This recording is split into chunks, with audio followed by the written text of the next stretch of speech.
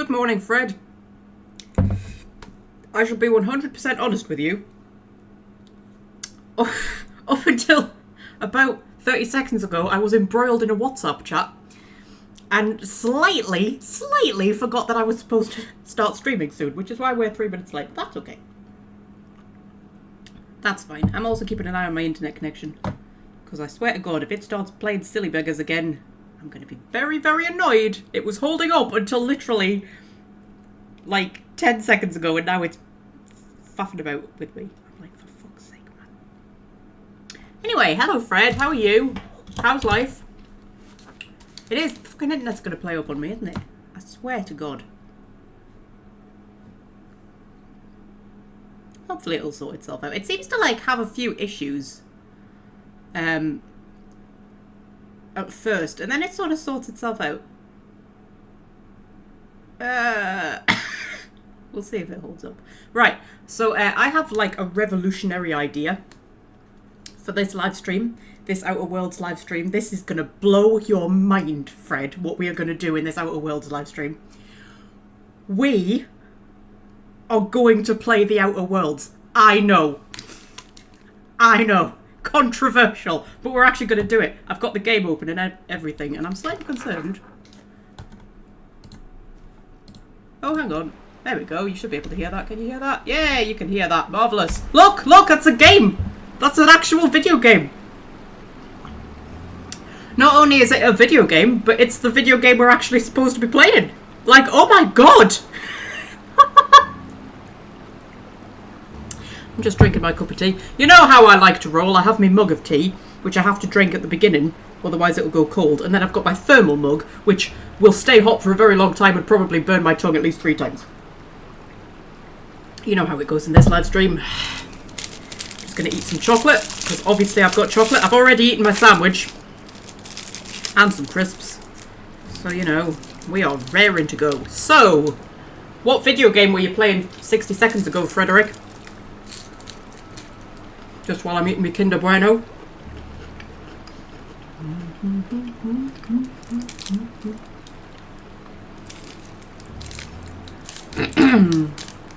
I'll tell you what I've been doing. Last night, I was watching the highlights videos back. And you know what? The Dishonored streams were really good, weren't they?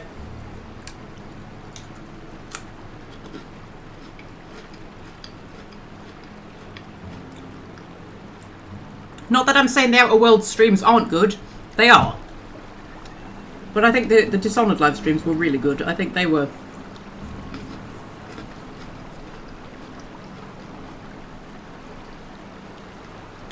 We were playing Fallout New Vegas with mods that make it a hardcore survival game. Does that mean you're playing on PC, Fred, if you're playing with mods?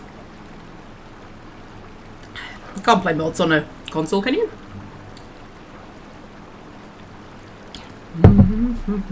I'm not really into hardcore survival. Not really into hardcore anything these days, to be honest. Yeah. Stealth brings out the funniest in Magpie. Yeah, I think probably. I would. You know what? I'm sort of umming and ahhing about what we should do as the next game. I do want to do a Veil God playthrough, but you see, I don't think I want to jump from one RPG into another RPG. Do you know what I mean? I think. Because RPGs are, you know, bigger and more involved, and you go on like a big epic journey, and I feel like you need a break between them. Because I was talking about maybe doing Mass Effect 3, and then I was talking about maybe doing Veilguard. I like the idea of doing an Assassin's Creed, though. I think one of the older Assassin's Creeds. I think that would be fun. I mean, we do need to do a Dishonored 2 playthrough at some point, and I've never played Dishonored 2, so that would be like a complete blind playthrough for me. That might be quite fun. Have we ever done a blind playthrough on the live streams?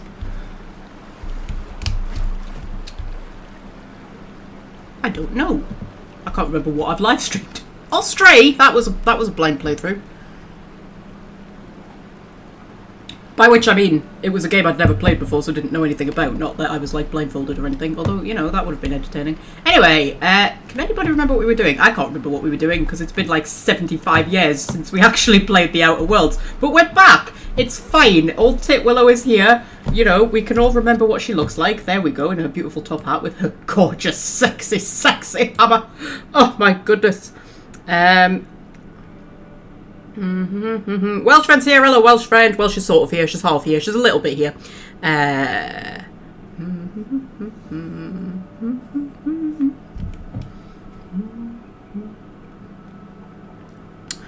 Okay. Right. So, can anybody remember what we were doing? Take Max to the Hermit on Scylla. Oh, I've already been to Scylla. Oh, Max. Why couldn't you have told me that you needed to go there earlier? Help the broker deal with MSI and the Iconoclasts. Ah, yes. Now I remember. So we need to go and talk to the Iconoclasts and do stuff for them. And then we need to do stuff for MSI, and I think they've already given us the quests. And then we need to, like, broker peace between them or something like that. Just to free up the radio signals. So that we can get something that Phineas needs, but I can't remember what. But I do enjoy that we always seem to have to go to huge amounts of trouble just to get something really mundane.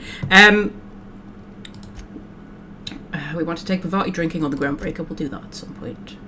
Visit Hayes' grave with Neoka. Neoka gave you directions to a spot on Monarch where she buried Hayes, a member of her old group. Oh, Neoka's storyline just breaks my little heart. Breaks my little heart.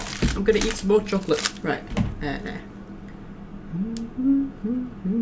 Sorry, my phone's flashing at me. Oh, I'm live on YouTube. That's good, isn't it? Good that my phone's here to tell me that. Right. Oh, tomorrow when we do the Dragon Age talkie live stream.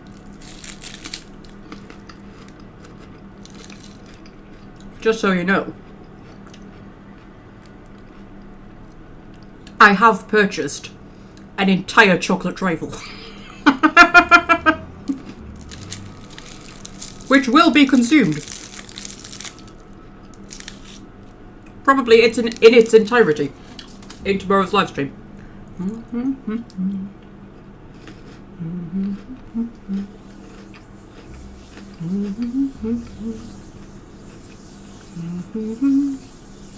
Right.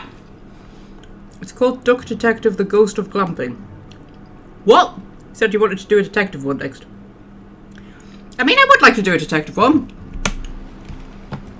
I think that might be quite fun.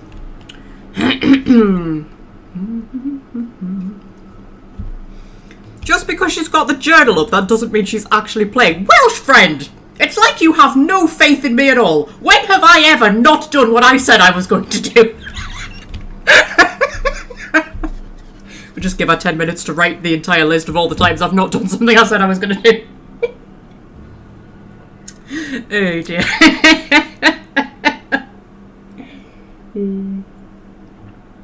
Finish off the last of my tea. Right, there we go. I'm being pointed here. Why am I being pointed there?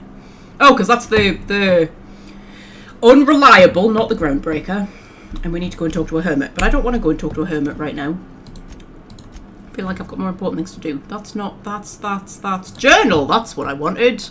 Right, so I've got all of these side quests. Oh, look for Tucker Needham in Amber Heights. That's a fun one. I enjoy that one. I should tell you that I woke up at 2 o'clock this morning and couldn't get back to sleep. So I have been awake for like, what, nearly 14 hours.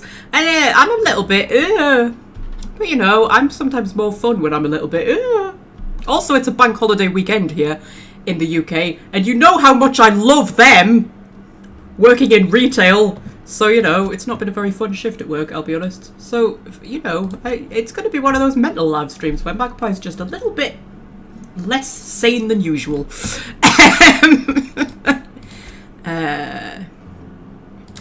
Right, okay. Okay. Should we... Oh, we have to enter the secret lab in Cascadia. Oh, I forgot about that. Oh, that's such a crappy mission as well, but it's for Lilia and I like Lilia. I like her whole quest arc.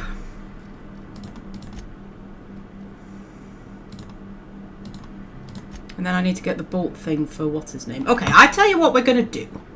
Because since we've got Max with us, I think it would be a clever old idea if we head down to Amber Heights. We could fast travel, but that would be boring. I'm quite against fast travelling in games, to be honest. Certainly on the regular. I mean, you know, if you're playing a game with a huge map and you need to be immediately on the other side of it and you've already travelled across it like 25 times, then fair enough. But just in general, I'm not a big fan of fast travelling. And I don't think this map is big enough to warrant it. Plus, I mean, if we fast travel, we miss all of the beautiful things that I can hit with hammers between here and there. So, you know, I think we head to Amber Heights and we meet with the iconoclasts. And we see what they want us to do for them. And then we'll go from there. Because we need to do things for the iconoclasts and things for the MSI, and then hopefully when they both like us, we can make them like each other. That's my plan. We're going to matchmake them. We're going to matchmake MSI and the iconoclasts. And they're going to be besties, and they're going to love each other forever and ever and stop trying to kill each other. That's what's going to happen. And then that'll free up the radio waves, and then we can get whatever the hell it was we needed, which I can't even remember, but it was probably important. Viral Effects is here. Hello, Viral Effects. We're actually playing the game. I know! We are actually playing the game. Like, actually genuinely playing it.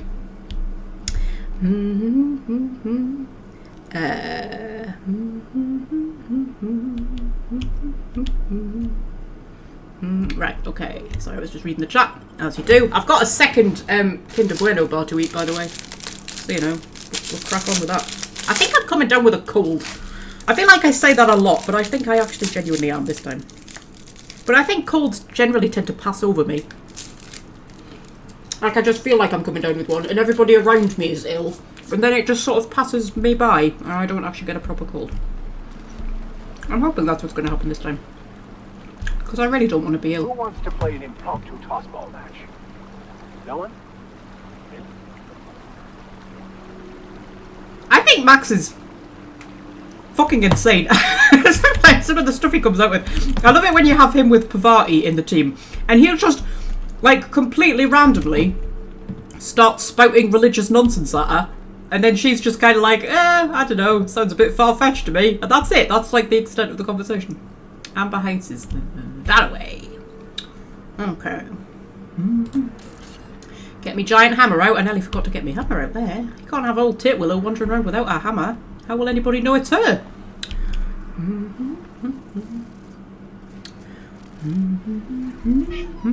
Oh, hi, you're... Sorry, I was reading the chat and I didn't see you. Okay, would you like to be bopped with a hammer? Oh, I've missed the old hammer boppage. I've missed bopping people with hammers. Whee! There we go. And then, oh, that's actually quite a lot of mantisaurs. Mantisaurs are a little bit tough, aren't they? But that's okay. I'm sure everything will be fine.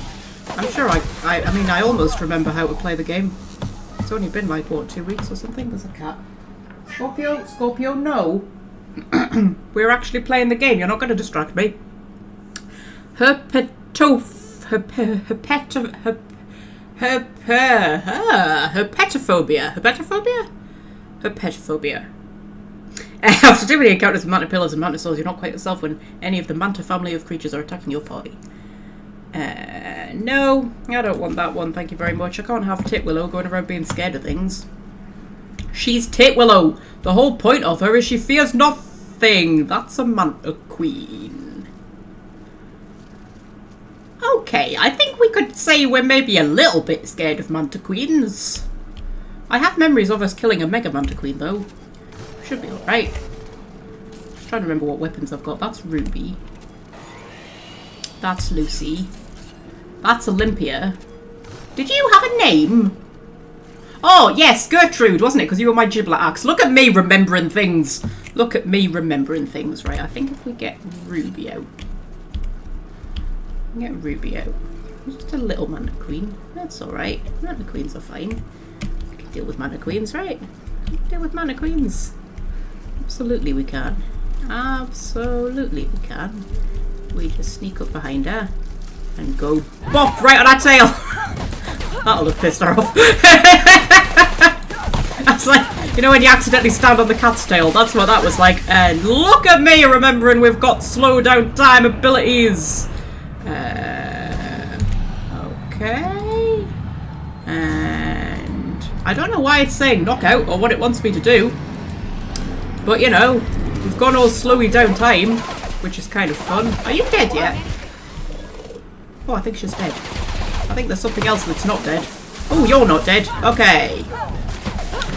And then there's a mantis swarm, and I'm on fire, which is fine.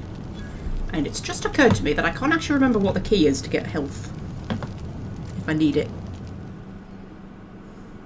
Trouble is, I've been playing Assassin's Creed Valhalla, haven't I? And in Assassin's Creed Valhalla, if you need health, you hit H, which makes sense.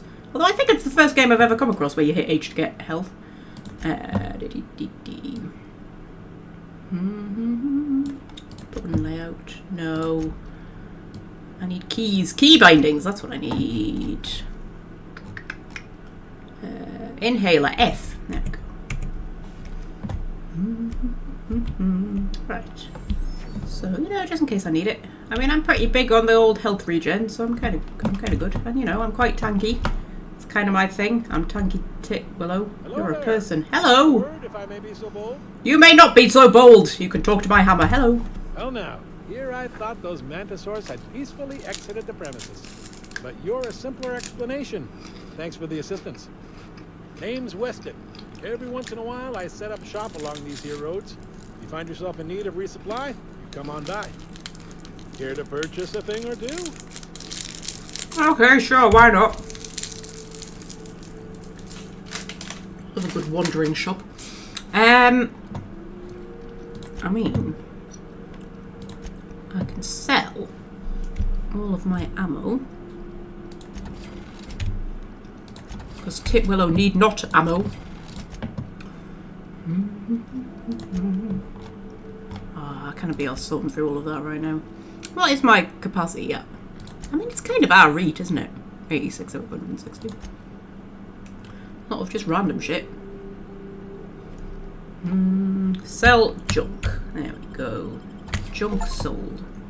Ooh. I've sold 10,000 bits worth of items to vendors, apparently. Well done me. Imagine if life was this easy. You could just wander around and find stuff and sell it to people and then be like rich. Imagine that. I can't get across that bridge. Well, that's a bit rubbish. You know what that means, don't you? It means the sign lied to me. Oh. You know what? When I got to that crossroads and I saw it pointing me that way to Amber Heights, I thought to myself, I'm sure it's not that way to Amber Heights. And I should have believed in myself. I trusted a sign over me. Anyway. Wander back the way we came. If you play with a console controller, you don't forget the key bindings. Yep, that is true, Fred. You just forget the console bindings, that's all. Ooh. Oh, there's a cat. Scorpio, what are you doing?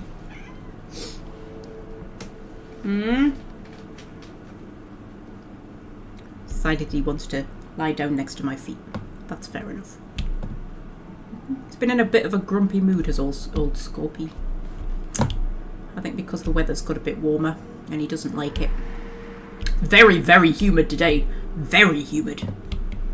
It rained a lot, which is good because it hasn't rained for like 2 months and they're talking about a drought and everything. They're going to have hosepipe bans and all sorts. And I woke up this morning and it was raining and I was like, huh, blessed, blessed rain. There you go, there's our little conversation about the weather. Now let's whack people with hammers. Would you like to explode into ash, please? Yay! I love it when they explode into ash. It's definitely the best thing about hitting them with ruby. Oh, is there more? Is there more? Oh, that's Max.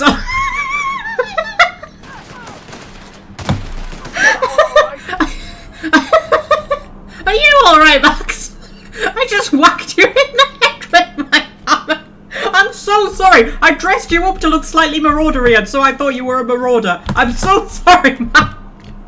You just walked up to him and whacked him over the head. Oh dear. He's being surprisingly chill about it, I have to be honest. Oh dear.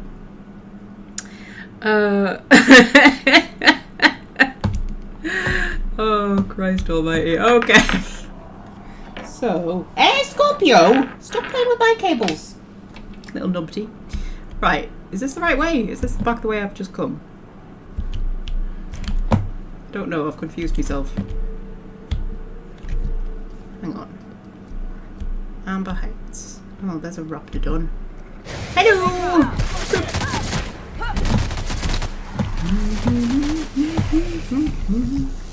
Is that all of them? Is that it? We're a good team, us three. I mean, I love Parvati, but I think we're a better team. I don't feel right not having Parvati in the party, though. If we did need to dispose of a body, this would be a good spot for it. We don't dispose of bodies. We own our bodies. If we leave dead bodies behind us, we're not going to try and hide them. We want people to know those dead bodies were produced by us. And our hammer smashage, I was going to say. That's a surprisingly difficult word to say, smashage.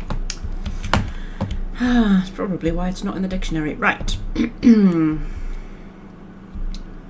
Iconoclast insurgent. Amber Heights this way. Are you going to attack me? Are we happy? Ah, you're Weston's... What's his name? What was it? Sloan. That's a mana swarm. Why are there always mana swarms? Oh, that's the wrong way. Okay. This way. Yes, the way the sign is pointing us.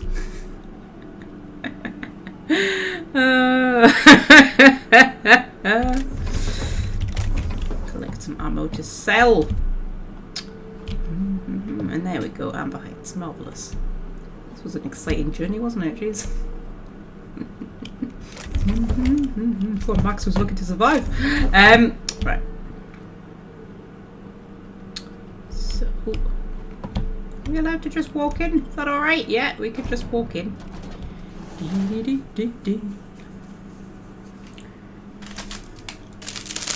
my last bit of chocolate. Hang on. There we go. Aha! You are wearing a silly hat. Well, hello, and welcome to the home of the Iconoclasts. I'm Rose. Please, take a pamphlet. In it, you'll find everything you need to know about Graham, his philosophist truths, and the Iconoclast way. He wrote it himself, you know.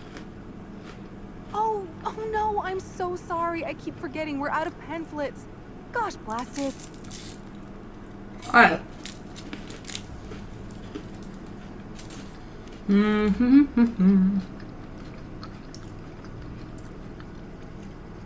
Right. You're offering me a pamphlet you don't have. I'm so sorry. It's a habit, I suppose. We used to have plenty, but we ran out of paper and ink. Ever since the corporations left, it's been hard to come by the basics. But you know what we do have? Freedom! This is the only place in Halcyon you'll find it. No corporations, no shackles, no problems.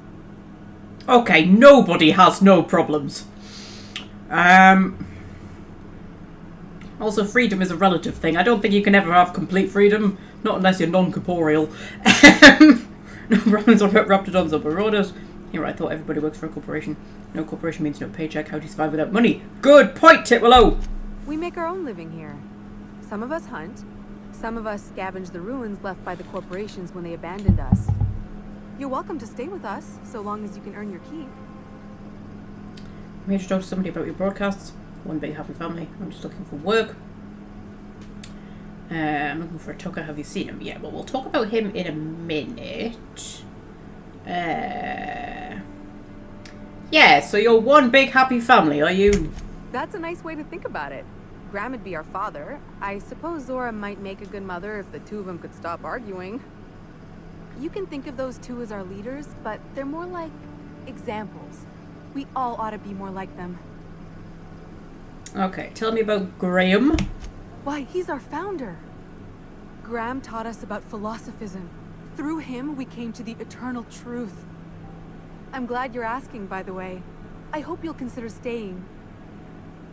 Okay, tell me about Zora. She's been with us since the beginning. I think she was our sawbones back then, but now she's more like our commander. She goes and finds people in the wilderness and gets them to come here. And she keeps us from being chewed on and whatnot. She's liable to take your head off if you screw up, but then she'll sew it back on for you. I don't think I would want my head sewn back on if she took it off. I feel like that would be weird and creepy. Okay. Why are you here not still, babe? Where can I find them? Where can I find them? Graham's place is in the large building straight back. Zora's sometimes there talking with him, but usually she's in the triage clinic next door. I like Zora. Doesn't Zora die? Is that a thing? Spoilers? I think Zora dies. I remember being very upset about something to do with Zora. Okay, why are you not in Stellar Bay? Oh, Graham settled here a long time ago. Shoot, I wish I had a pamphlet to give you. It's all in there. I wasn't around back then, but they say a lot of the old MSI corporate folks died here. He calls it a spiritual metaphor. Something about rising from the ashes. Okay, so have you seen Tucker? The new boy! Yes, he's quite clever. He took to our teachings very quickly. Last I saw him, he was headed into one of the buildings up the hill. Okay, should we go and find Tucker then? Because, yeah, that one. Family matter. Set active. There we go. Yes, because his mother collared her. The folks in Amber Heights always manage to find a bottle or two of the good stuff. Keen scavengers, I tell you. I wondered when Max was going to pipe up. He does not like the iconoclasts. Yes, Tucker's mother cornered us in Stellar Bay and said that her poor, sweet, darling baby boy was lost in the wilderness. And we have to go and find him. Let's go and do just that. Hello, Tucker! Looks like I'm not the only new face around here. What do I call you, stranger? Captain Titwillow! Welcome to Amber Heights, Captain. Call me Tucker. You here to join the iconoclasts? Help us free this world?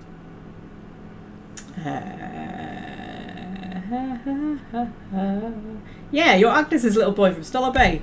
I am not a little boy. Haven't been one for decades, no matter what my mama wishes. I take it she's still looking for me? I'd hope she'd accept my decision. She made it seem like you were in danger, asked me to rescue you. She offered brings you back to Stellar Bay. Yeah. She made it seem like you were in danger. According to her, stepping foot outside of the house in broad daylight is too dangerous. My entire life, she crammed a fear of danger down my throat. Don't go play with friends. Mantisaurs will tear your arms off. Don't leave the city. Raptidons will spit acid on your face. Marauders can violate you. You'd fall in a sulfur pool. I stuck around way too long, ruled by her fears. I'm 42 years old, but she still sees me as a little boy in need of her protection. I won't stand for it, I tell you.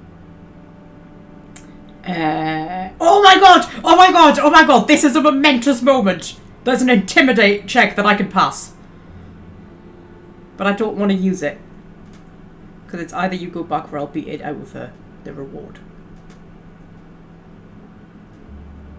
I don't want to. Oh man, that's an intimidate option. I can actually intimidate someone as Titwillow. I could be an intimidating Titwillow, but I don't want to.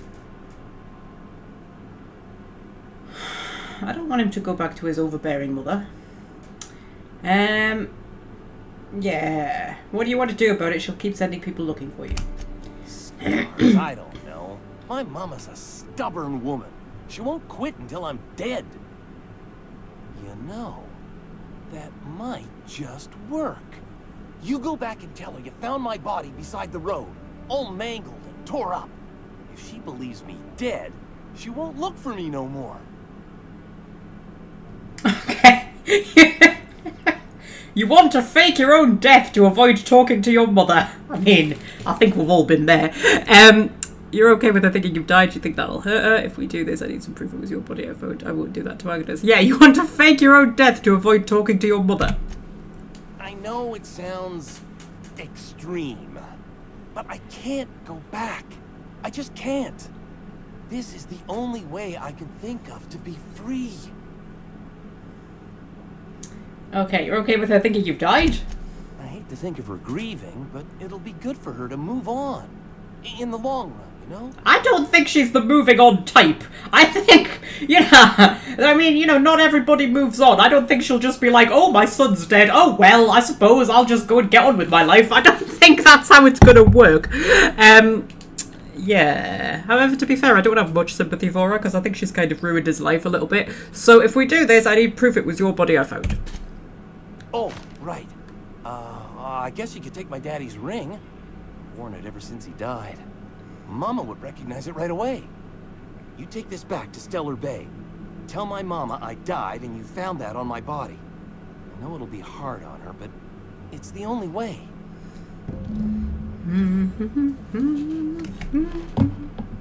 Okay. Ooh, there's a terminal. Huxley, stay off this machine. I know your terminal's out of storage. If you break this one, things are going to go tits up around here. Anyone else, long as you know what you're doing, go ahead and clear work orders out whenever you can. What are the work orders? Steam coming out of the roof. The pipes on top of my house are going to burst. They're leaking steam. Someone will fix this before they explode. Or the steam hurts somebody. Oh, I could fix it if I was better at engineering. Oh, I bet if Pavati was here I could do it. But she's not, so I can't. Looks like Sprat's chewed up the wires on the side of the bar. They're sparking up a storm. Dear diary, eat it, Hugs. Zora, I figured out how to add work orders. Okay. Medical examiner's residence door sealed. Door to the examiner's residence. Above the bed cage is stuck and completely sealed. Can I get this thing open? I mean, I've got a hammer. A hammer might get it open. Engage remote force door lever operation. I can apparently do that. Well, I did that. Let's just say we did it with a hammer. That's my headcanon. My headcanon is that Titwillow ran up there with a hammer and sorted the situation out. Because that is what Titwillow does. Solves everybody's problems with a giant hammer. Right. Okay, so...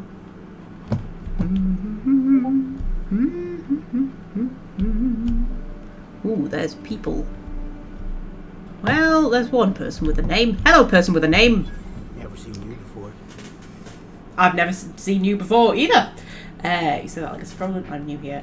You should put like you're so drunk you barely sitting up straight. Yeah, I'm new here. Take my advice. Move on. Get off world if you can. If you can't, get to the bay. I've been halfway around T1.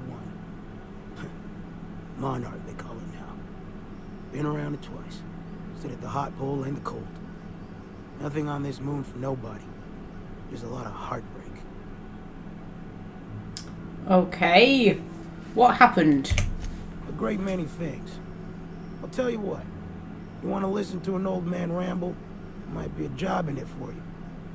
I used to run with a squad of mercenaries here. Good folk. A fella named Lamont introduced me. Thing is, I ain't seen them in an age. Stands to reason they got themselves ate. Okay. Was this a long time ago? Sure. I was with them when the corpse were leaving Monarch. Hell of a time, that. We split ways around the time this twice-fucked moon got abandoned. Thing is, I got myself some fond memories. We had some keepsakes of ours we kept in a lockbox. I've been thinking about seeing it found. Okay, you want mementos? What if they're still alive? Can't you find them yourself? Alright, what logbook's coming up? Alright, mate, I'll go and deal with that for you. Yes. Okay, so you want mementos. Thereabouts. Okay, what if they're still alive? I'll be glad for it, but I ain't stupid. This planet tends to get people killed. I just want some closure. Okay, can't you find them yourself? Getting on in years, kid. Legs ain't working like they used to. Sulfur burns a little too long in the lungs.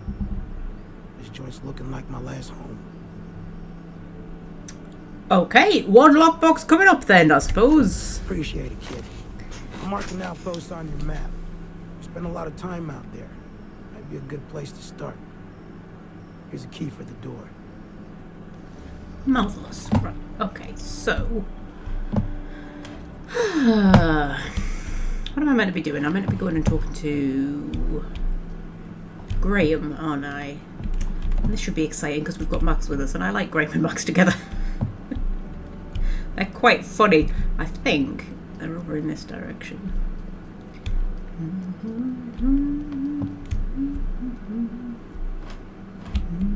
It ain't right. How many good folk we gonna lose to our missions? That's just the way of it. We gotta earn our keep out here. That don't mean we ought to be following her into the jaws of a mantis. You'd rather sit on your thumbs and starve? No. All I'm saying is she gotta be more careful throwing away lives like that. This will be Zora they're talking about, I believe. Right, okay, so I'm trying to remember where everybody is. So, there we go. We felled it, mind. But we lost 2 runners and 5 gun hits. Total failure, then. So much for the ruins. Hell only knows where the Van Noys are. They never showed. I'm sure they're... let's talk later. It seems we have company. Right, hello! A stranger comes to our home. If you're looking for a path to walk, you've found one.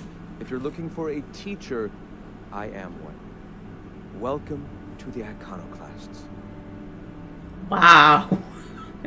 You've got to have some fucking nerve to set up a religious cult, don't you? Right, okay, what do you teach? I'm told you're out with pamphlets. That's a shame. This is Amber Heights. I expected more altars or incense or both. I just need you to stop using Devil's Peak. Okay. Yeah. What do you teach? The truth that I have come to learn and embrace since shedding the corporate yoke. Out here, we survive by the sheer strength of our spirit. We have no need for the endless rules and red tape of a corporate structure. We do seem to burn through endless ammunition and medical tape, though. Yes, well, such is life. Our descendants will enjoy safety and luxury, but our generation is the foundation on which that future is built. Now, why have you come? Hiram needs to stop using Devil's Peak. I want to know more about your teachings. Tell me about the Iconoclasts. No, Hiram needs you to stop using Devil's Peak. Stop? No. Spreading the truth is the only way to combat the board's poisonous campaign of propaganda against their people. Your broadcast's not working, nobody is listening. You really think the board's going to let citizens listen to your propaganda? Do it, or I'll force you to. I do have a very large hammer. However, maybe threatening them in the middle of their camp when there's a lot of very heavily armed soldiers around is not the best idea I could ever have. So, yes, your broadcasts aren't working. I realize the board has blockaded our efforts, but Devil's Peak is an interplanetary radio tower. Surely somebody is listening. Surely? You are quite assured in the idea that any who hear your message will not immediately change stations upon realizing what utter rubbish it is. Oh man, I don't have enough science. I should have brought bloody Pavati. Actually, I don't know if Pavati has science, does she? I think Ellie has science. I'm not sure how anybody's hearing it in the first place. I don't think people care. I don't really care how effective it is. I just need the tower quiet. Well, if we tell him that nobody's hearing it anyway, he might just, like, start broadcasting more, which I feel like is not a good thing. I don't think people really care, love. Graham, we should be focusing on survival anyway. Food, ammo, and medicine. Maybe now's the time to pivot. Pivot, huh? If radio isn't working, we might try another way. It seems the captain's timing is more than just serendipitous. It must be fate. I've had my sights on an old printing press for some time. The board uses magazines and advertisements to subtly focus the colony's attention. We will use their tricks against them. Wait, that's not what I meant. Help me clear out and repair the press, and I will have no need for that rust bucket of a radio tower. Okay. That's too much work. I'll just kill you now and be done with it. Could we just wipe out the Iconoclasts? That would be such a titwillow thing to do. Just like, you know what? Fuck it. I can't be arsed with the whole running round after you getting printing press things. I'm just going to kill all of you. Yeah, you're saying you want to print propaganda in their magazines. Citizens of Halcyon are glued to their periodicals. They obsess over tossball and fashion and The board uses these obsessions to control them. Even I find myself occasionally distracted by their positively shameful quality of editing and unacceptable disregard for grammatical structure. My literary prowess will hook them, and the eternal truth will reel them in. Listen to me. I'm starting to sound like one of Sanjar's fishermen. Trying to sound like a bitter writer. Some time to consider it. Alright, I'll help. Yeah, you're starting to sound like a bitter writer.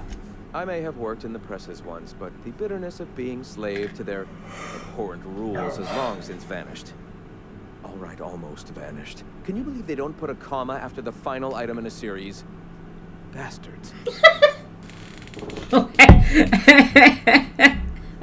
They don't. That does it. I'll help. Let's get back to the matter at hand, Graham. I'm falling asleep over here. Get to the point. Yeah, get to the point. That is the point. Their utter lack of regard for basic literary decency is an allegory for their treatment of the working class. All right, I can see I've lost you along the way. I'll be clearer. Will you help us take the printing press? Yeah, sure, why not? Wonderful. I requisitioned replacement rollers for it some time ago. Huxley should have delivered them yesterday. Speaking of which, where is Huxley? You bought rollers? You haven't even cleared the wraps out yet. What are you doing wasting bits on... Wait, where is Huxley? It seems we're out a runner. If you intend to help our cause, I'll ask you to meet our MSI supplier in her stead. Okay, are you not slightly concerned about where your runner is? Like, I would be quite concerned about where my runner was if my runner had just disappeared, but okay, MSI supplies you. Yeah, MSI supplies you! One of our sympathizers, a woman named Carlotta, periodically buys goods on our behalf from Stellar Bay's store. Stellar Bay has caught on, but they remain friendly, though the goods now come at a considerable markup.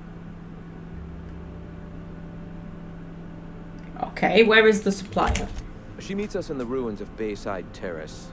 From our compound, follow the road north. Okay, I'll be back. Wonderful. While you're at it, I wonder if Carlotta still has those high-capacity cartridges? Grab a few, will you? There should be some funds left over from the last shipment. We can use them to copy and modify radio serials.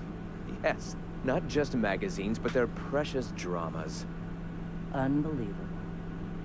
I hope I don't have to tell you this, but if there is extra money, would you mind buying, I don't know, food and medicine? Graham, if you need me, I'll be in triage. Okay. So we can go and do that for our little supply run. Not even been going an hour and I am already yawning. Marvelous. Can I talk to Zora? Hi. He's not interested in conversation. Okay. That's alright. Who are you? You are an iconoclast agitator. Well, apparently when they were writing this bit of the game, the writers had got bored of giving names to people. Normally more people than this have names, don't they? All these people are unnamed. Oh my god, you teleported! She was in there, right? She was... That... What? She was... Am I going mad? I might be going mad. Probably. Right, okay, so... So. If we... I ought to mention, the iconoclasts are loyal folk. Treat them right, they'll do the same. Turn on them, they'll open fire without a second thought. Damn philosophists. Yeah, okay, so...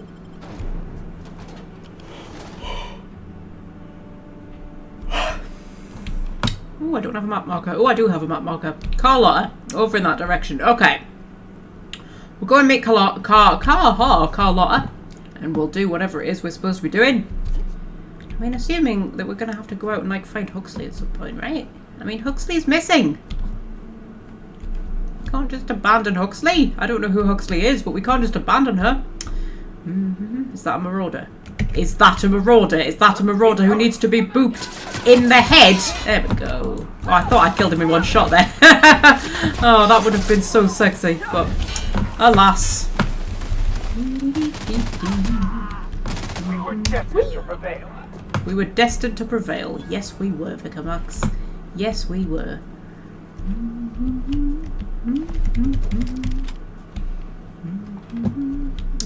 This way? Where is she on the map? Bayside Terrace Ruins.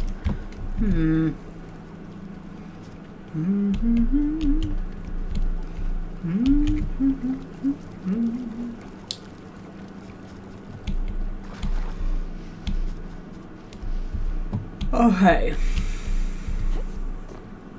Oh, is this the place? Ah, I remember this. This is the place where I thingied a thing and I didn't know what the thing did. I used a thing, but I didn't know what it was for. But I used it. And then I was like, I've used a thing, but I don't know what it's for. And then we went down here and then I said, don't we have to come back here later? And apparently I was right. Ah. Ha ha ha ha ha ha. Ha ha ha. Look at me being right about things. Look at me being right about things. Yeah, because she's stuck behind that door. Oh, there's a person. Oh, there wasn't a person before. Hi, person. Hi. Hey, I know you. Boss says you've been real helpful, like. But, we got this handled. We appreciate but do not require your assistance. That's my nice way of telling you to sod off. Okay. Well, luckily for you, you are wearing a really nice hat, so I will not immediately whack you in the head with a hammer, because I do not want to damage your hat. But do not speak to Titwellow like that again, because she doesn't take to it kindly. Nobody tells me to sod off. What's going on here? Let me handle this and I'll give you the credit when I report to Catherine.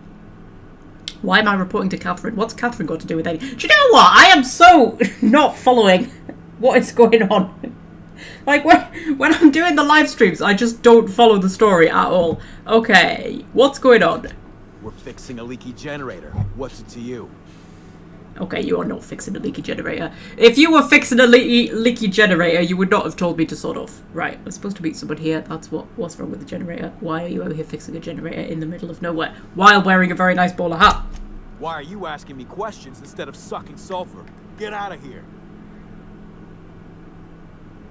I mean, it's getting really tempting to just sacrifice the hat right now, mate.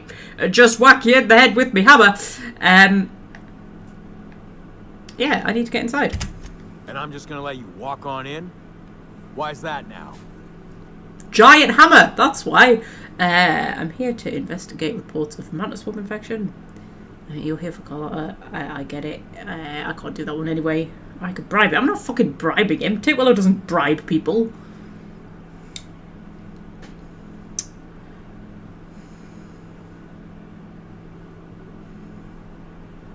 I kind of want to hit him with the hammer now. He disrespected Titwellow. He disrespected Titwellow.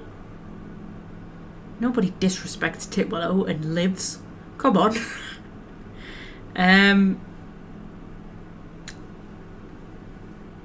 Or I could lie and say I'm here to investigate reports of a mantis swarm infestation. You know what? Fuck it. I'm good at lying. I'm here to investigate reports of a mantis swarm infestation. Oh, of all the void damned. I ain't getting eaten alive for a couple of bits. Pack it up, crew. Okay, are you going? Excellent. Wonderful. Off you pop. Right, they all leaving? They're all leaving. Marvellous. And then Carlotta should be over there. Shouldn't she? There we go.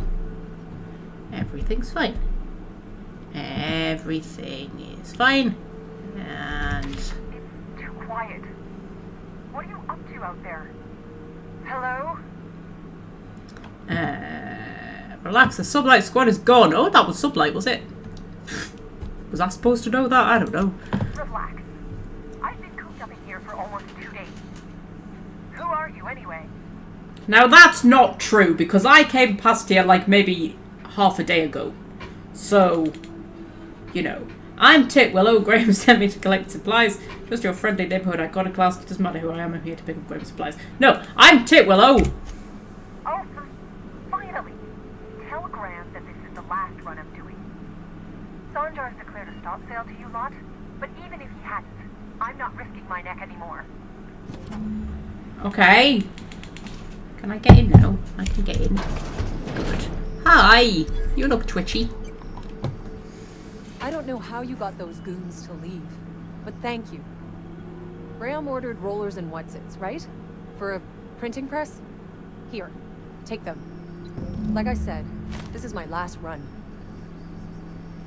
Okay. Why did Sanjar ban you from working with the iconoclasts? You'd have to ask him. All I know is that if I get caught, I'll get arrested. Uh-huh. Why have you been helping Graham? It's an enviable thing he's doing. Free people and all that. I can't live that way. I need my structure. But I respect the iconoclasts for doing it. Where will they get the supplies now? Law help them. I don't know. Maybe Sublight can lend a hand. I should go. Look, Graham's got a bit or two left in his account. I can send one last dropout before I wash my hands of this. What do you want delivered? Graham's looking for supply capacity data coverages, also I suggest extra food. Yeah, I think we're gonna go for the extra food. I always took that woman for the sensible type. Good on her. I'll send some along. Give them all my regards. And good luck out there. Don't go getting eaten. Okay. Does she have some disease? What's the deal with her face? I think it's like war paint. I think that's what it is. They have some like odd makeup choices in the Outer Worlds. It's a vending machine. I don't even look at the vending machines. I don't even look at them. Ooh, that's a safe. I can't hack. But what if I put my hacky armor on? Is that my hacky armor? That's my hacky armor. Put my hacky armor on. I still can't use it. Well, fine. I didn't want to anyway.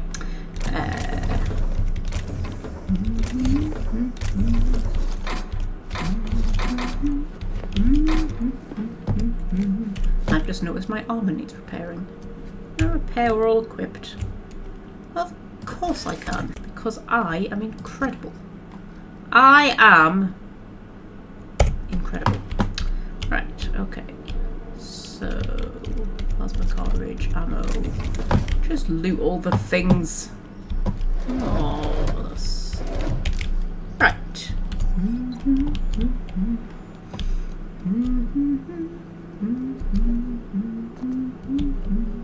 That was the dorkiest war paint ever, says Fred. Fred, I mean, as a video game nerd, I don't think you can criticize anybody for being dorky.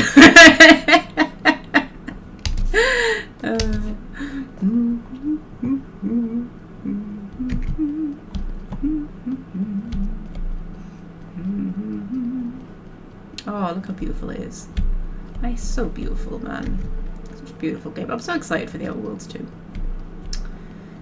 Do we have a release date yet? I don't think we do we? Do you know what I was about to do there? I was about to summon my horse from Assassin's Creed Valhalla. That's what I was going to do. My brain went, oh, you need your horse now. Oh dear, Titwiller doesn't have a horse. Oh my god, can you imagine Titwiller on a horse? Oh, that would be the best thing. Oh, I wish the Outer World had horses. Imagine Titwiller riding a horse. No! Imagine Titwiller riding a Manta Queen. We need that fan art. We need that fan art now. Titwiller riding a Manta Queen. Brandishing her hammer. Oh dear.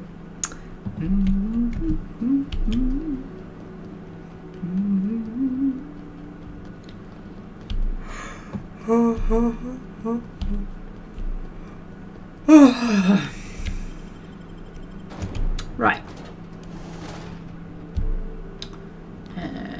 A vicar, huh? You a true believer, or do you just like the tithes? Why, that's borderline offensive, Ms. Remnarim Wentworth. Of course I believe. The tithes are merely a well-earned bonus. I met another believer once. Pushy type. He thought he'd been left behind for a reason. Thought he'd find some kind of cosmic truth in the wilderness. Got himself infected by a mantis and drowned in a sulfur pool. Some truth. Can can't get more brutally true than survival of the fittest. But don't mistake us all for blind fools. Intellect plays a large part in who stays among the living. Glad to hear it. Okay, so... Yes, as far as I remember, the main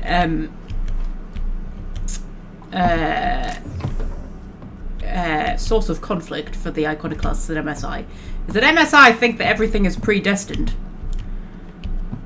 And the iconoclasts don't. That's kind of the long and short of it. Right, hello Graham! I'm telling you, the Van Noys are fine. Bullshit, Graham. They don't just abandon orders, and they weren't at the ruins. Where in this sulfur-sodden hellhole did you send them? They're on a very important... we'll continue this later. Welcome back, Captain. Okay, I got your rollers, the rest of you... You know what, whenever anybody says rollers, I just think of, like, hair rollers. And then I just imagine Graham in hair rollers. You know, like with a little hairnet on, going to bed at night with his little hairnet on and his hair rollers. I got your rollers, the rest of your account went to food and medicine. Thank the Eternal that someone's got some sense in their head. Carlotta usually schedules the next drop during the meeting. When's she coming? Oh, you scared her off, love. Sanja has declared a stop sale on goods to the iconoclasts. Yeah. That is most unfortunate. This cuts off one of our only 2 supply lines on Monarch. Sanja, our old friend, you're about to cross a dangerous line. About to? That idiot just declared war. We will deal with his subversion later. For now, we must redouble our efforts to spread the truth to the colony. Okay. I'm following Magpie's antics, but not the plot of the game. No, me neither. And I've played it like 5 times before, and I'm still not following the plot of the game. The only thing that we really need to care about is the fact that we're playing as Titwillow, and she has a giant hammer. Okay, what's next? Time to fix the printing press. Let me ask you something about spreading the truth. Okay, what's next? I've already sent a team ahead to scout the press. One of our best. Meet them there and find out if they've been successful. You sent the Van Noys there, didn't you? Oh, for fuck's sake, Graham! We needed them in the ruins. Our people died out there. They went willing to fight for our cause. We need reinforcements. We need new recruits. The Van Noys saw the printing facility with the same importance as I. The written word can be quite effective, but losing your flock seems counterproductive. I have the utmost confidence in their abilities. Friends, we must have faith that the men and women we recruit can handle the duties for which we recruit them. Well, I mean, if you recruit people who are actually up to the task and then give them proper training, sure. If you just recruit people at random and then expect them to be good enough, spreading the word has to be priority number 1, otherwise how can this movement grow? I'm not trying to grow the movement, Titwillow. We're not interested in the movement. We're just trying to stop them from using the radio tower. You could have sent them after backing Zora up. Do you 2 ever stop bickering? Yeah, do you 2 ever stop bickering? This is worth bickering over. The iconoclasts can't keep their heads in the ground forever, or they're going to starve and die slow. Look, just... if the Van Noys are still alive, get them out of there. With Sanjar pressing the issue like this, I have a feeling we'll need them. Okay, I'll do everything I can. The printing press comes first. No promises. What are we talking about? I think... Right, okay. I think I either have to fix the printing press or rescue the Van Noys, I think, maybe. I'll do it. Yeah, sure. I'll do whatever I can do. Probably. We've got a level up. That's exciting. The trouble is as well, whenever there's like a pause in gameplay, I'm reading the chat, so I'm not actually listening to what any of the characters are saying. Oh man. Right, okay. I am going to... Ooh, what do we fancy? What do we feel like? I feel like we need a bit in leadership. And then...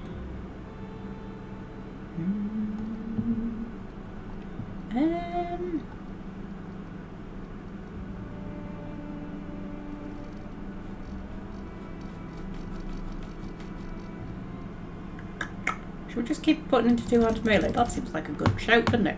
That seems like a good shout. I'll apply that. Accept. Perks! Oh dear. Quiet weapon damage. Tickler doesn't use quiet weapons. Actually, I don't know. Is a hammer a quiet weapon? I mean, the hammer itself doesn't make any noise. The people's skulls do when they get squished by it. While using tactical time dilation, you deal increased weak spot damage. Science weapon damage. Thingy restored per kill, movement penalty to accuracy. I keep forgetting the companions have abilities, you know. Oh, more carry capacity. That could be useful. Should we go more carry capacity? Let's do that.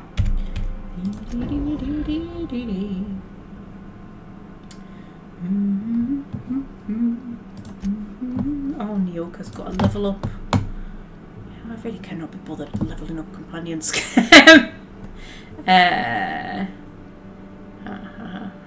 Reduce the duration of harm stays effects on this companion. That seems useful. Location discovery experience. That seems more useful. We'll have that one. And Vicar Max.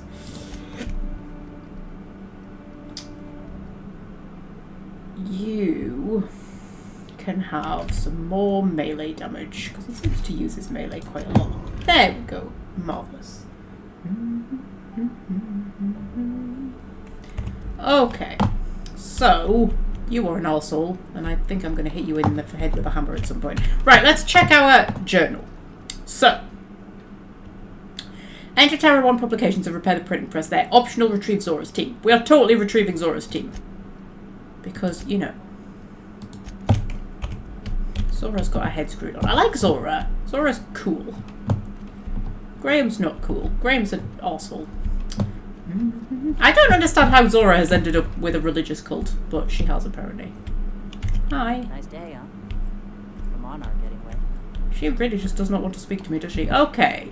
That's alright.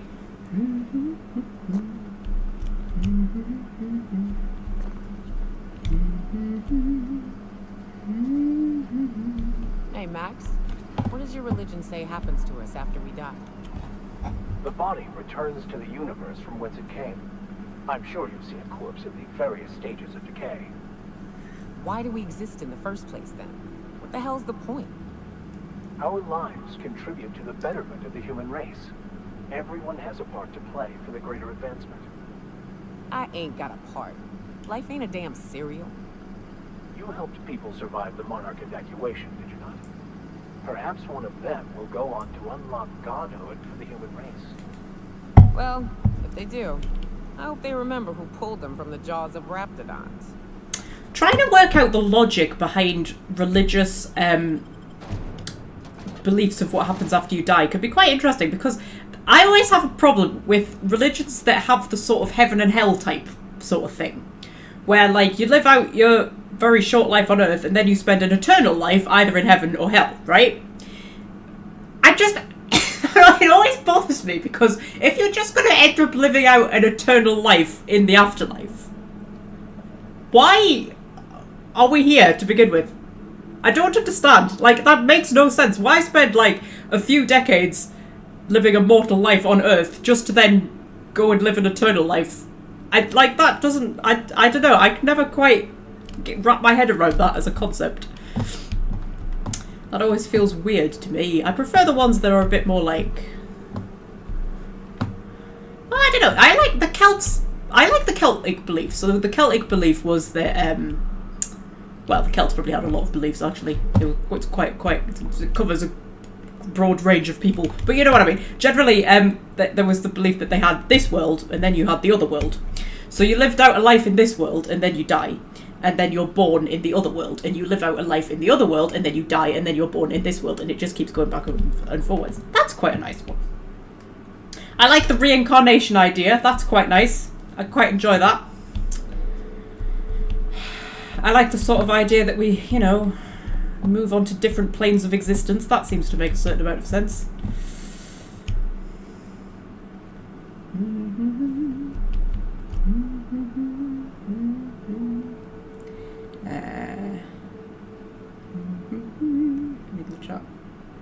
Magpie having a spiritual crisis. It's not a spiritual crisis. I'm just debating, you know.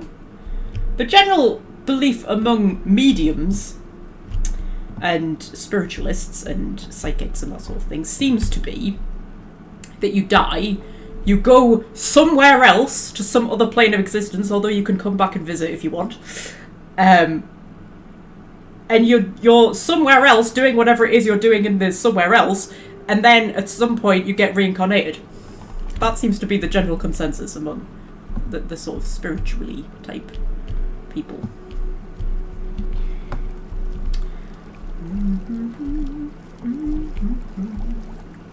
Although I find that interesting because, like, well, you say spiritualists, that kind of covers quite a broad range as well. But, like, people who are interested in the paranormal and things like that and do, like, ghost investigations and things like that. And, you know, seances and things and try to commune with the dead. I always find that interesting because they're actually trying to find an answer. They're actually, like, I mean, whether you believe in ghosts or not, they are actually going out and doing, like, experiments and trying to find an answer rather than just, like, you know, reading from a Bible that somebody wrote however many hundreds or thousands of years ago and going, oh yeah, that's it, that's fine.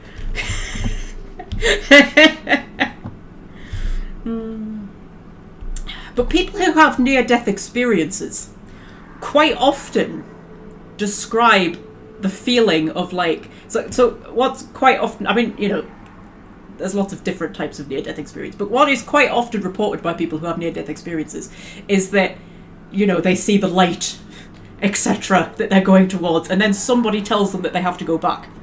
But they don't want to go back because they say there's just like an overwhelming feeling of like that they're going home and that is where they want to be. That's really common that people report this like just overwhelming feeling of going home and going back to somewhere that they really want to be, right? Which could just be, I don't know, the brain shutting down and making you feel that, I don't know. But let's just say for argument's sake that is what happens, that when you die you go home, right? You go back to where you belong, right? If that is the case, why are we here? That always bothers me as well. Because, I mean, you hear that a lot for people who have near-death experiences of like, oh, it felt like I was going home. If that's home, why are we here? What's this? Is this purgatory? What is it? I don't know. I find it very interesting, though. And then there's a Buddhist belief that death is a lucid dream. So Buddhists, well, I don't think it's all Buddhists, it's one particular branch, spend their time, like their life's work is trying to become very, very, very proficient at lucid dreaming through meditation and whatnot, because they believe that death is a lucid dream. And if you can become lucid within death, then you become, you know, conscious and fulfill your true potential and all of that. But if you don't, you just wander like a lost spirit forever. That's an interesting one. I quite enjoy that one.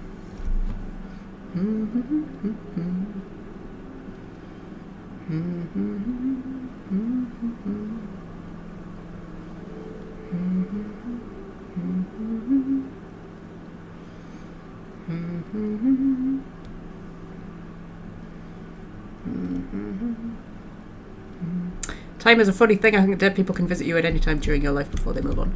Yeah, time is a funny thing. I'm also quite a big believer that there's time slips and portals and things all over the place. That's a big thing. Is that a big thing that's going to attack me? I'm having a philosophical debate. Now isn't the time to be attacking me. It's not the direction I need to go in anyway. I need to go over there.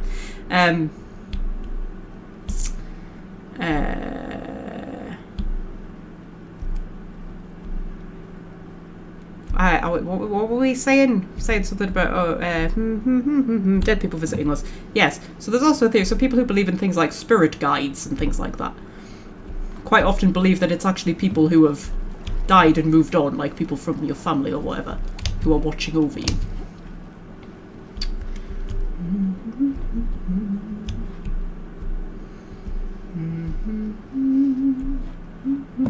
And it's almost like that becomes their job. It's weird. You know what's funny? I know like the scientific community generally as a whole doesn't believe in ghosts. But the majority of people do. And that, I think, is the interesting thing. When you actually talk to people, if you're not going to laugh at them or ridicule them, most people have some kind of paranormal experience to report. And most people do believe that, you know, the dead come back to us. Oh, there's a marauder. Oh, I'm going to have to go and hit him in the head. Hang on, give me a minute. We'll get back to our philosophizing in a minute.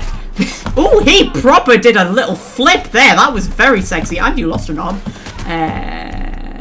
Is there another one? Whee! That's the last of them. Oh, I was going to hit him with a hammer, Max. Honestly.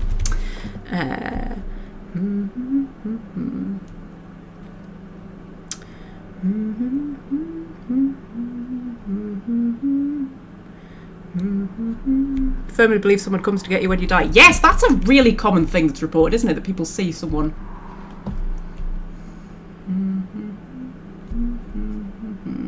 Although I did read something by a doctor, written by a doctor who had like seen a lot of, like, you know, been at the side of a lot of deathbeds, who said that it doesn't happen with children.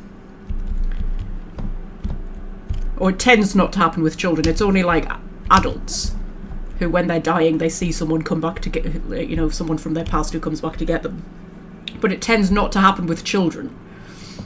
And it was, I can't, there was some sort of scientific thing about what goes on in the brain when you're dying to sort of like explain why you sort of see people and things and stuff from your past, but if you're a child you don't have like that much to draw from, so they tend to see like make-believe stuff. He said when children are dying they tend to see like stuff that they've just created, which was interesting. But you know,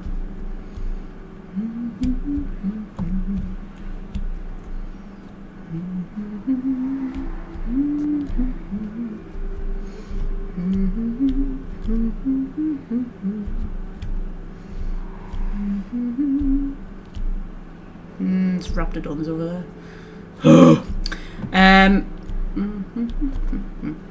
Incoming.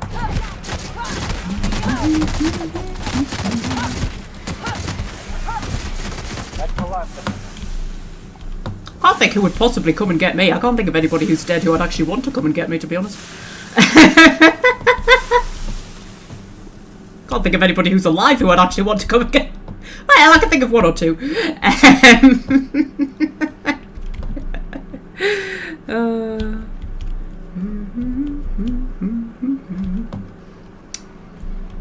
Oh, hello. Incoming. I think you kept dodging my hammer blows there. That wasn't cool. It's not cool to dodge a woman's hammer blows. Is this a graveyard? This looks graveyardy. I realise there's a battle going on. This definitely looks graveyardy. Oh my god, we were talking about death and now we're in a graveyard. Oh, and there's a dead person. Oh, that's Dr. Williams with his key that we could have got to get the thing. They didn't even bother burying him? They just dumped him in the graveyard? What the fuck? Okay, so we must be right next to Stella Bay then. Where am I meant to be going? I'm going over there. I'm not really paying attention to where I'm going. I'm too busy talking about death, you know, as you do.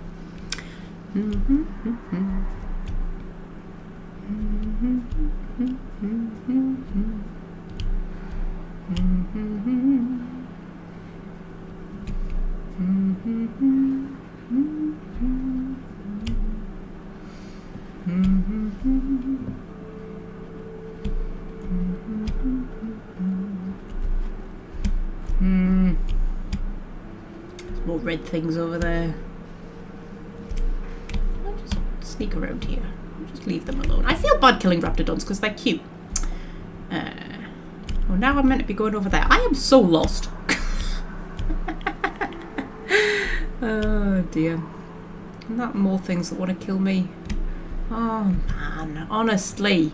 You guys just keep wandering around out here. I mean, you must know by now that there's an angry titwiller with a giant hammer on the loose, and still you insist on wandering around. I mean, honestly, you're actually a little bit tough. There we go. Not anymore, you're not. Hey, did you just spit acid at me? I don't think you could go around spitting acid at me. Okay.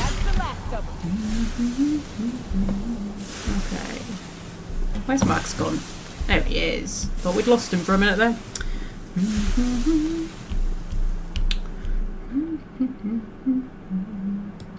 And boop!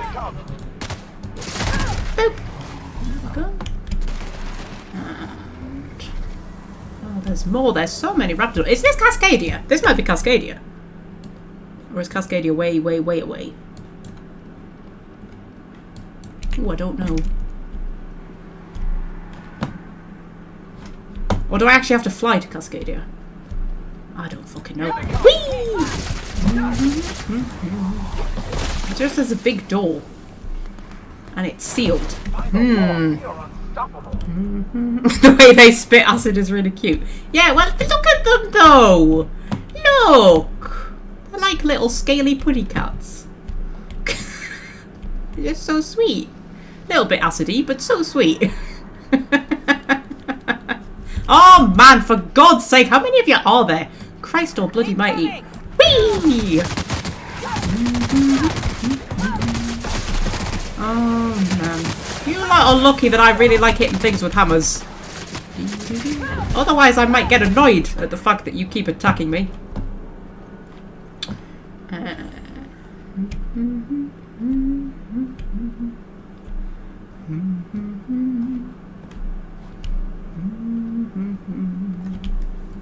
Oh, we were talking about death, weren't we? Yes. Sorry, I'm not letting this topic go. We're going to talk more about death because I find it so interesting. Like when I was a kid, I used to be absolutely terrified of dying. I don't know whether everybody goes through that. I think they probably do. Hi. Oh, you're the van noise. Oh, I've ended up accidentally rescuing you. Oh, well done me. Do I need... Are these things dead? These things are dead. Hi. Hi.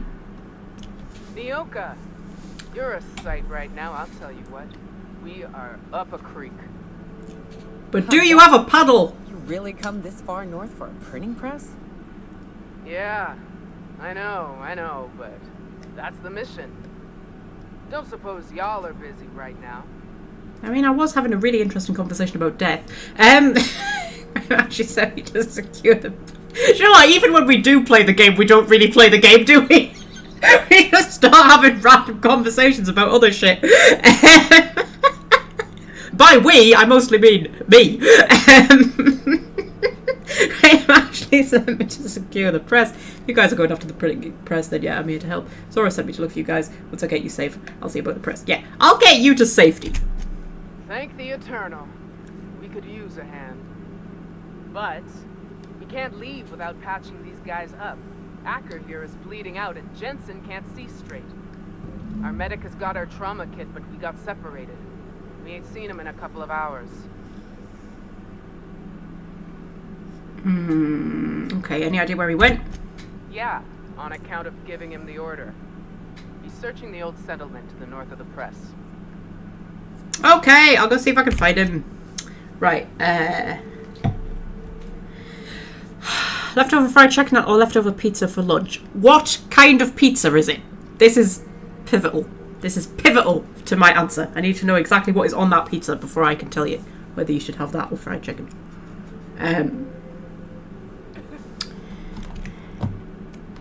Yes.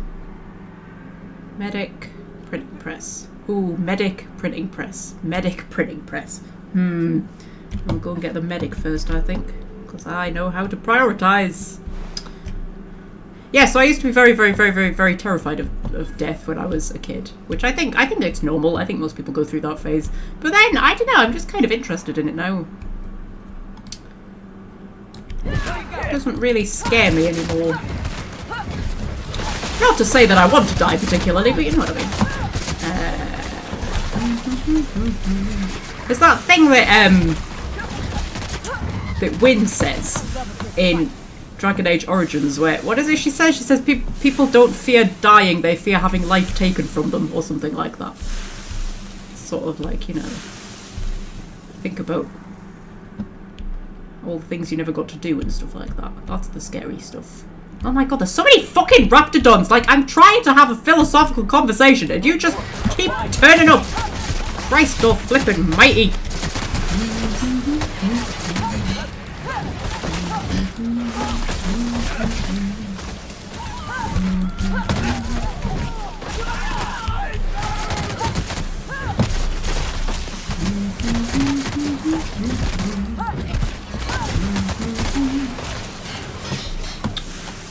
Oh, there it is. I knew it was around here somewhere. There we go. Okay, everybody alright? Only a little bit singed. Sausage, pepperoni and mushroom pizza. Oh, now that's really hard now. Because that sounds really nice. I love sausage on a pizza. I'm voting pizza, Fred. I'm voting pizza.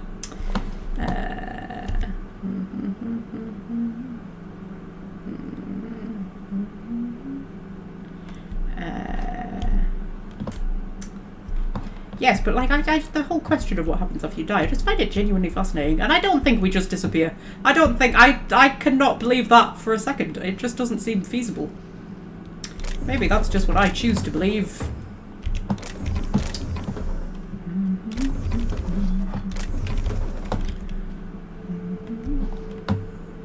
The thing that always gets me, right? I always wonder what would happen. How things would have worked out differently if the scientific community was working under the assumption that ghosts were real, right? Because they work under the assumption that they're not real. But there's no logical basis for that assumption because there's plenty of evidence for it. They say there isn't, but there is. They just ignore it. So if like I think we've had this conversation before, but the comparison I always make is with lucid dreaming, right? So for a long time, the scientific community didn't believe lucid dreaming was a thing. They thought it was just hippies getting high on drugs and making shit up. They just didn't think it existed. They didn't think it was possible for you to actually become conscious within a dream. They just thought, well, you just had a really vivid dream. They didn't think it was a thing. So they never did any research into it because they didn't think it existed, right? Until a lucid dreamer proved it. And once the lucid dreamer had proved it, suddenly they start doing all of this research into it because it had been proven to exist, right? Which just goes to show that we as humans do not come to conclusions based on the evidence in front of us. We interpret evidence based on our conclusions, right? That's what we do. That's just a very human thing. But I always think it would be so interesting to like write a sort of alternate history or something like, you know, when they do like steampunk and it's sort of like, you know, if we'd carried on down the steam-powered thing instead of going to other stuff, or like, you know, the Fallout thing, whereas, oh, if we'd carried on going down the nuclear power route and stuff like that. It would be so interesting to do an alternate history of what if the scientific community had been working under the assumption that ghosts were real all of this time, and it was just like an accepted thing within society, which it has been throughout most of human history until quite recently. But, you know, that wouldn't that be like an interesting like basis for like a fantasy series or something like that? Or a sci-fi series. Sci-fi series actually would be better. Ghosts in space, that would be amazing.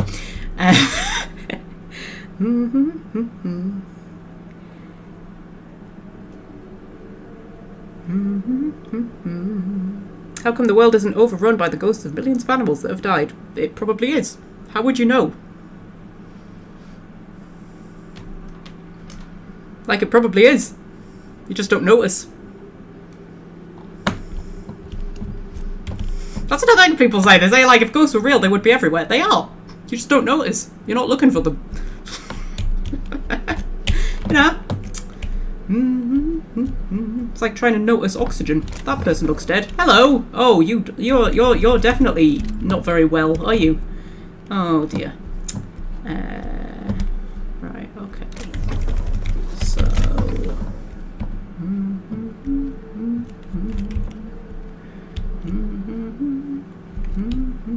Was the medic meant to be dead? Did we know the medic was dead? I didn't listen to anything that they were saying.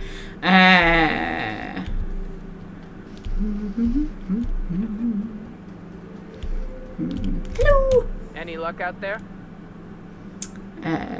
Yes, your medic is dead. Oh, fuck. Well, that's better than nothing. Thanks. We'll head out as soon as we're patched up. If you feel there's evidence that ghosts exist, there would have to be evidence that animal ghosts exist too. Well, there is. People see animal ghosts all the time. Particularly like when pets die and things, people quite often report. Like the most common one is feeling them jump on the bed. That's very common when pets die and things, or hearing them and things like that. There's plenty of animal ghosts that are meant to be floating around the place.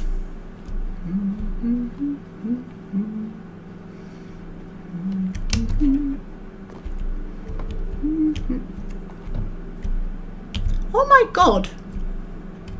Are these windows actually TV screens?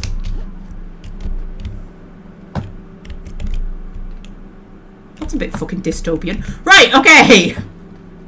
So, we need to go and fix a printing press, like the badasses that we are.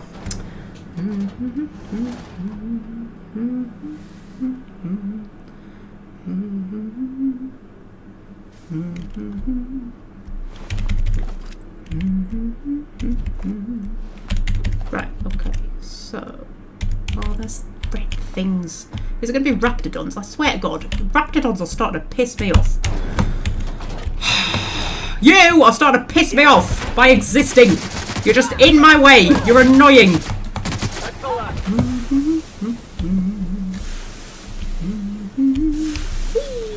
Hi. Oh shit. Oh heck. Oh dear. Oh, I'm covered in a lot of acid. Like, no. I know you're cute, but you do just produce a lot of acid.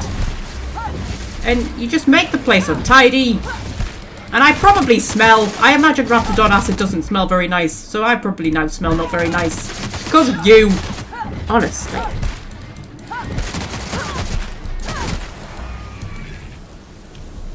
But then sometimes you've got to wonder how far it goes. Like, are there ghosts of spiders? Like,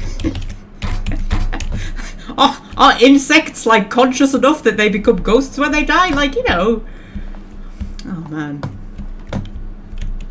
And what about our good old friends, the mites, that we so like to talk about? I like talking about mites because mites are cool. Do you think they become ghosts when they die? Oh my god, do you think we're covered in ghost mites as well as actual mites? There's a thought. That door's barred. Whee! I slightly broke my ankles. Oh, that was a lovely ankle cracking sound there, wasn't it? Jesus. Raptidon Mauler. Hello. Boop.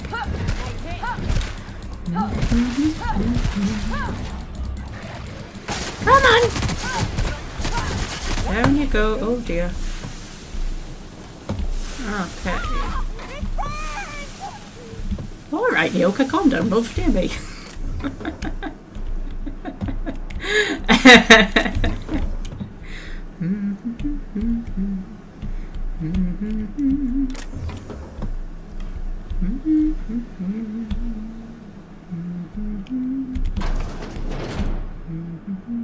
Oh, this has just led me back around to where I was.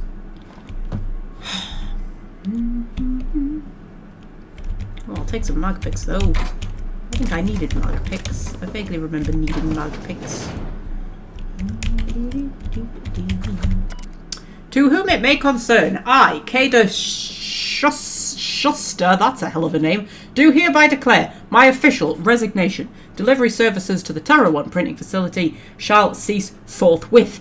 During my tenure of service, I have made known numerous complaints regarding the hazards of working on this law-forsaken rock, including, but not limited to, the infestation of unknown insects in my sinus cavities resulting in weeks of unpaid leave, the as-yet unreimbursed loss of several articles of clothing due to the acidic properties of the local atmosphere, the constant unrelenting aggression for local wildlife, a persistent itching and coughing malady in my lungs likely due to breathing in trace amounts of sulfur, equally persistent indigestion, a symptom of overall nutritional problems stemming from the fact that I am in fact allergic to fish, which is the main diet provided to service workers based in Stellar Bay. I have received the following responses to these complaints, all of which I deem unacceptable.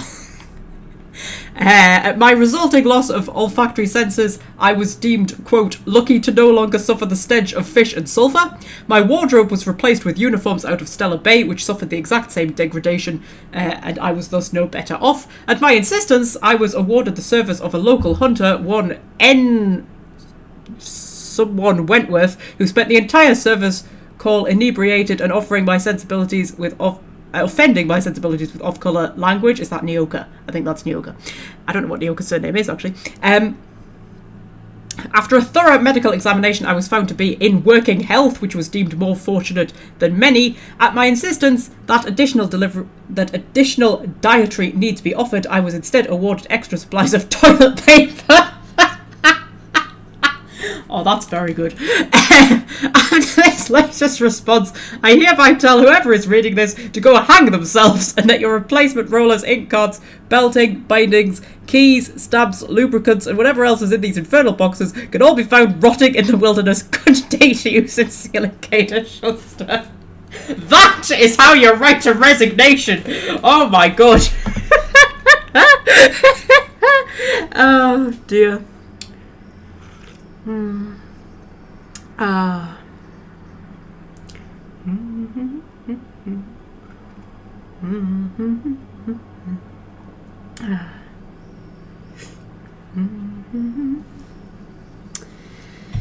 Eh dear. Right, okay.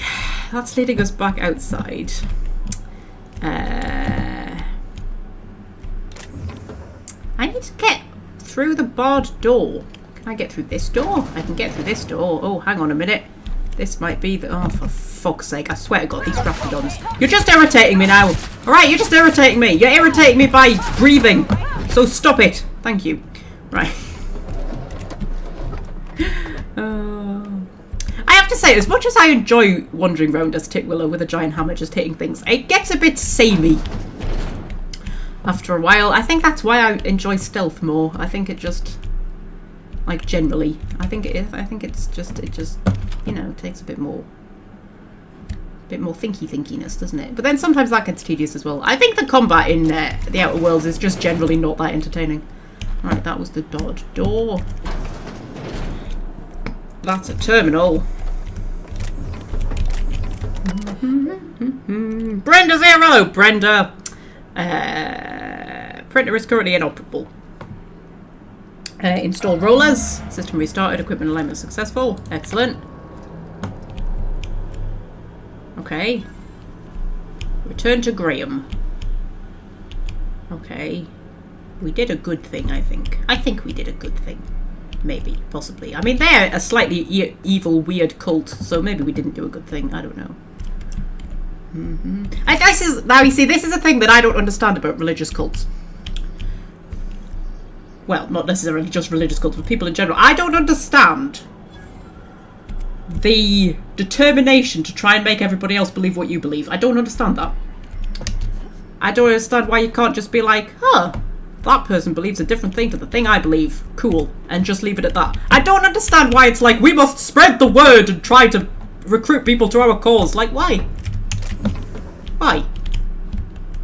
Why? I don't understand that. Don't understand that. I don't understand religious people who try to convert people, but I also don't understand atheists who try to prove to religious people that, like, there isn't a god. I don't understand that either. I don't understand either side. It's like, why can't you just be like, you know, that person believes a different thing to me. Fight. I mean, as long as they're not actually causing problems. I don't get it. I don't get that mentality.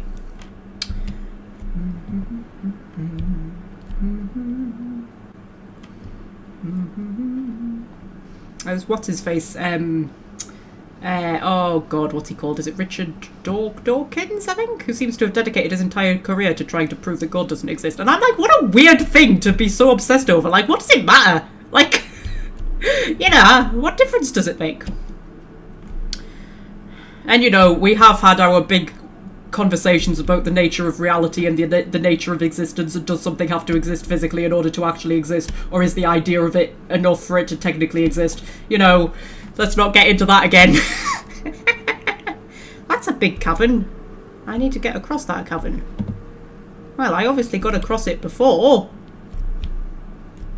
Now I need to get across it again. Oh, I hate a cavern in a video game. I hate it, just a really big annoying cavern that you have to find a way across. I mean, I got across it once. There must be like a bridge or something that I wandered over without even noticing. That sounds like the sort of thing I would do. Shall we check the map? Ah, it's back that way.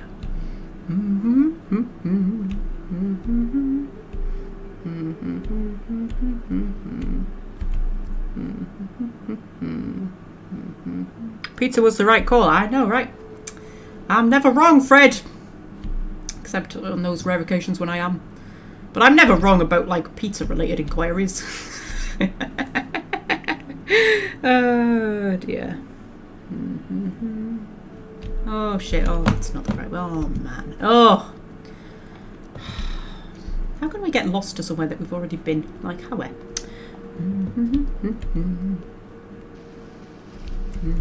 Spreading the word is a way of dealing with self-doubt. That's true. And also just like the insistence that you have to be right. Like, you know, I believe in ghosts, I believe in reincarnation, I believe in all of that, but I might be wrong. I'm not like, I don't feel a desperate need to be right about it. I just, you know, if I'm wrong, I'm wrong. Who cares? It doesn't really matter, does it? That's another thing, like, when you're debating stuff like that, like what happens after you die and stuff like that. It's very interesting to debate it, but at the end of the day, it doesn't really matter, because whatever is going to happen is going to happen. And it really doesn't matter whether you're right or wrong. So, I mean, it's very interesting to think about and talk about and stuff like that. But, I mean, not to the point where you need to, like, incessantly try to prove one way or the other or anything. Like, I mean, you know, whatever's going to happen is going to happen. There's no point in caring about it that deeply, to be honest. Yeah.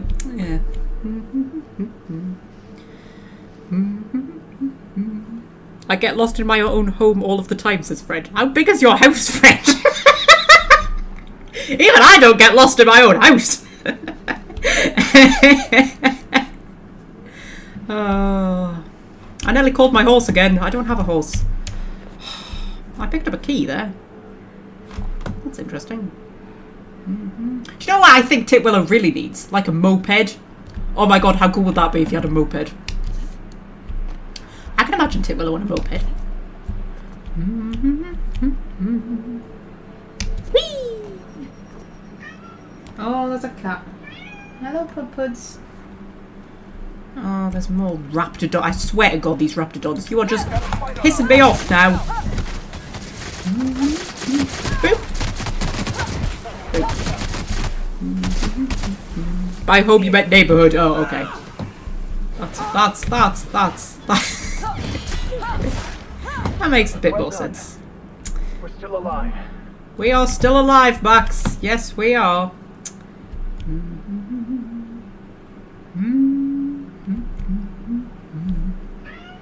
Oh, what, Putty? You coming up? You can have some cat cam if you want. You want to come up? Come on. Come on. Come up here. Come up here. Come up here. Stop. Stop. Stop. Stop. Stop. Stop. Stop. Stop. Stop. Stop. Stop. Come up here then. Come on. Stop. Stop. Stop. Stop. Stop. Come up here. Come up here. Come on. If you're going to sit down there and squeak, you might as well give us some cat. Oh, oh, oh, oh, oh, oh dear. Oh dear. Oh, that was very inelegant. Oh, I wish we'd got that on camera. That would have been hilarious. Can we remember which key is the cat cam key? I think it's that one. I think that's probably put us on full cat cam, maybe. Oh, oh, oh, you're all caught around my cables. Oh, stop.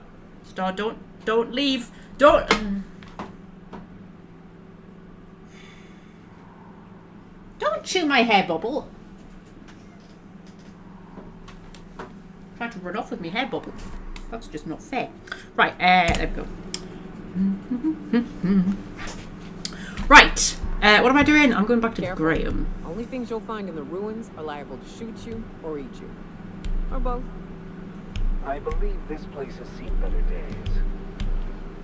Yes. We've been here before, haven't we? I remember raiding that church.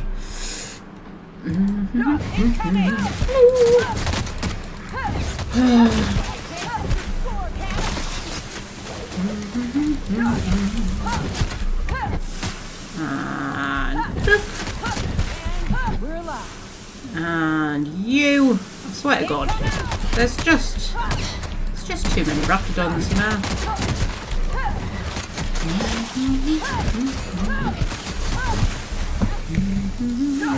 I think a game can have too many random encounters like this, you know what I mean?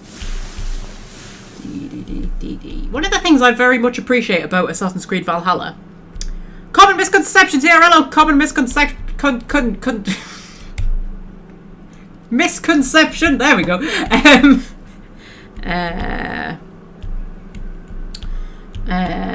What was I saying? Oh yes, one of the things I'm very much appreciating about Assassin's Creed Valhalla is that there really are not that many vicious wild animals around. I mean, it is set in Britain, so obviously there isn't. But like, there's the odd wolf or boar here or there that you'll encounter when you're wandering around. But generally, you can just kind of wander around the map without really being attacked all that much. And I think that's more enjoyable, to be honest. I think lots of just random encounters where you just get attacked all the time is just a bit, gets a bit samey, doesn't it? Oh my god. Assassin's Creed Valhalla, right? I got to the bit where you meet Cassandra. Oh my god. Oh, the emotions. Oh, I wasn't prepared. I wasn't prepared for dealing with the emotions. Brought back all the emotions of Odyssey. Odyssey was such a friggin' emotional game. Like, Odyssey tore my heart out of my chest. And then stamped on it. And then destroyed my soul and changed me as a human. That's what Odyssey did to me. And when Cassandra came back and met Eivor, I was just like, I couldn't deal with it. I was like, I was looking for some delightful, light-hearted escapism before I went to bed. That's what I was looking for, and I ended up just...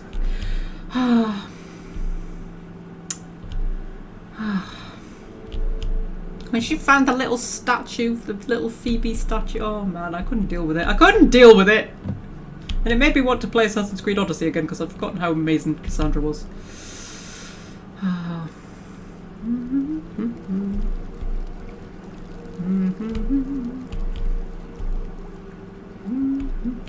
Although I do think I think Valhalla's a better game, gameplay wise and stuff. I'm enjoying Valhalla a hell of a lot more than Odyssey. I think it would be very difficult to play Valhalla and then immediately go and play Odyssey, because I think all of the gameplay mechanics and the combat and everything is just so much better in Valhalla.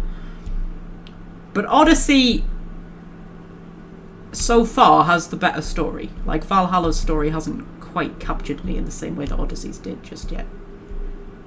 It's a lot more domestic Valhalla, isn't it? Where you're sort of like building a settlement and recruiting people and, you know, building up your own little family kind of thing.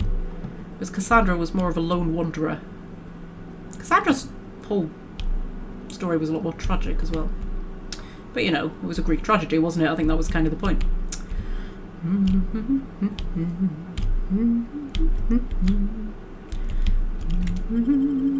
Talk to Graham.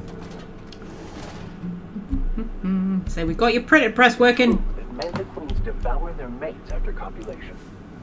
Yeah, well, sort of. They kill them, but they leave the body till their swarm hatches and eats it. The first meal is their father. Makes one appreciative he wasn't born a Mentosaur. Slimy man like you might fit in just fine. Ouch, that was a bit harsh, Nyoga. Blimey.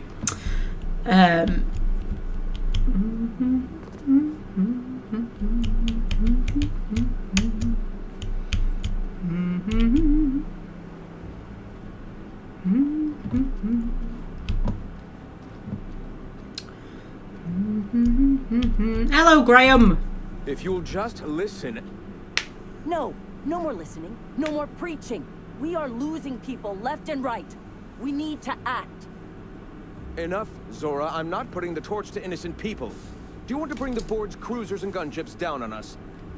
Captain, apologies, but our situation grows dire. Our people talk of foolish endeavors. What news do you bring? Okay, the printing press is all yours. Excellent.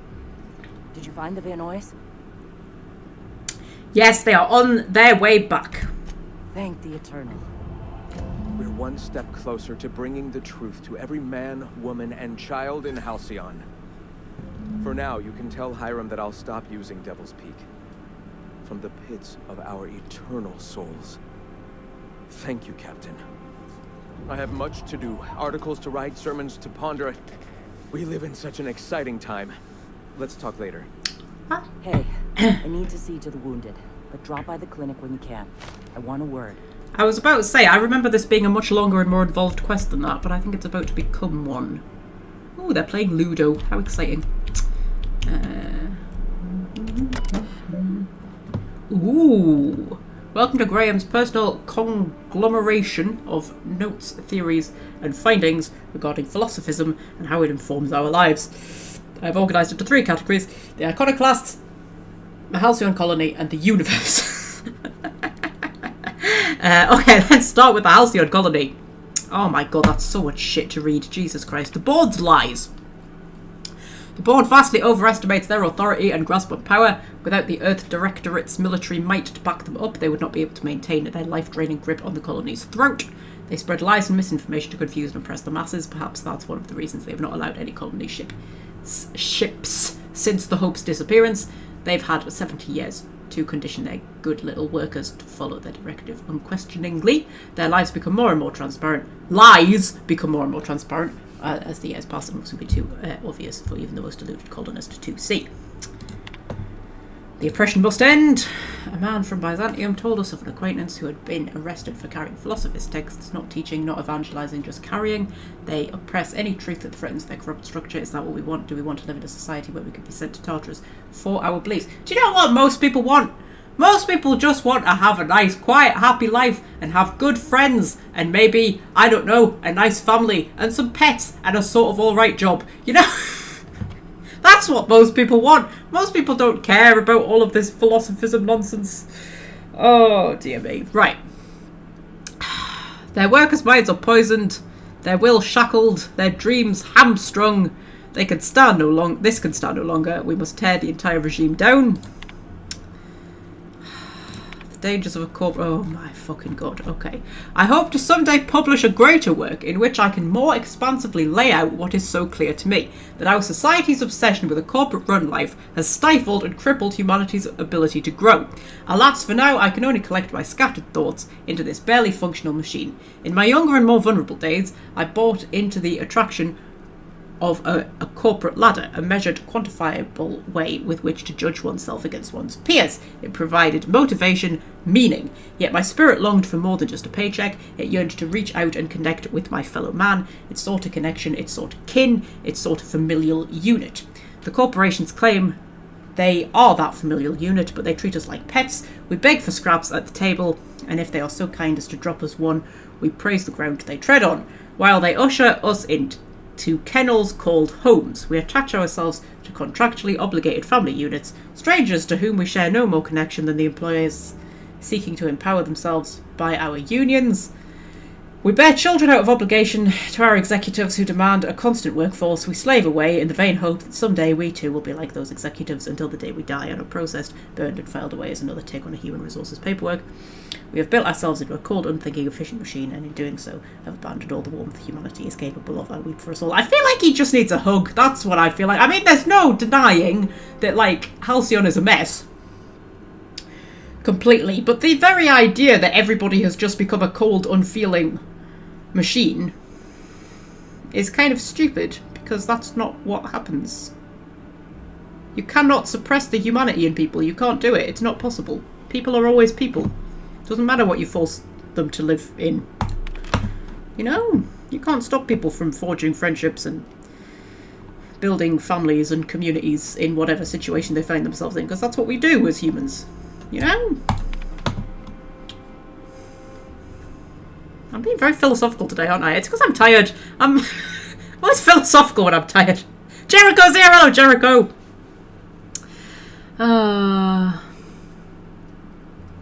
Oh my god, there's been stuff going on in the chat while I've been reading shit.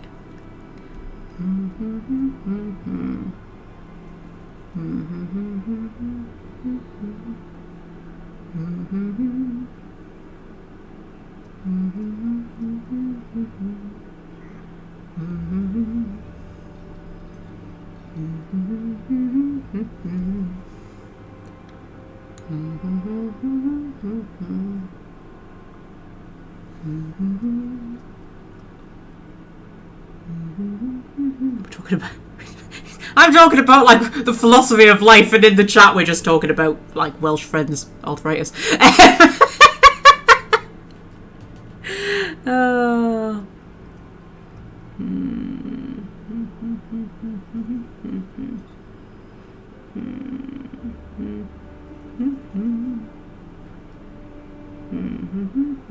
Okay. Right, I often recall my former friend who once sought to dismantle the corporations, as I still do. When he took ownership of our corporation, I held him in such contempt. I called him a coward, a betrayer, who was becoming the very thing we hated. Now, I'm not so sure. Recently, I've come to accept that his heart was more closed than mine. I cannot expect every man to be able to open himself to the eternal truth as I have.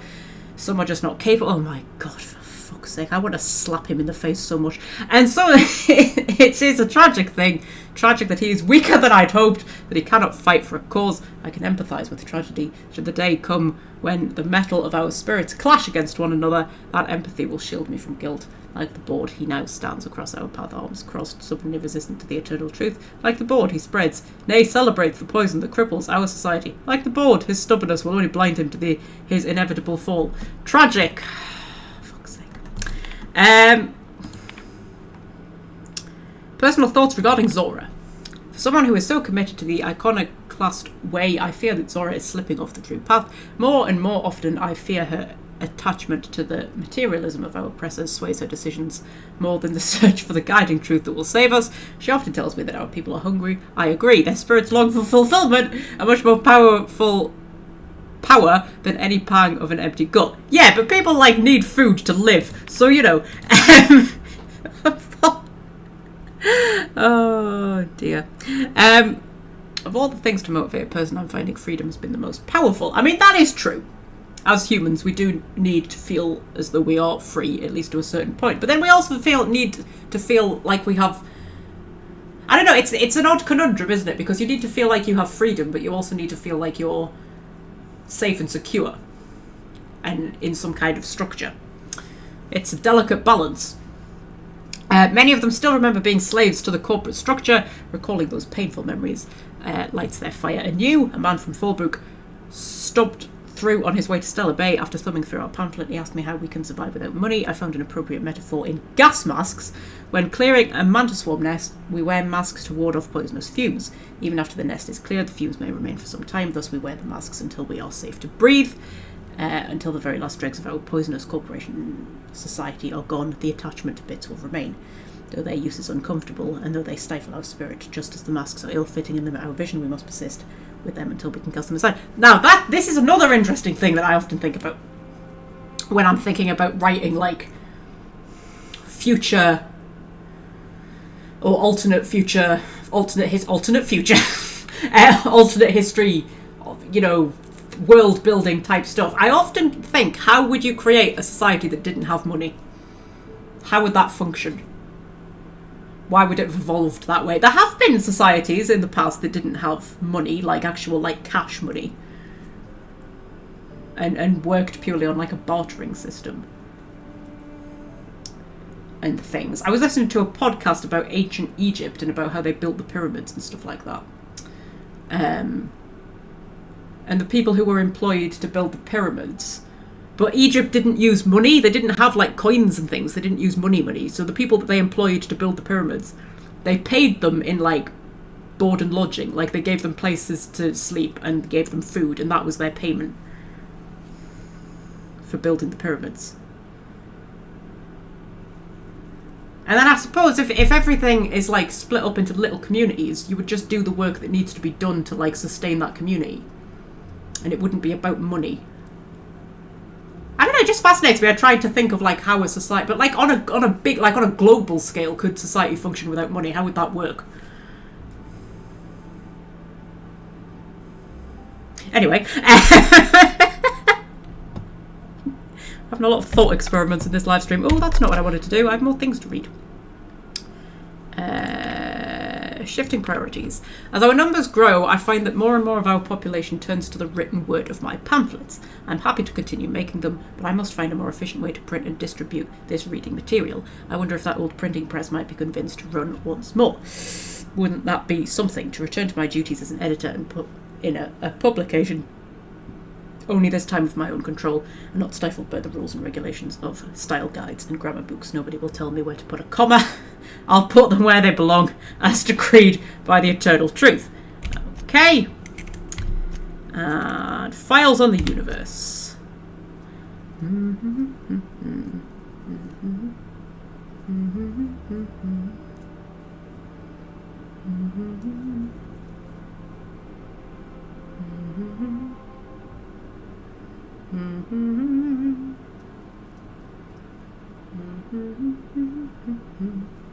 So slaves, says Welshred. Well, no, because they volunteered. They weren't forced into it.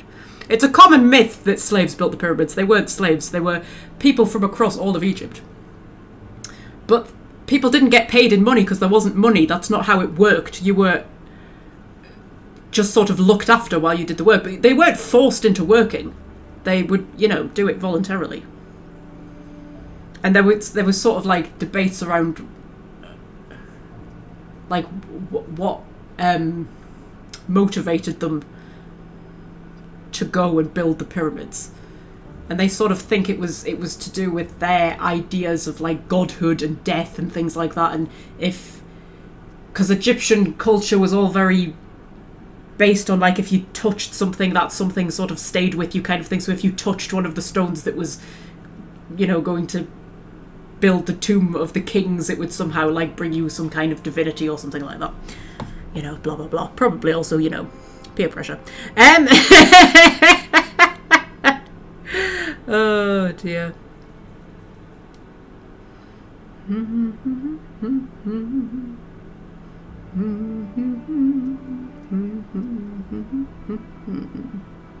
Right.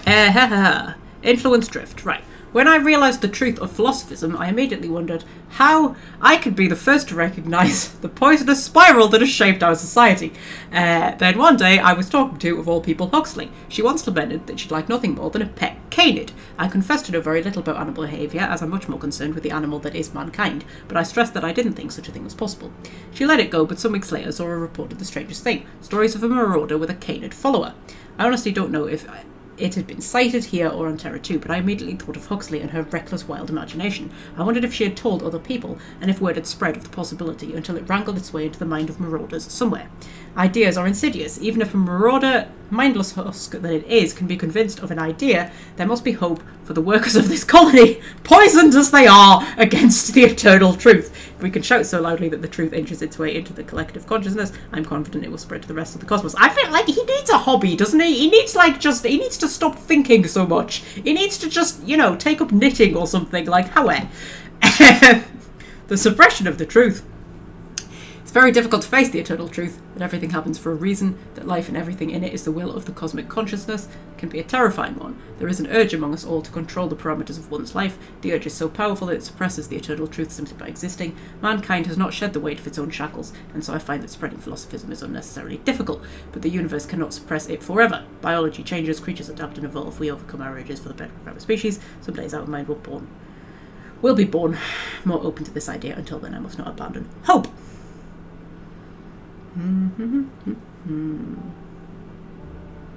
They shaved their heads as a sign of grief if their cat passed away. What, Egyptians? Oh, that's so cute. I know there was a story about, didn't like the Romans or the Greeks or somebody attack an Egyptian city? I can't remember which city. And they herded cats in front of the army so that the Egyptians wouldn't fight back because they couldn't risk hurting the cats. I'm sure that's a story that I heard somewhere.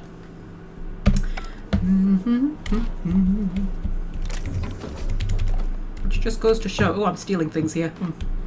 I just stole all of that stuff without a second thought. Without a second thought. You didn't see anything, did you? Of course you didn't. You couldn't see anything out of that bloody mask. Jesus Christ, look how far apart the eye holes are. There's absolutely no way your eyes are that far apart. Like, Jesus. Right, what am I doing? I need to go and talk to Zora, don't I? Well, I mean, that's Sanjar. But I want to go and talk to Zora. Because I feel like we need to overthrow Graham because he's a fucking lunatic. Oh, dear. Hello, Zora. Hey, Captain. I need your help. We ought to keep it hush-hush. You know about what happened here, right? The history of Amber Heights? I heard about that back in the day. Something about pirates massacring the town? Right. Common belief is that the pirates fled to an old relay station that had already been abandoned, and nobody could find them. The station's locked up, but one of my people found an old data cartridge in a nearby rat nest. It's mostly corrupted, but I pulled a couple codes off of it. One is the code to the Amber Heights gate. I don't recognize the other, but it's similar. I bet it opens a door.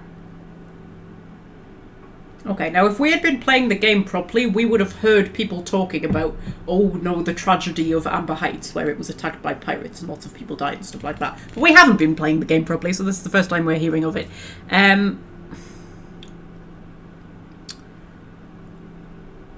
Okay. Yes, the Amber Heights gate. Right. The access codes to Amber Heights. What gets me is, if this belonged to the pirates, that means they knew someone there. If someone gave them the gate code, all those deaths, Captain, all that blood is on their hands. Ooh. Okay, why are we keeping this to ourselves? Graham isn't fond of talking about the history here. He had friends who worked here. The massacre hit him pretty hard. You know him. Live and let live and all that. I don't want to burden him right now, especially if this ends up being a dead end. Okay, I've just realised we're watching a video game in addition to examining the nature of the universe, human existence, and the afterlife. I know, right, Fred? What a way to spend a Saturday afternoon. I don't get what's so important about this. Don't you have bigger problems? A random door code doesn't sound useful. Yeah, don't you have bigger problems? I surely do. It's not far, and if they died in there, they died with their munitions. We'll need them. Besides, if it's filled with valuables from the aristocrats who lived here, we can pawn them off on Sublight and get ourselves ahead on our food budget. Okay, go to the realization, see if the code's useful. Anything else? Just a warning. The area's infested with mantisaurs. Might send some help, but we're, preparing for war. Okay. Appreciate it. Here's the code. If it works, bring back anything you find. Supplies are best, but information's good too. If someone was behind the Amber Heights massacre, it'd give a lot of people around here some closure to find out who and string them up. Good luck. Watch out for the Taros. Okay. I'm not backing the iconoclasts here, am I? I can still go and do the stuff for MSI, can't I? And then, broke a piece between them. I think I can. I just seem to have ended up doing all the iconoclast missions. Hate headaches from having to blow your nose over and over. Yes, that is awful, isn't it? Come on, let's go. If I hear you say survival of the fittest one more time, I'm gonna lose it. Survival's about persistence and luck. So weapon proficiency and adaptive skill play no part whatsoever, in your mind. If it does, it ain't enough. I've gone and outlived the best hunters I ever knew. It is neither luck nor random chance. At times, destiny may not seem fair, but there is a reason for life events, even if that reason is not immediately obvious. Please. Nature's only got one reason for death. To feed the one still standing. I think the headache that you get from coughing constantly is also pretty awful. And then when you blow your nose a lot, and the skin around the bottom of your nose gets really dry and cracked and horrible. I hate that. Oh, being ill is the worst thing.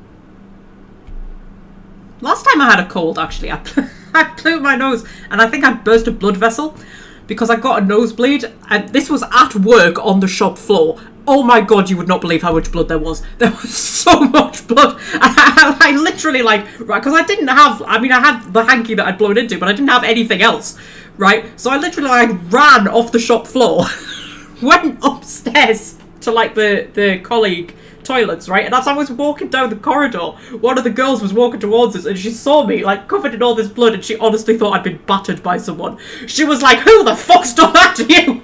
She was proper ready to go and attack someone. There was that much blood. Jesus Christ. Oh, it's unbelievable, man. And then I was scared to blow my nose again for the rest of the day. It did happen again, actually. So I had 2 nosebleeds at work, which was fun. Anyway. Is this making you feel better, common misconception? Oh, dear.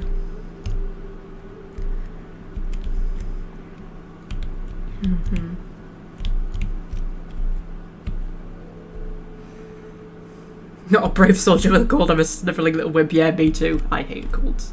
I hate it when people say, oh, it's just a cold. There's no such thing as just a cold. Colds are awful.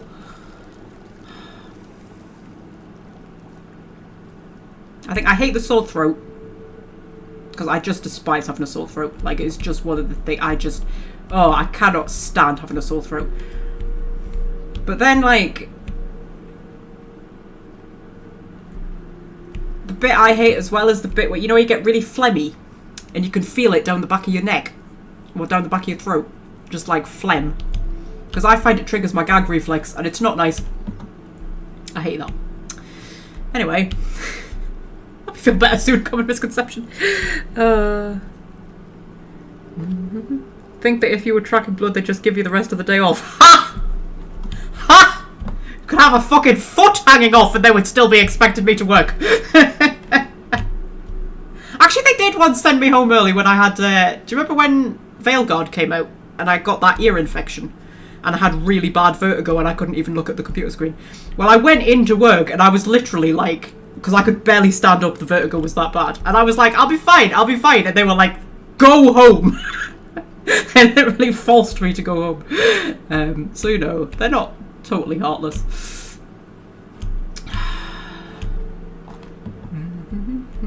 Oh, there's people who need a bopping. Hello, people. Do you need bopping? Bop. Bop. Oh, you think you can run away from me, do you, Mr. Sniper? Do you think you can run away from me? Well, you think wrong. Whee! I hit his head against the rock. Oh, that was adorable. Constant coughing as we go through. Yeah, coughing's not nice either. It's just all not nice, really, is it? Colds generally just not nice. Take plenty of vitamin D. I always find that helps.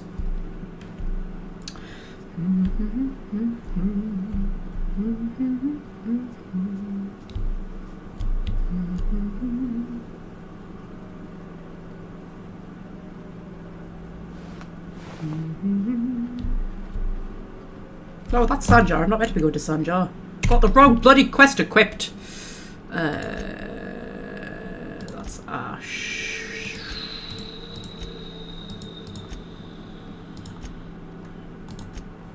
Oh my god, where the fuck is it?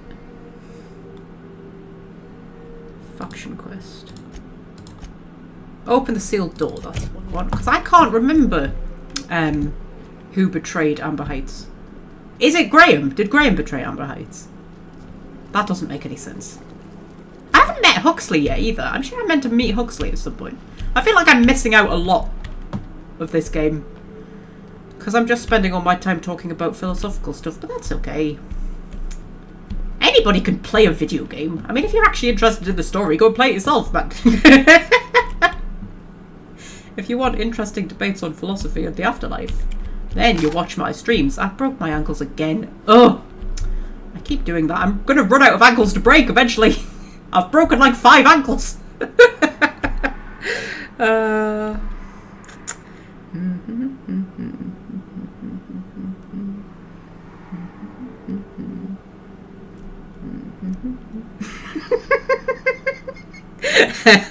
I'm reading the chat.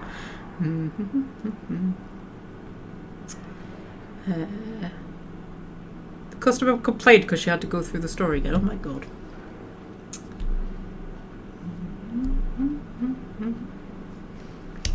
I don't find many customers are like that, you know? I mean, customers like to whinge, but I think that's just because as humans we like to whinge. I mean, we spend so much time whinging that customers are whinging. Like, you know. So, you know, you always get the, this place is getting worse. Why don't you have more checkouts on? Why is there nothing on the shelves? Can't get bloody moved because of you bloody pickers. That kind of stuff. But that's just them liking to whinge. People actually, like, properly putting complaints in is very rare. I find. Or maybe it's just rare that our managers actually take the complaints seriously. There's been a few times where customers have put actual complaints in, but the managers don't do anything about it. It's just like, oh, a customer put a complaint in. Right, okay, and? Who cares? So? You know, what do you expect us to do about it, love? Watch out,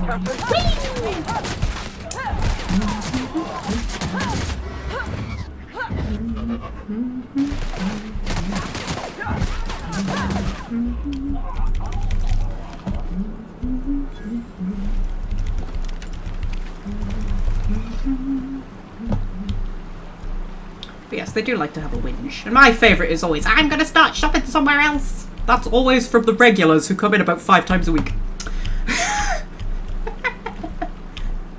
There's been a woman who has been threatening to start shopping at Morrison's for, I am not joking, about 4 years. About 4 years. I'm going to stop shopping here. I'm going to go to Morrison's. Like, you're in here almost every day.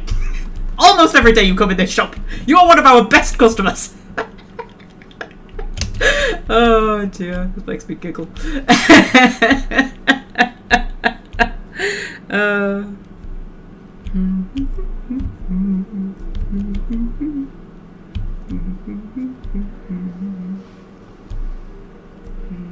Outpost access, that's a marauder.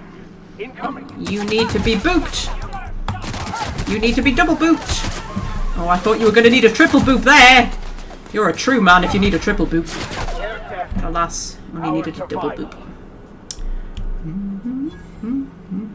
Right, okay. I need to go through a hill. Well, that's just no good at all. There was a canid down there. Walking your buddy. Hello, buddy. You okay? Yeah, okay. She's like, you're not giving us enough attention. Well, I'm sorry, Star. That was a canid, right? I was about to use my view ability from Valhalla. You see, this is the trouble when you're playing 2 different games at once. In Valhalla, you've got an ability where you can, like, highlight all the enemies, and I tried to use it, and Titwillow doesn't have that ability. Oh, you're a big canid! Oh, are you like yeah, you're one of the mega creatures, and you went down really easily. The mega creatures are meant to be, like, really, really difficult. He just fell apart. He saw Titwillow and he was just like, nah, I'm just gonna lie down and die. I ain't going up against that. Oh dear.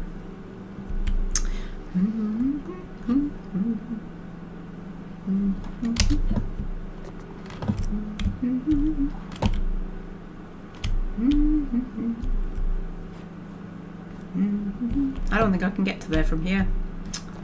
I think I need to go over the hill and far away. What's that from, over the hill and far away? That's from something, isn't it? That from like a kid's show or something, over the hill and far away? Oh, that's tickling little memory bells in my brain. That's going to bother me until I find out what it is. Oh, is it Teletubbies? Over the hill and far away. Something, something, something.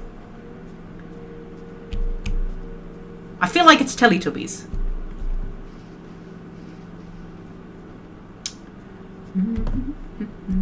I've read a thing about Teletubbies the other day.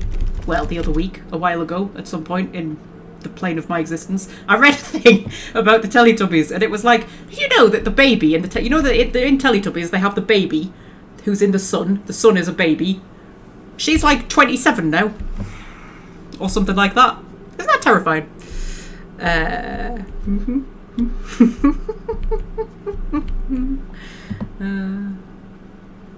Over the hill and far. Is it Teletubbies? Over the hill and far away. Something, something, something. I can't remember what the rest of it is though.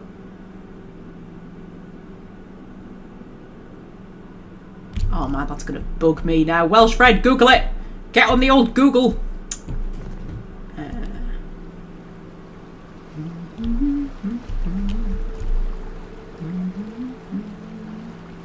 It's an English traditional folk tune. Is it? What's the rest of the words? Because it's bothering me. How the fuck do I get to this place? Oh, I have to go right the way round. Oh well, that's a nice long walk. That'll give us a chance to talk about death or something. We've moved on from death. We'll probably move on to, I don't know, vacuum cleaners or something. You never know with us, do you? 1 minute we're debating the meaning of life, and next we're just debating the best, I don't know, chocolate to buy or something. Talking about the weather. I don't know. Teletubby girl is over 30 now. She can it be, because I'm only 30 and she must be younger than me. She must be. Surely. Watch out! Oh, hello.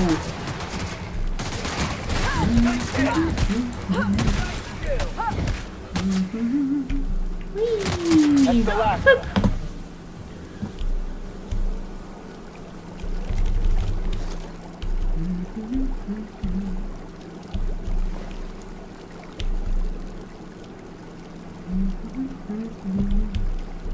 In the Night Garden. Oh, In the Night Garden was awesome. Oh, I loved In the Night Garden. With the Ninky Nonk. Remember the Ninky Nonk? Me and my friend, my best friend in school, we used to sit next to each other in English.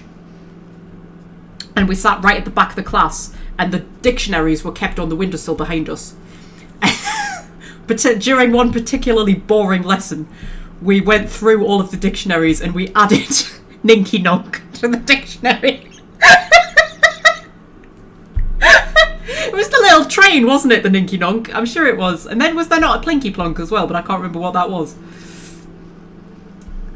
Oh, hello. Good old Iggle Piggle. And the other one who looked like a flower, but I can't remember what she was called.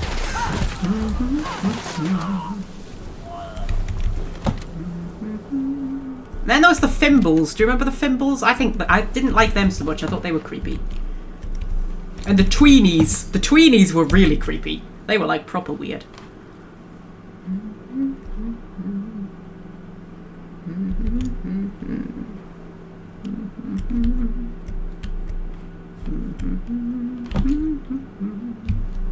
I must have already been here because I've opened all the things.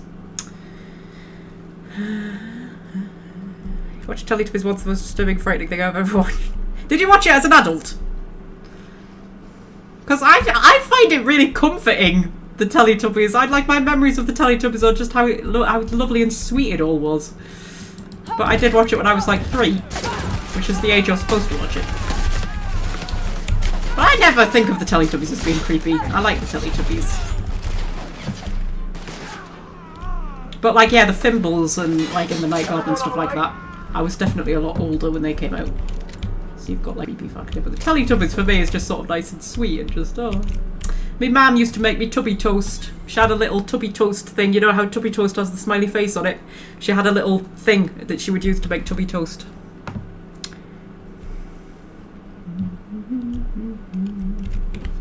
And then tubby custard, which was just strawberry custard, wasn't it? Did like a bit of tubby custard.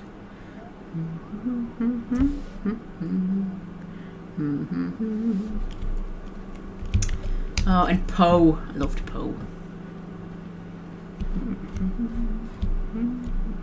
Lala was my favourite though. Oh god, that was a noise.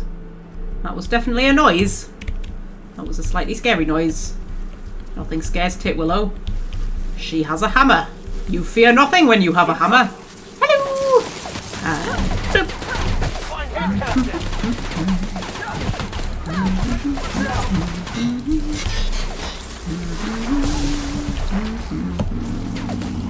Boop. Boop. Boop. Boop. Oh dear. Boop. Boop. Boop. We're still alive.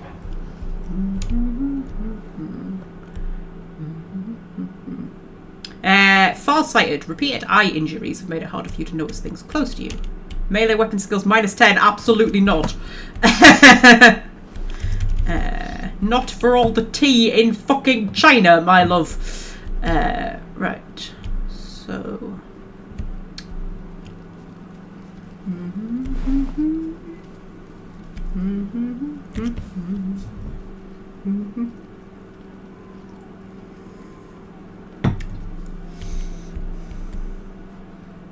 Outpost access. Oh, the bridge is broken. Oh, this is the fucking broken bridge that we've already been to, but now we've been to it from the other side. This bridge.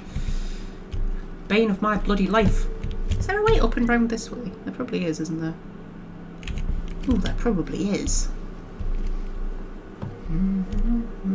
Why put a broken bridge in game, other than to just be annoying? Was that it? Was that the purpose of this? To be— oh shit, to be annoying? That was a mine. That was an acid mine. Interesting. This path is mined. Why is the path mined? Okay, I'm just gonna wait for my senses to come back. Nyoka's smirking at me like she thinks that's funny. Do you think that's funny, Nyoka? Me walking into mines? Do ya? Do ya? Okay.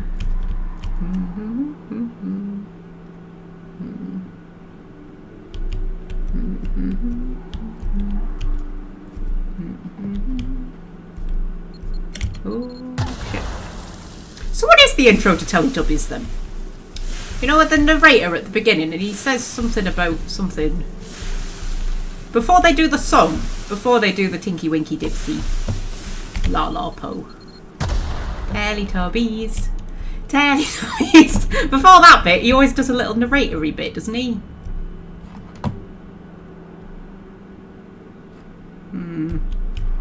Oh, and I always like, what was he called? The vacuum. Was he called Nunu or something? The vacuum. I loved him. And you could get like a life-sized version of him, like a robot. And I wanted one so badly, and I asked for it for Christmas so often, and I never got it. Probably because my mother realised that that would be a terrible idea. You don't give a 3-year-old a giant life-sized robot. Oh, I loved him so much though. He was so cool. Original Sun Baby was 29 this month. Wow.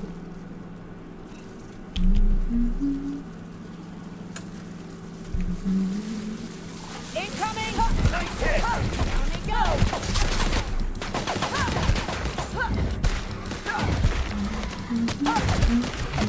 That's the last one.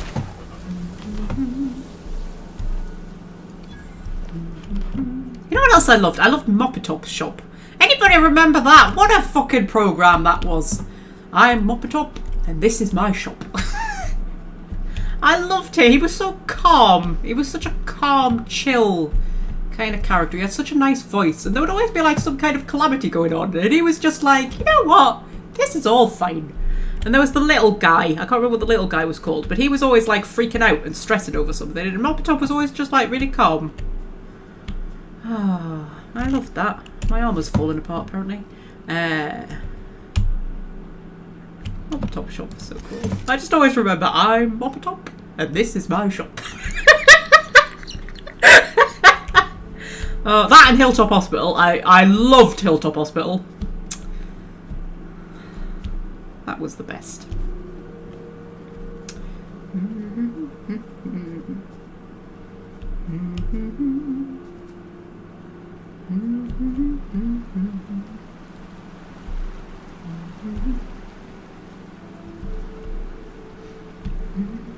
And then there were all the kids programs that you didn't like, but you just had to watch them.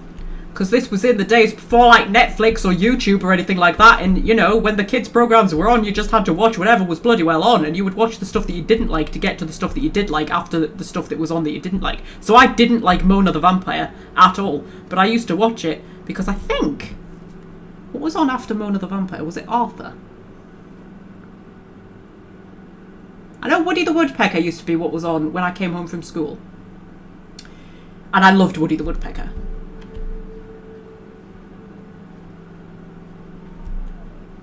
And then there was usually like a Scooby-Doo or something, and I loved Scooby-Doo. I've got quite a lot of Scooby-Doo on DVD. On this being an ambush. Keep your guard up. Whoever got to them may still be nearby. Whoever got to who? Where even are we? Is this part of another quest or something? I don't bloody well know.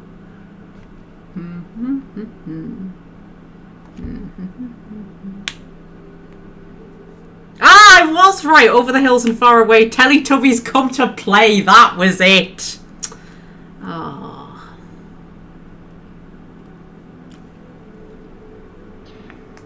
I'm just trying to remember what order the kids' programs went in. I know it was Woody Woodpecker, and then it might have been Arthur. I liked Arthur as well. We all watched Arthur, didn't we? And Mona the Vampire was on at some point.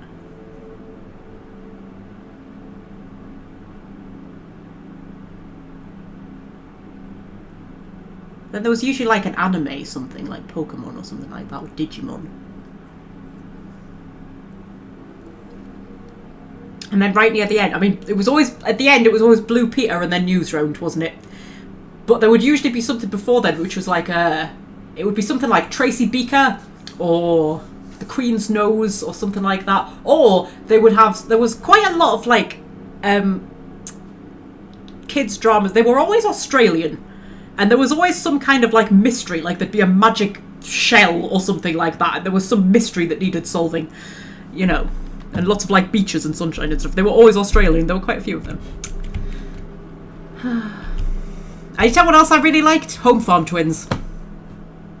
Oh, I've discovered the blown bridge, have I? The one that I've like approached from both angles, but I haven't realised that it's a blown up bridge until I was standing under it, apparently. Oh yeah, I love the Home Farm Twins. So much so that I've searched for episodes of it endlessly. You can't get them on DVD. They're not on any streaming platforms or anything. There's 1 or 2 clips on YouTube, but there's not like whole episodes. Like, I would kill to watch the Home Farm Twins again. I loved it that much. Anyway, should we walk into this ambush or whatever it is? There's a person. Hello, person. Okay, so I'm guessing the bridge blew up while there were people on it. Strangely dressed marauder. Yes, you're dressed like a scientist. Which makes me think. Maybe not marauder, then we've got sublight thugs. I mean, there was a bloody party going on here, wasn't there? I feel like this is part of a different quest.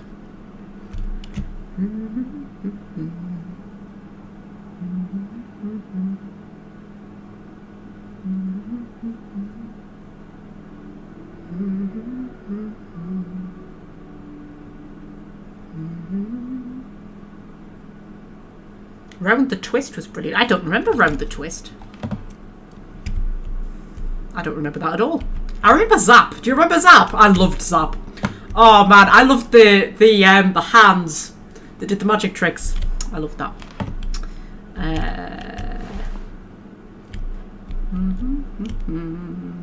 And I saw like an Instagram post or something a while back about how creepy those hands were. Everybody like, oh my god, our dreams were haunted. We were traumatized by that. And I was like, I loved it. A trail of blood leads away from the autoloader. Okay, we're apparently examining a mystery or something. Where's the trail of blood? I can see no trail of blood. Yeah, okay, you're the tracker. Can you see a trail of blood? Is this blood? Because this seems to be his blood. Oh, hang on.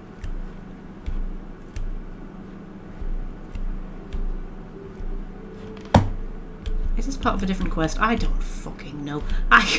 Between you and me, Preacher, I don't think we can trust Sam. On that point, we're in agreement.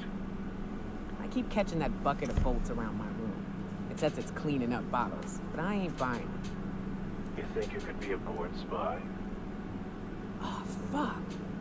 You could be onto something. I'll tell you this much. If it tries to sell me another void-forsaken cleaning instrument, I'm kicking it out of the airlock. There were certain children's shows that I think like treaded the line between being for children and being for adults. There were some that had like just enough adult humour in them. Like My Parents Are Aliens is one. I loved My Parents Are Aliens. And The Secret Show. I also have that on DVD. I think The Secret Show was friggin' brilliant. Like, it was just so funny.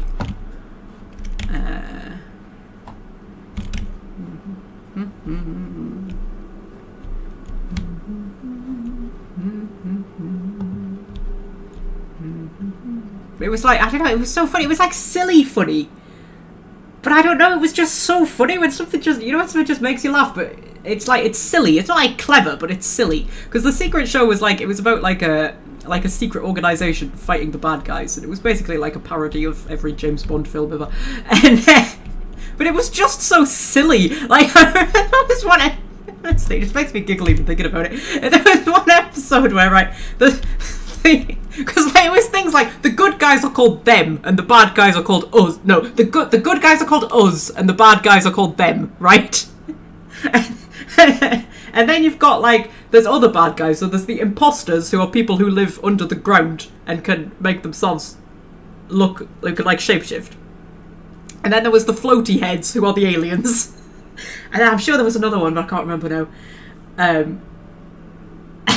But there was one episode where they were chasing this guy and he was going all around, like, he was constantly turning up because you've got, like, the two secret agents, Victor and Anita, who are, like, the good guys, right? There was this guy who was constantly turning up to all of their like assignments and trying to kill them or do awful things to them. And then whenever he did whatever it was he was doing, he would always go, "That's for Helsinki!" And they have no idea what the fuck he was talking about. and then look at me laughing even thinking about it. And they're in the canteen and somebody says Helsinki and Victor goes, "Who said that? Who said Helsinki?" It's just, and they call him Helsinki Man because he just oh, it was just so silly, honestly, but I loved it so much. Oh man. And there's one night where they go and land on the sun, right? they go They go and land on the sun in a rocket. I can't remember why they're landing on the sun. There's some reason. They go and land on the sun, right? But the sun's a bit hot. So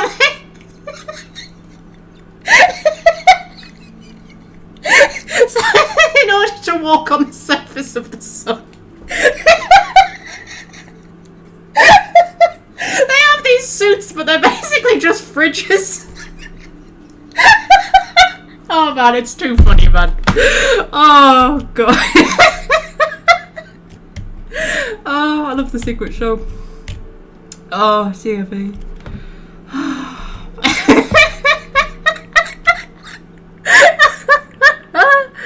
Oh.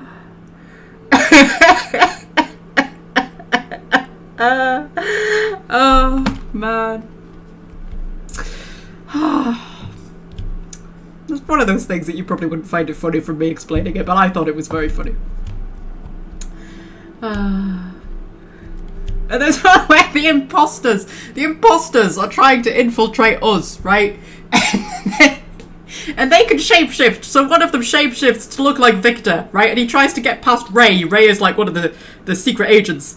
And he tries to get past Ray, and Ray's like, "I need your ID." And Victor's like, well, fake Victor is like, "But it's me, Ray." And it's like, "But I need your ID." And he goes on this whole thing, and he's going, "But Ray, we're friends. If we had children, they'd play together. Do you know that, Ray?"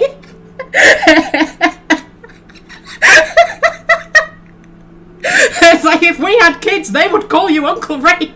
And he feels so guilt-tripped by it that he lets Victor in. And then, when they realise that it was actually an imposter, it just cuts to the real Victor with Ray. And he's just going, "But Ray, we don't have any kids!"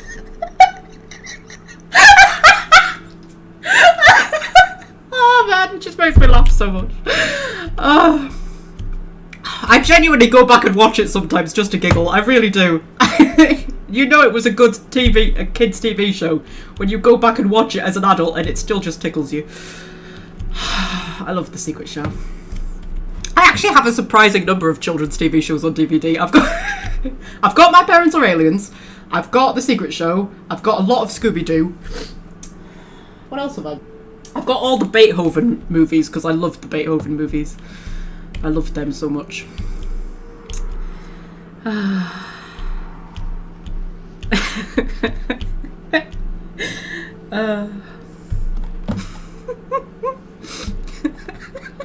Just makes me giggle.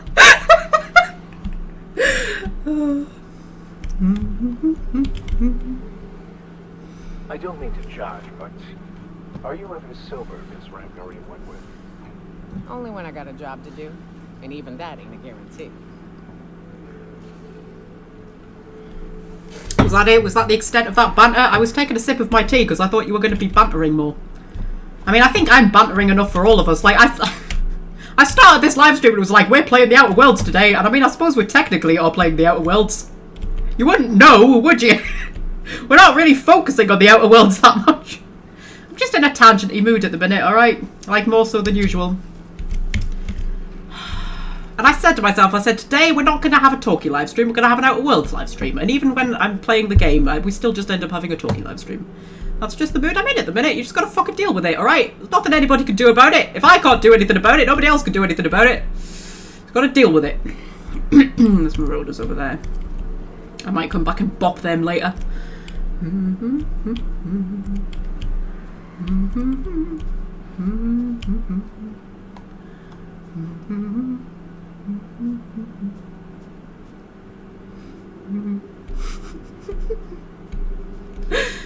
just giggling about the secret show.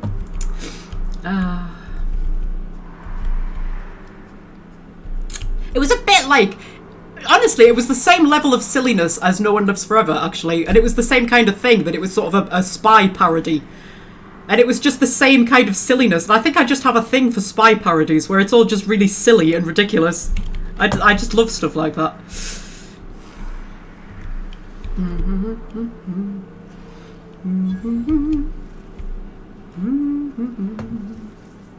Oh, there's red things. I don't know what that means. Time for a boopin'. Here they come. Whee!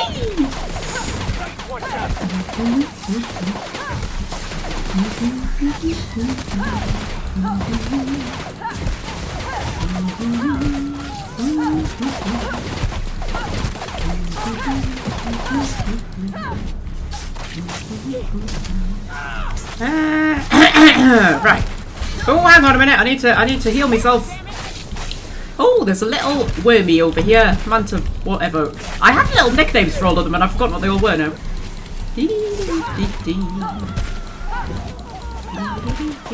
Oh, you're trying to run away from me, are you?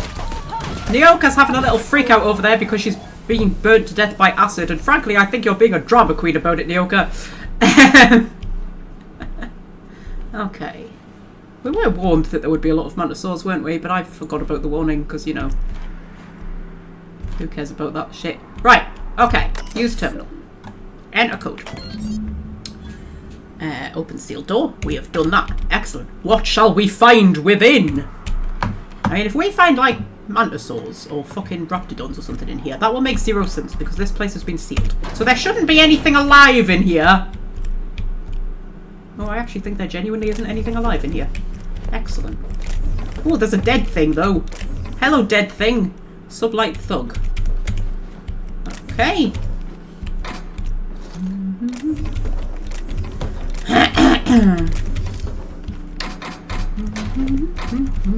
Just stealing all the stuff. I'm going to run out of carry capacity eventually.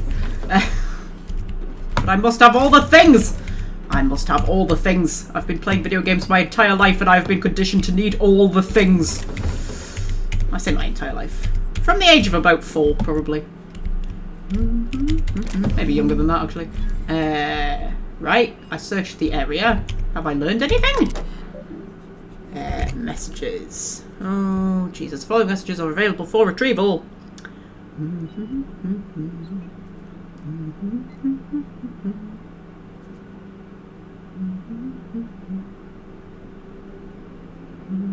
I think your brain works best when you're playing a game. Yeah. That's true. That's true. It just get your mental capacity working, doesn't it? It's much better than just sitting watching something. Or like scrolling or something, you know. Get your brain working a little bit. Don't think the UK would air Magic Roundabout these days. I think Magic Roundabout might have been a little bit before my time.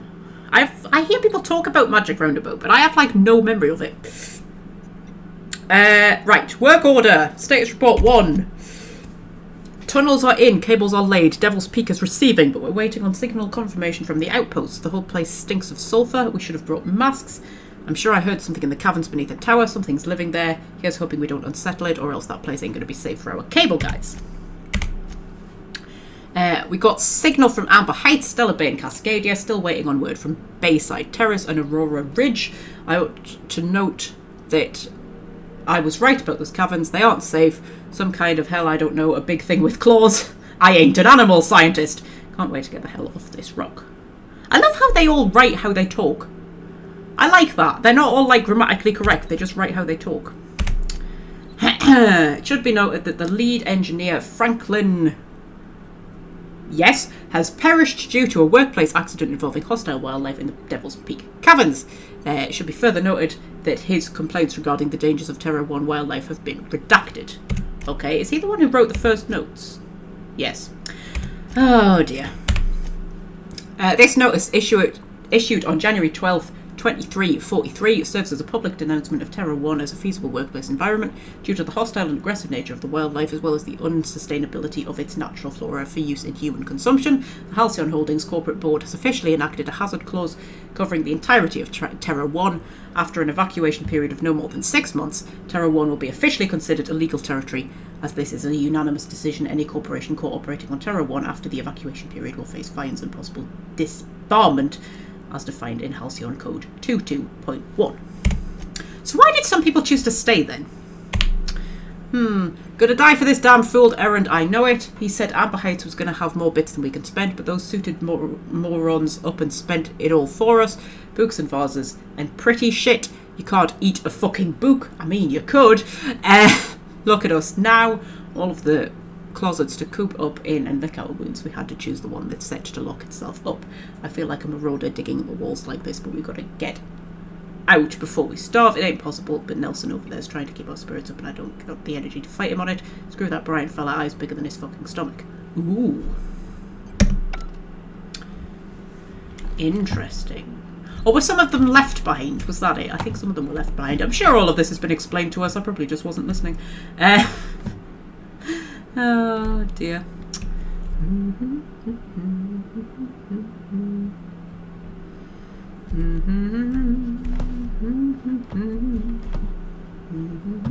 I think Common Misconception's trying to set me off into another giggling fit in the chat. I know what you're up to, Common Misconception.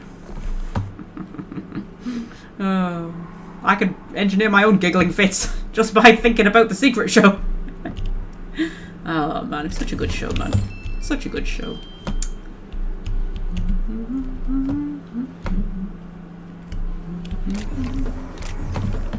Right. So we need to take whatever it was we found back to Zora. I don't know what it was we found. We found her something. I don't know. Don't question it too much. There's mana souls over there. See if we can get out this way.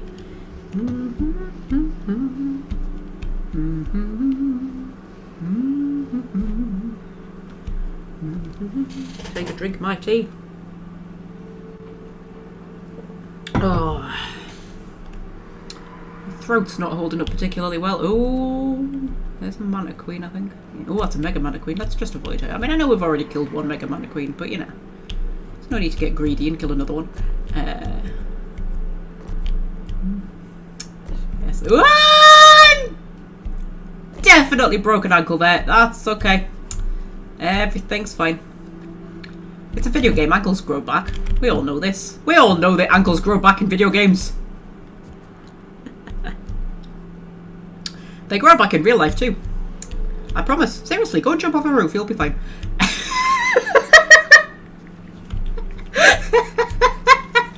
Don't go and jump off a roof. You will not be fine. Magpie lies.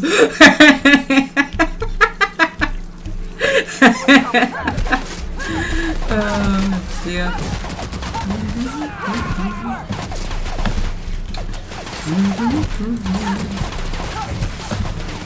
Oh, I think we've attracted the man. Oh, that's just a normal Mana Queen. There's a Mega Mana Queen somewhere up there. Let's try not to get her attention. Hi! I just give myself a bit of an inhaler.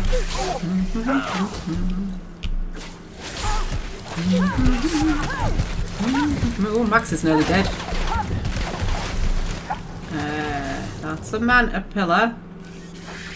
I'm wary to go too far up this hill because there's a Mega Mana Queen up there. Okay. Give myself a little level up. Right. My two-handed melee up.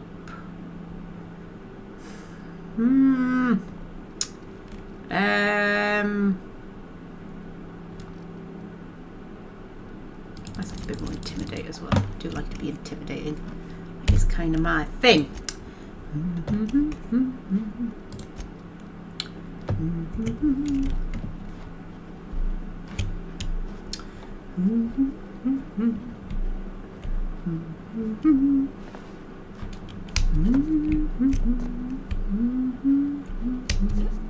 gonna get over this way. Yee.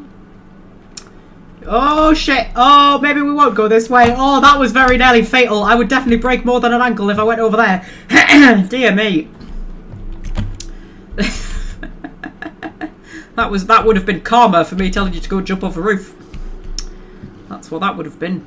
But it didn't work. So there we go, karma. I outwitted you.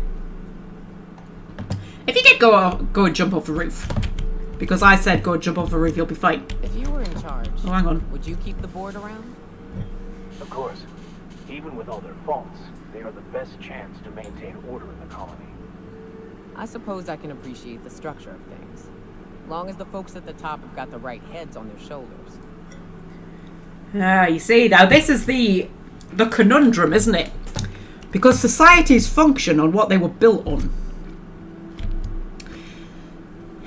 And to just strip away what they were built on is always going to cause more problems, even if what they were built on is kind of shitty. Do you know what I mean? Which is why so often, like, revolutions don't necessarily end that well. Because although you're overthrowing something that is corrupt and awful, it is also what society was built on. What that particular society was built on. So without the corrupt, awful thing, it kind of all goes to shit.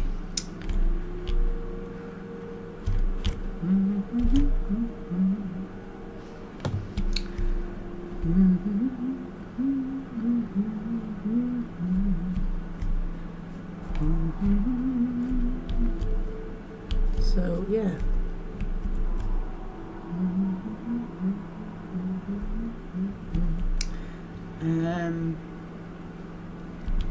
Yeah. Like, I was listening to one of my history podcasts, and it was about the Russian Revolution. And it's interesting, you because we, with our benefit of hindsight, know how it all turned out, you kind of forget that the revolutionaries were the good guys. Don't just stink. They'll take a toe off. You sort of forget that, don't you? You sort of, like, you know. You'll pull me out, right? I'll pull some of you out. I'll pull whichever bits of you survive out, Max. Yeah, you sort of forget that. You forget that, like, they were the good guys. They were fighting against a pretty awful system that was in place. But the trouble was, it was the system that the country was built on. So when they took it away, it kind of fell apart. And that tends to be what happens.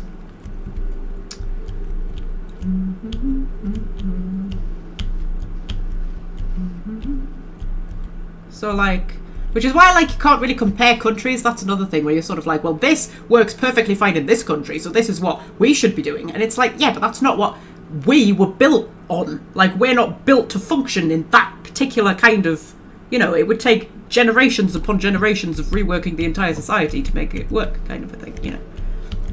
It's not as simple as just looking at other people and going, oh, we should do that. You know what I mean? That's another thing I think about a lot, about how, like, societies evolve and kind of, you know, function. And it's very interesting, especially when you're looking, like, historically at, like, how, you know, ancient societies and things functioned. It's just so interesting. I just find it really... I'm interested in a lot of things, you know. You can probably tell. I'm interested in a lot of things. Right, we should go and talk to Zora.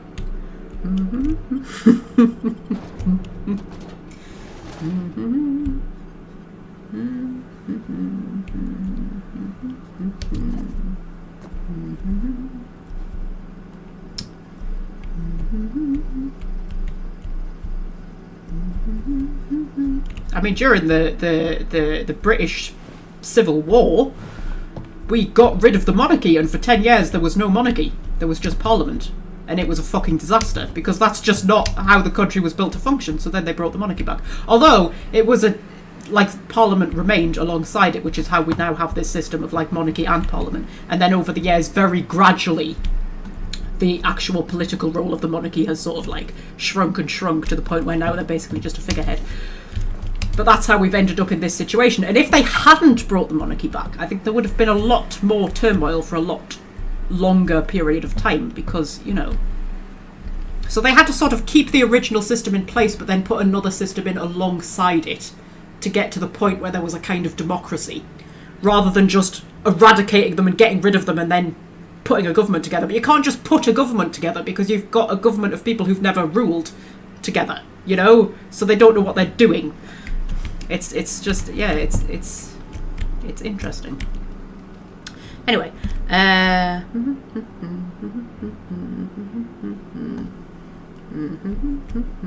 The original Star Trek was like that. They descend upon a planet, totally dismantle their infrastructure, and then bugger off happy in the knowledge they destroyed the bodies. Yeah. Yeah, and you also find things like, I always think whenever somebody tries to, like, go into a place and sort of, like, civilize it, or, you know, like the Romans did, when the Romans came to Britain and they sort of, like, civilized us and, you know, well, I say us, it was the Celts, wasn't it? Which is not us. But, you know, like, and brought in all of these great sort of advancements and built roads and everything like that. But the moment they buggered off back to Rome, when Rome was falling apart, everything went back to how it was before they were there. Like, you can't, you know, well, not like immediate, like right back to how it was, but you know what I mean? It's sort of like, you know. Anyway, hello! Welcome back. You find anything out there? I found a box of data cartridges. Let's see. These are old. Looks like correspondences between the pirates. Some bits here, some there, some... Wait. This one's got the Amber Heights gate code on it. Just like the one I found earlier. And here's... a letter. Wait, this is from Graham. Oh, of all the... Captain. He gave them the gate codes. So it was Graham. Yeah, he caused the attack. Yeah. He did. He really did. I know he's got his head in the clouds, but I always believed there was a core of good there. What the hell happened to live and let live? Thank you for bringing this back, but I need some time. I gotta think. I'll let you know if I figure something out. Okay. Do we know why he did it? I don't know. I'm not really following anything about anything. That's alright. If I actually cared about the story, I wouldn't be live streaming. Right. Manti infested. Tried antibioticals. No effect. Oh, is this just like... Oh, he fractured an ankle! Oh, his ankle didn't grow back. Oh, well, it is growing back. It's splintered, reset, and recovering. Say, see? Ankles grow back. I told you. Just go and jump off a roof. Don't go and jump off a roof! Imagine if you actually did go and jump off a roof because I told you to. Would you then be able to sue me? I wonder. Probably could. I mean, it wouldn't do you any good because I don't have any money, but you know. You could sue me for chocolate, probably. Maybe, you know.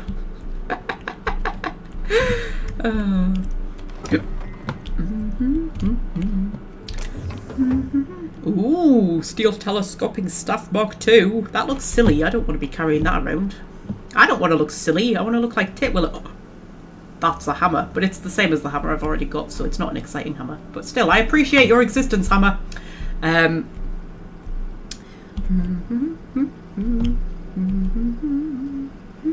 you remember the guy who sued Iron Brew? Because it didn't give him wings. Who was that guy? There was a guy, wasn't there? You know how the adverts for Iron Brew gives you wings. And he drank it and it didn't give him wings. So he sued them. And won a lot of money. Like a ridiculous amount of money. Because they claimed it gave you wings and it didn't. So now on the adverts, there's a disclaimer that it does not actually give you wings. That's a thing, isn't it? Can't remember what his name was.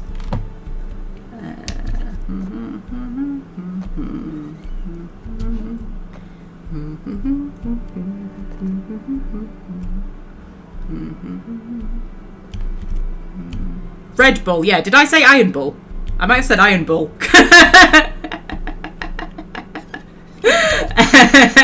It's 'cause my head is always half in Thedos. Yeah, he sued Red Bull, didn't he?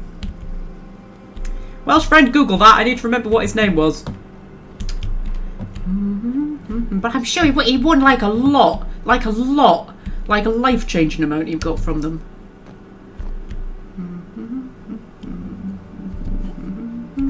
Where's that putting me? Sanjar. This music's very relaxing. I like this music. Some of the best music in the world is in video games, you know. I'm loving the Valhalla music. There's one particular track that plays sometimes when I'm wandering around, and it's just so cinematic. I just kind of stop and just bask in it for a minute. Oh, man. Also, there were people talking. There might have been like storyline stuff going on in the background. Who cares? Ooh. In this copy of Dissident Hunter, the hero braves the dangerous hellhole that is Monarch. Numerous edits are scratched into the text, and a number of villainous dissidents had mustaches and hats drawn onto them. Excellent. This is Huxley's terminal stay out. That means you. We still haven't met Huxley. I feel like you're supposed to meet Huxley at some point, aren't you? Graham taught me how to meditate today. You close your eyes and breathe in real deep and try not to cough. Then you just listen to yourself. Bit of an oversimplification, but that's the general gist. You know how sometimes you'll be hiding from a manta queen and you're trying to be quiet, so you focus real hard on your breathing and you can hear your heartbeat and you think how can this manta queen not hear me? And all of a sudden you have to sneeze, and it reminds you of that time when you're going back the delivery and as you were putting it on Zora's table you sneezed and it slipped and a bunch of things broke. Meditating is like that. Only you're supposed to think of these things on purpose. Oh my god, you realise who Huxley is, don't you? Huxley is me in video game character form. I've met myself in a video game. It's finally happened. I am Huxley. That's totally the kind of shit I would come out with. Oh man.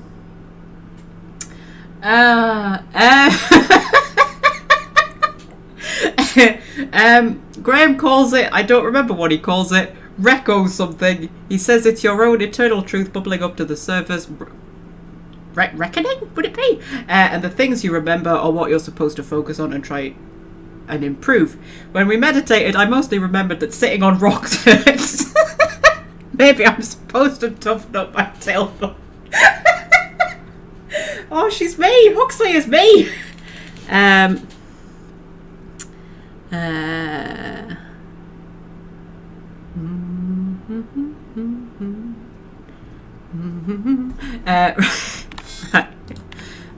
Zora's really smart, but you know what? Sometimes she could be such a bitch. I was supposed to get some info for her from Cascadia, but I couldn't find a way over without going through Marauders, so I gave up and stopped in at Fallbrook to pick up some supplies instead. While I was there, Chastity dropped in for a few games of Whist. She's so cool. She's always playing games there. When I lose bits, I get really upset. I don't have much, so losing what I have, it hurts, you know, but Chastity can drop 1,000 on a single game, and she's fine. Well, sometimes she drinks a bit and slams the table and storms out, but still, mostly she's cool about it, and I admire that. Anyway, when I got back, Zora yelled at me because I was a little late. Something about medicine not getting here fast enough. Sigh. Graham just said to try not to lose track of time on my next run, and I promised I would. See, that's how you teach someone. Don't gotta yell and make them feel bad.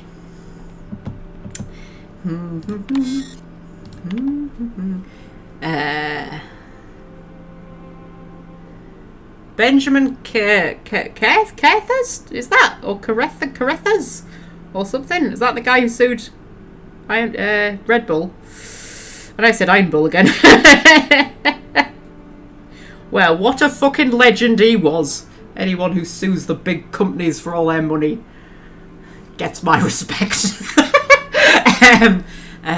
Today Zora gave me permission to buy ammunition from Bronson. I don't think I want to, but she said I should just in case. But guns are really loud. I'd rather just run away than shoot one. She's me. She is me. Still, I'm kind of proud. Zora said it was like a promotion for something I found in the wilderness. I think it's a code for a door, but I'm not sure why it's important. I can't even get near the place without getting attacked. I asked her what a promotion is, and she smiled in a really sad way and told me I shouldn't worry about it. Okay. This will be my last entry. Sorry, diary, you've been a good listener, but our time has come to an end. This terminal was making a horrible beeping noise yesterday and someone smashed it while I was out, and now I can't save more diaries. Milton can't fix it. And plus he says I should stop coming into his house to write when he's not around. Whoever has smashed poor terminal, if you're reading this, suck sulfur. Oh, man. Okay.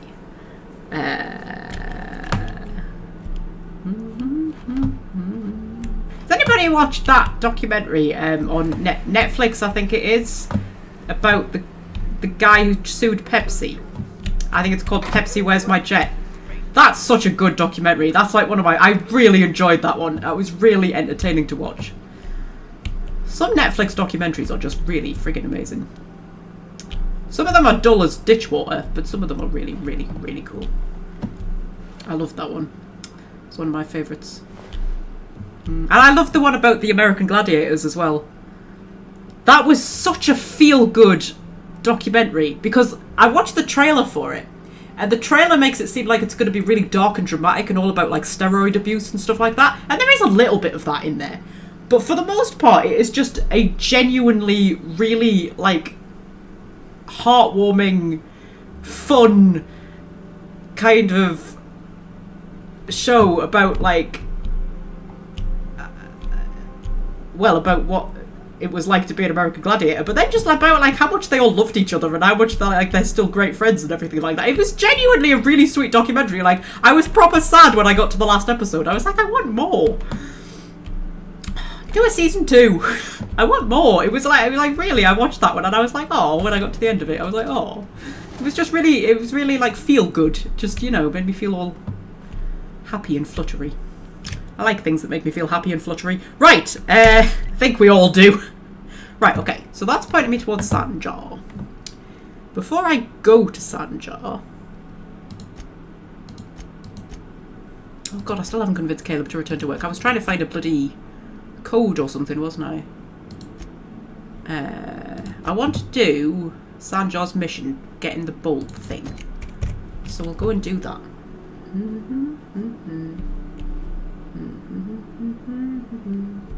Great Netflix true crime documentary, the one about the Cecil Hotel in Los Angeles. I think I watched that one. Is that the hotel that Elisa Lam died in? I've watched a lot about her. But you know what a lot of people don't realise? There are actually quite a substantial number of similar cases around the world that just don't get the same public attention that the Elisa Lam one does. Like, the Elisa Lam case is really weird when looked at as one case, but then when you start to realise that there's actually, I mean, I wouldn't say like hundreds upon hundreds, but I think, you know, enough to make it seem weird, but like across the whole world of like similar cases where similar things have happened, that makes it like triply weird. It's very strange. Anyway, I love stuff like that, mysteries and things.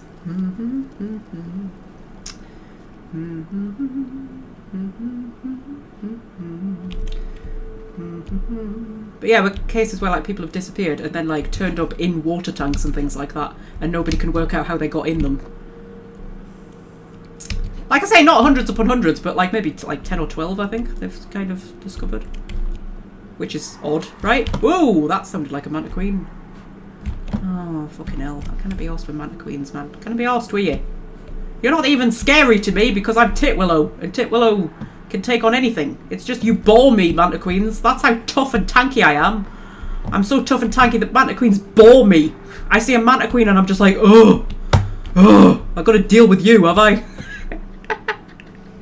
Oh dear. Oh, hello. What are you? You're a raptor.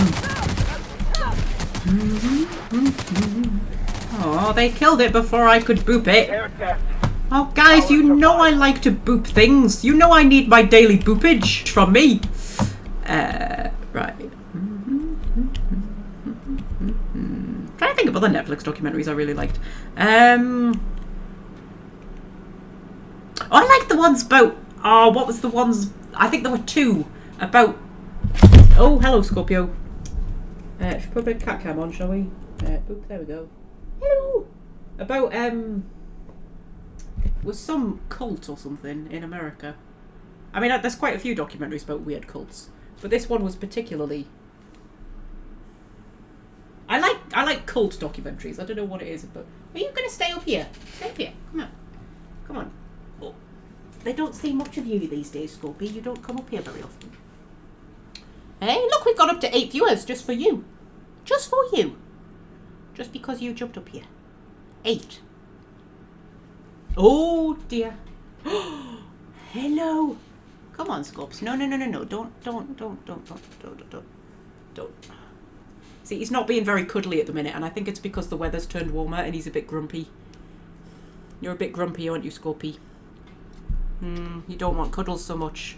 You've shut down all my things on my laptop. There we go. Oh. Hello. Hi. Hi. Hey, you okay? Hi.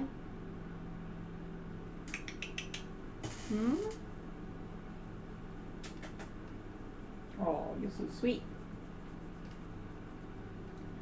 My sweet little angel boy. I've got your mouth in my... I've got your hair in my mouth. I said I've got your mouth in my hair. What? Hi. You okay? Want some chin scratches? Yeah. Do you like chin scratches, don't we?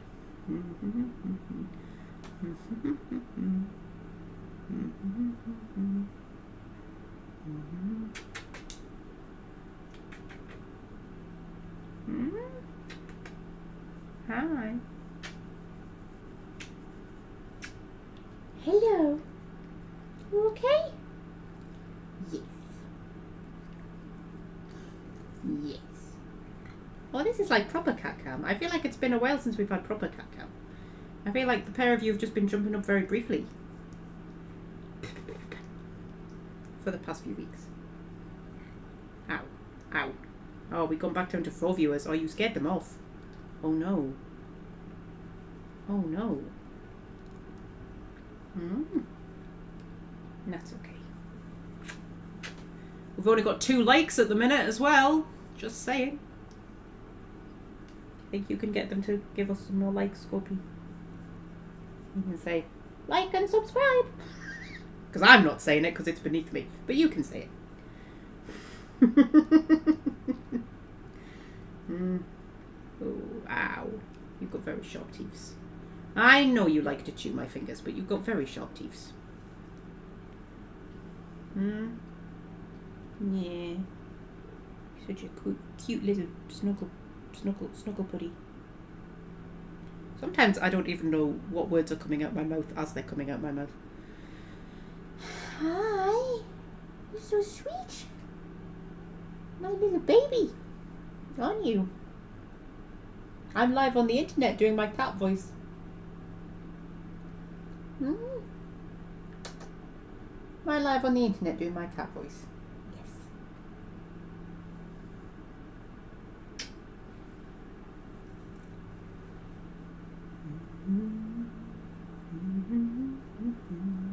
Well, we've gone up to 3 likes. Gone up to 3 likes. Somebody likes you, Scopey. Hey. What were we talking about? Netflix documentaries? Yeah, there was one about there's been a few about cults. But I mean, mostly when they're about cults, they're quite depressing. But I find cults interesting. I find the whole sort of thing interesting. But they are usually quite depressing. But this one was so ridiculous. It was entertaining more than depressing. It wasn't really that depressing at all. It was just weird. I can't remember what it was called.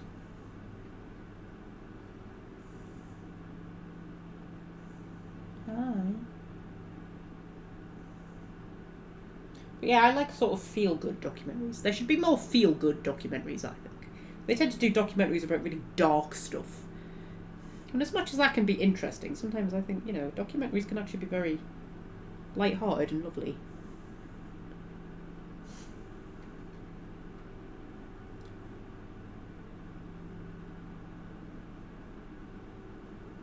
Okay, sweetie.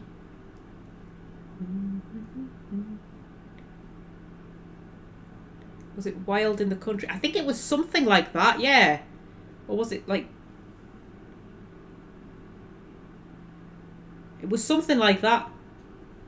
And they'd started in India before they went to America.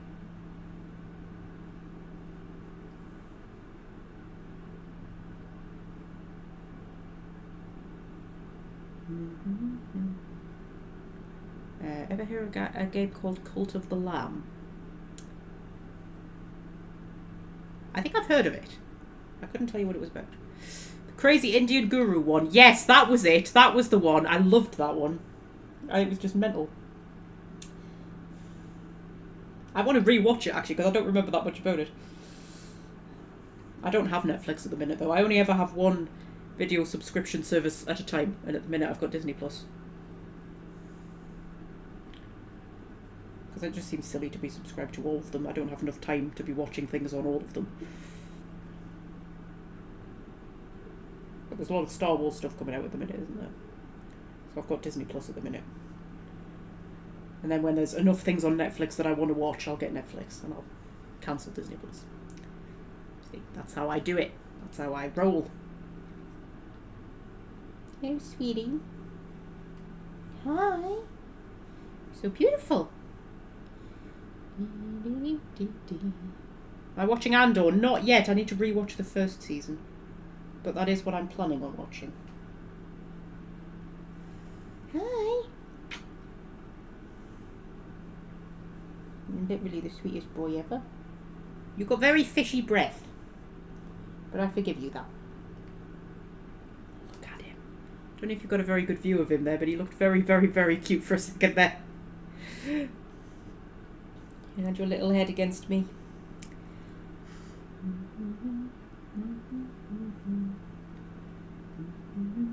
Watching The Bear on Disney and Clarkson's Farm on Prime at the moment. My friend was talking to me about Clarkson's Farm today at work.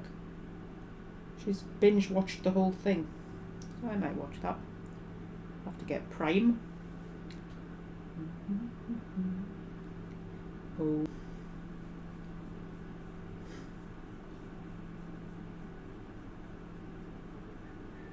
Oh, I think the connection sorted itself out, hopefully. Hopefully. Hmm?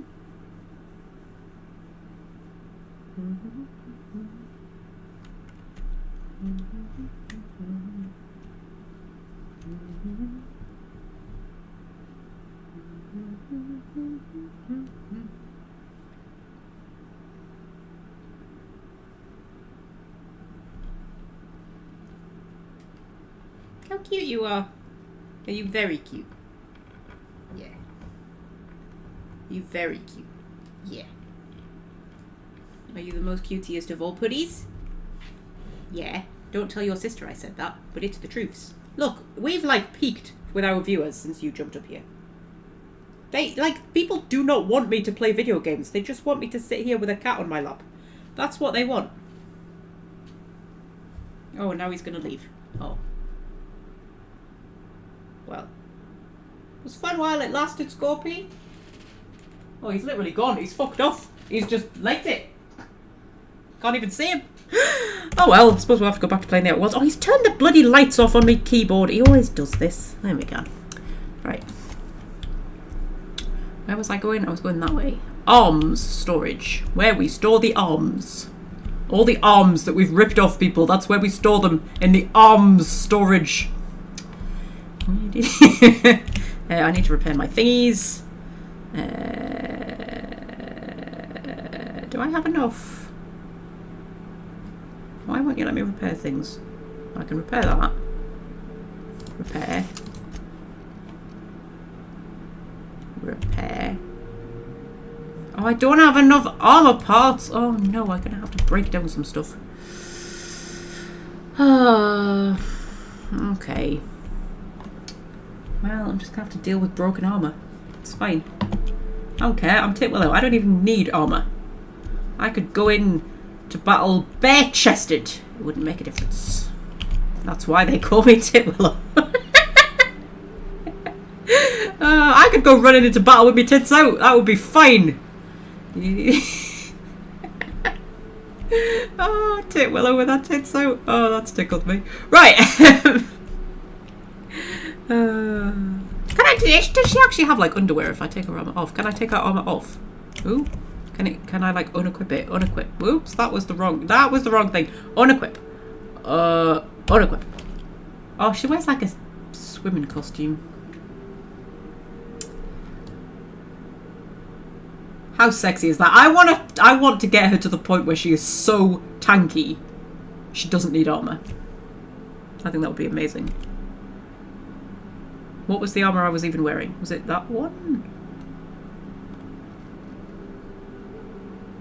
It was that one, wasn't it? Do I have any better armour? Because I seem to have picked up a lot of armour. Ooh, 34 and heavy melee weapon skills plus 5. Oh, I love that. Oh, ho, ho, ho, ho. Oh, I've got the silly orange stuff though. I don't like the silly orange stuff. Is there anything that's even better than that?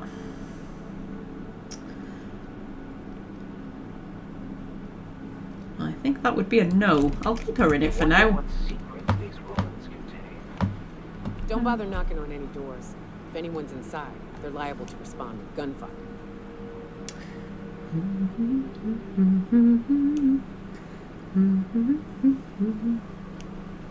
Didn't Scottish women run into battle bare-chested?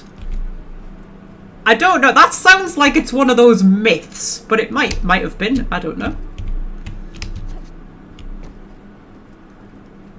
I do not know. If it did happen in Braveheart, then probably not.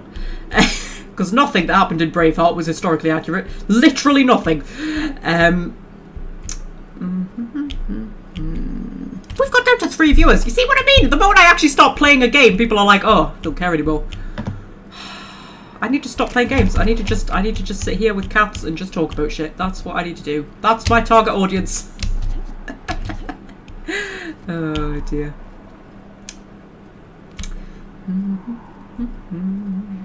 Oh, you don't have a head. Oh man. Oh, that's really sad. That's sad you don't have a head. Oh, there's a Raptidon spitter over there. Oh, there's a Raptidon spitter here. Hello!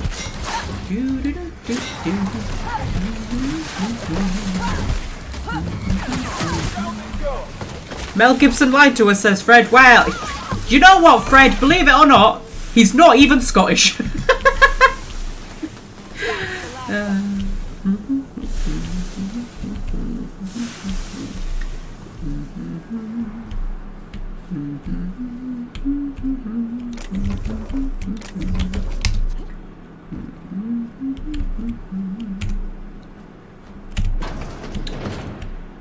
Although what I find is interesting about history, like particularly of that sort of period and before, is that like when you actually get into learning about it, there's all of these things that we think we know about it, that we're sort of, you know, we go, oh yeah, you know, the Vikings did this and the Saxons did this and the Scots did this, blah blah blah blah blah. When you actually look into it and you read all the books and you listen to all the podcasts and all that kind of stuff, you realise how little we actually know. Like, because since I've been playing Valhalla, I've got quite into Viking history. So I've been listening to a lot of podcasts and stuff like that about the Vikings. Because I didn't really know much about them, to be honest. I don't really know much about that period generally. And there was one they were talking about, like, women Vikings, and they were sort of like, well, would women have been warriors? Would they have been charging into battle? Would they have been on the ships helping with raids and things like that? And they were like, you know what? We have literally no idea. Maybe. There's some evidence to suggest that they might have. But, like, I don't know. It's amazing, like so, and like they're still doing archaeological digs now that are like turning up evidence and things like that. So it's constantly evolving, and it's just like we like to think that we have this clear picture of history and everything's like documented and oh, these people did this and it was like this and they lived like this, and it really we don't actually know. And I find that kind of interesting. There's so little that we know.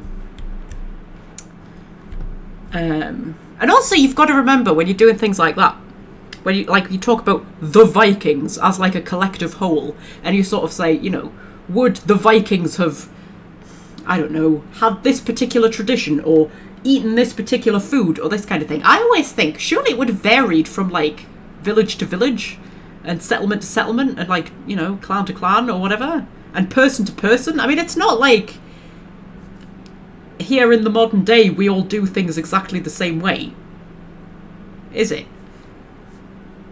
I always think that's a kind of, you know, a thing. You can't ever really know. And just because something was maybe the accepted norm, that doesn't mean that's what everybody was doing as well. That's another thing. I don't know, there's just so much that is like open to interpretation, I think, when you're looking at stuff like that. You know, because I often think, like, what would somebody in 500 years' time think of our time if they were looking at, say, what people post on Instagram or something like that, or what's written in the newspapers, or what people put on Facebook? Would that give them an accurate representation of what everyday life is actually like? No, it wouldn't. So how can we possibly have an accurate representation of what everyday life was like for people in the past, when we've got even less to go on, you know? I always think that. Like, really, we don't know half as much as we like to think we do. Which is a long-winded way of saying some women may have run into battle with their tits out, but we'll probably never know for sure.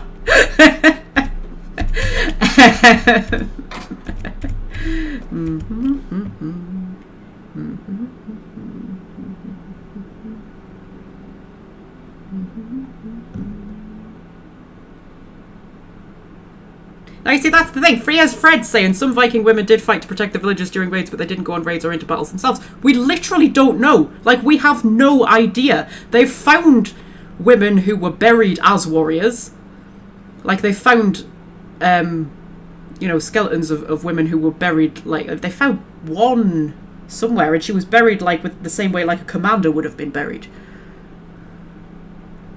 Like, you know... But like we just don't know. You can't know because they didn't keep diaries or anything. You know, there is no way of knowing, really.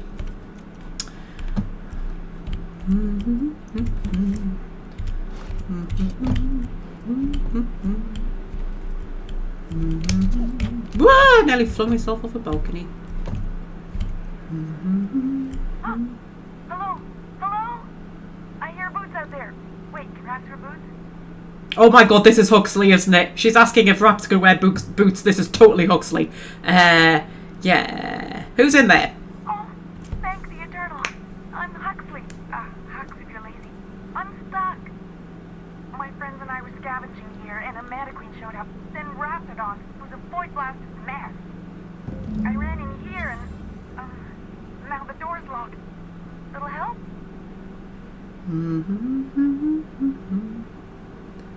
Yeah, how did you get locked in? Easier than it sounds, alright? Next time you get chased by Raptidons, you let me know the rationality of your decisions. Okay. Well, I need to get into that room. Phew. Thanks, lady. My buddy had a key, but I ain't heard him in a while. He locked me in here and took off. Probably got munched. So look for a dead guy, I guess. Or a rat. A rat belly. Gross. Wow, that's really helpful. Okay. Oh, I think I found it, apparently. Oh, much obliged. Okay, there we go. Hello! Phew. Thank you so much. It was getting all stuffy in there, and I was getting a mite lightheaded, and I think maybe I was gonna die. Now I'm out here, and I'm headed back to Amber Heights. Still landing yourself in trouble, eh, Hux? Oh! Hi, Nyoka. You mind giving me an escort back home? Oh, you're traveling with someone. Never mind.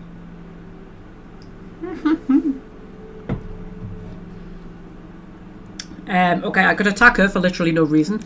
I could try and get a reward out of her, which I don't feel like would be particularly worthwhile. You sure you're okay to travel?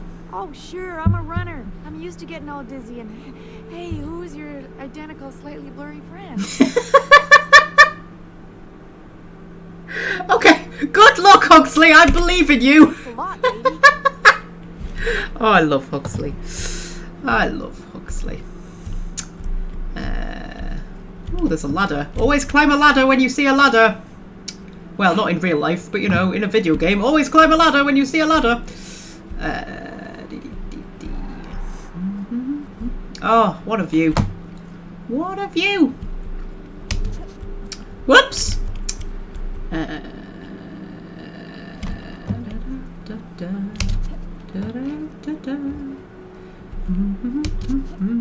Oh shit. Is there nothing up here? Why give me a ladder if there's nothing at the top of the ladder? Oh, game, you're teasing me. You're teasing me with ladders. It's literally not even a chest to loot. A can't believe you gave me a ladder. There's 2 ladders! 2 ladders and nothing at the top of them. Really?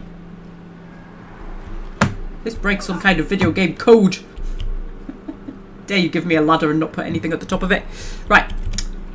Whee! There we go.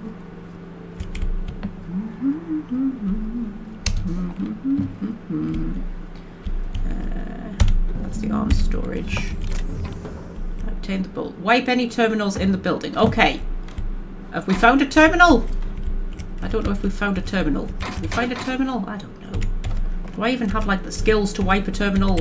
I don't know if I'm clever enough to wipe a terminal.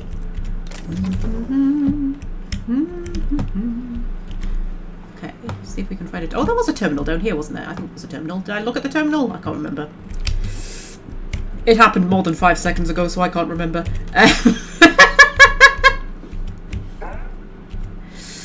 Oh, man. Executive reviews. Okay. Sanjar has a bad habit of padding his reports with numbers and statistics.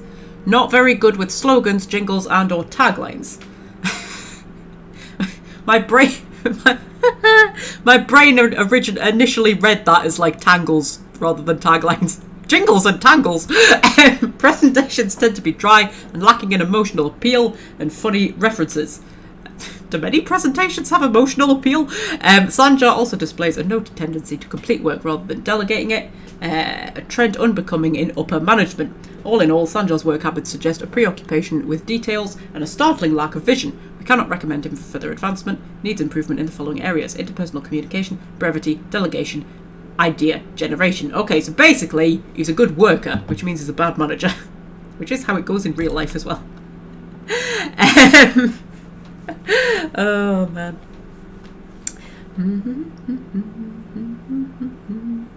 Viking helmets did not have horns. No, they didn't. And there's an origin story behind where that myth comes from, but I can't remember what it is. About where the myth came from that they had horns on their helmets. But no, that one is definitely not true. I can't believe we've been going for 3.5 hours. It does not feel like we've been going for 3.5 hours. It's because we've gone off on so many tangents. Right, Sanjar. Oh yes, we've already done that one. Graham. Ooh, restricted file. Ooh, I can hack it! Oh my god, I've got hack skills. Graham's understanding of product messaging and branding is impressive, especially for a relatively low-level editor. He has a knack for memorable slogans and taglines. However, Graham has issues with brevity and shows consistent disregard for prescribed fonts and formats. Some of his work has been flagged for subversive undertones. Dun dun dun! Recommend further supervision. Okay. Dora shows a real knack for brief but compelling presentations supported by catchy slogans. Her delegation skills are also top-notch. She can build a lengthy meeting around any topic and emerge with plenty of work assigned. I don't know who Dora Erickson is, but okay. I wonder if my work has a file like this on me. I don't know what it would say. Sarah is always late and hardly ever talks to anybody. Probably that's what it would say. Always takes 15 minutes extra on her break. There we go. We've wiped all the files. I think maybe we did a good thing. I don't know. I don't really care. I just want to get the radio tower working. I tried to call my horse again. Oh my god, you don't have a horse. Jeez. Should start a petition. Give Titwillow a horse. There must be a modder out there who could give Titwillow a horse. Or a moped. Either one. I'm cool with either. There's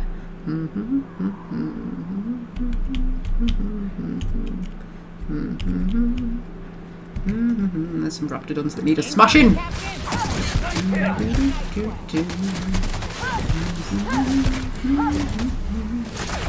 Smash!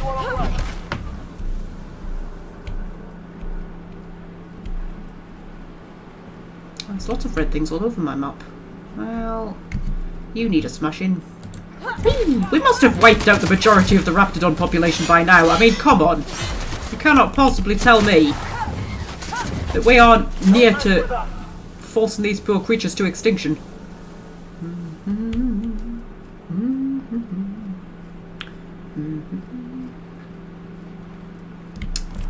Also, the thing that bothers me in video games when you just get attacked by all members of the wildlife is that, like, in real life, wildlife usually learn pretty quickly that humans are dangerous and have things that can kill them, like guns. And therefore, when they actually attack people, it's sort of like, you know, quite rare.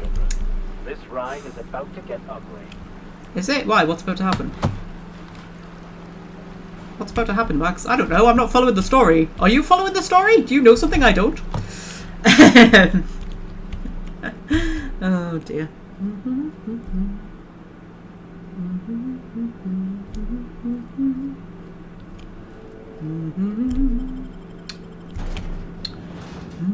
Faux windows. Order now. Yeah, they are. They're fake windows. They're just screens. Why not just put windows in? Surely windows would be cheaper than, like, fake screens that look like windows. Like, just put windows in. Oh, anyway.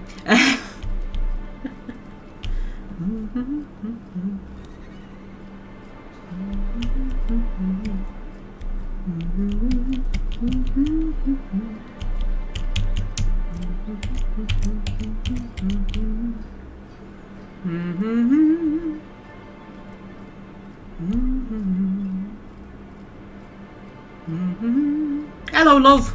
You should know you're getting excellent reviews from across the company. What can I do for you? Okay, I found your review on a terminal in the arms building. I need MSI to stop broadcasting. You're jamming Devil's Peak Station. Give them the bolt. I found the cartridge and deleted that data for you. I have questions about MSI and the good old days. Okay, I'll give him the bolt. Oh, yes. I'm going to be up all night with this. All those blanks waiting to be filled, boxes waiting to be ticked. Try to control yourself, sir. Have you any idea how powerful this is? Corporations have been toppled with less. Okay, how exactly is a data cartridge going to help? What a question! Bureaucratic micromanagement is the only way anything gets done in Halcyon, and proper documentation is a key part of that. For our part, a bill of liquidation/transfer Form 52 will protect our holdings on Monarch by temporarily assigning them to a pass-through entity once we drop our bomb on the board. Okay. I almost understood that. Yes, finally the board will get back come up. Spare me the details and just tell me what comes next. Let me guess, a paperweight. So you do want to go against the board. Don't be ridiculous. Yeah. Let me guess, a paperweight. See, that doesn't even make sense. This is an electronic form. You don't need paperweights. Hardly the point, sir.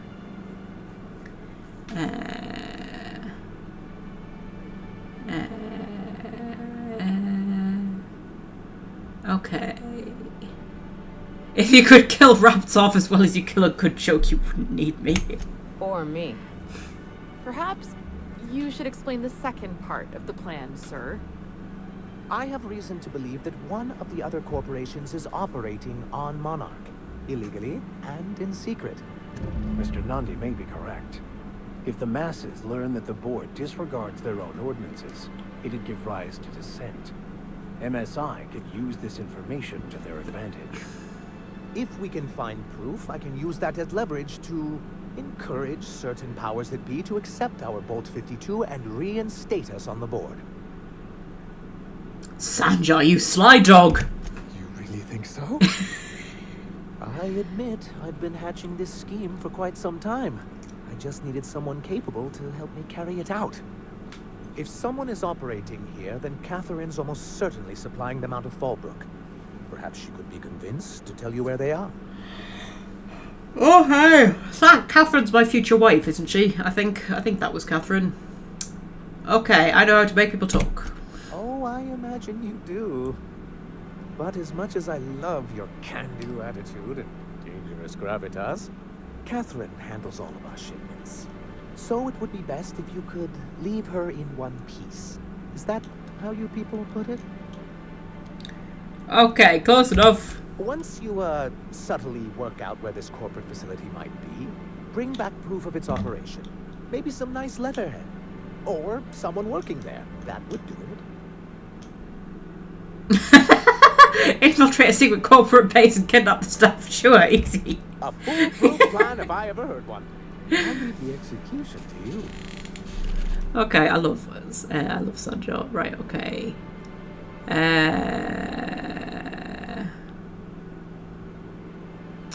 Okay, I need MSI to stop broadcasting. You're just as rigid as the old executive committee.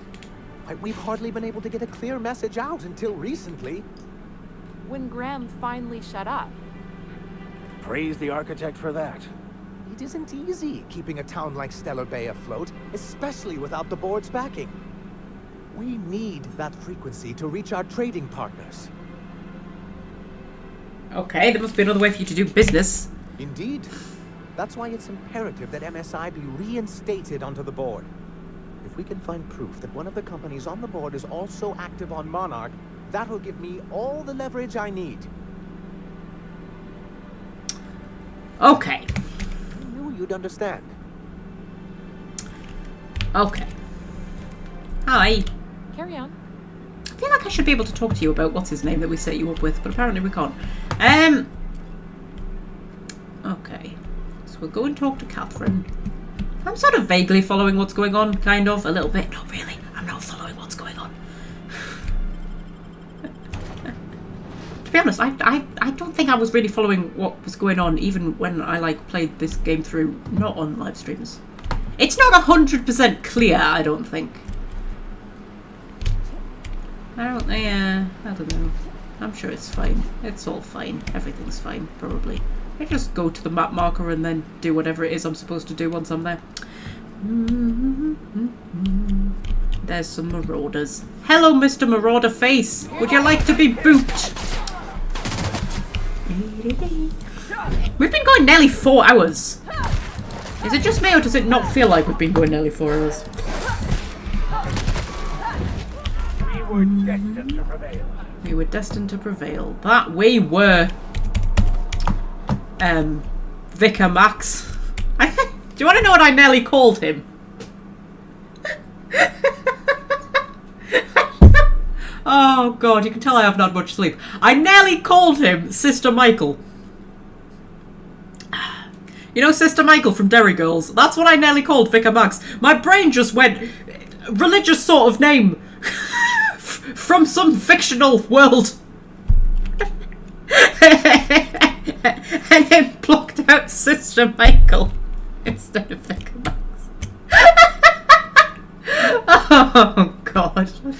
Oh, I love Sister Michael though. Isn't she the best? Oh man, sometimes I just watch YouTube compilations of her best scenes just to cheer myself up. I think she's so cool.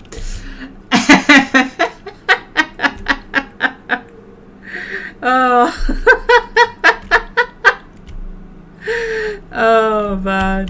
I've been here for almost 4 hours and I have no idea what Titwillow is actually up to. Me neither. There's been a lot of hammer smashing though. So I feel like we're probably achieving things.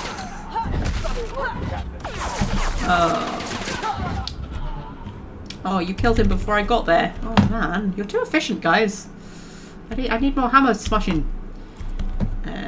You know, I should really find somebody to sell my stuff to. We'll do that once we get to Fullbrook. I must be pretty near capacity by now, am I? Oh, I've got 260. Wow, that must be from my companions as well. Who is Sister Michael? Are you telling me, Frederick, that you have never watched Derry Girls? Oh my god, Fred, you have to watch Derry Girls. You have to. I think it's on Netflix. But even just go on YouTube and put in Derry Girls Sister Michael and just watch the compilation of Sister Michael's best bits. And you will understand why you have to go and watch Derry Girls. I mean, I know I recommend a lot of things for you to watch, but this one I really mean it. Like, I really 100% mean you have to watch Derry Girls. You have to. It's imperative for your survival as a human. You have to.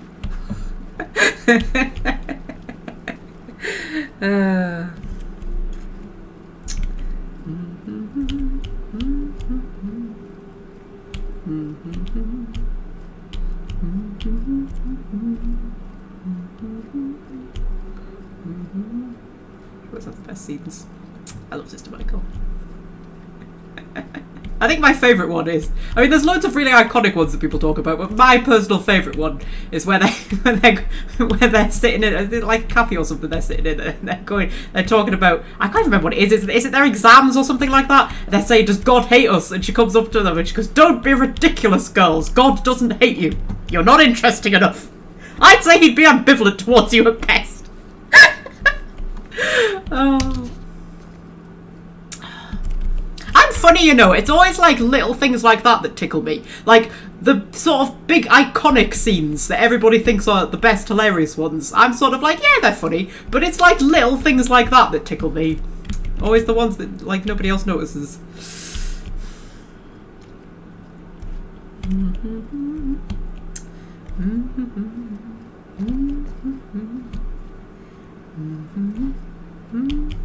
You did like Hello Hello. See, I recommended that to you too. My comedy show recommendations have never let you down, Fred. You have to watch Derry Girls.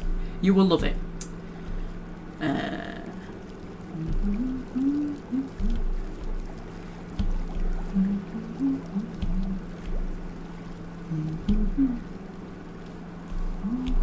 It's a very well written show. There's just so many like lines in it that are just like, you know, sometimes you'll be watching something and there's a line of dialogue and you just genuinely have to sit there and just appreciate the genius of that line of dialogue.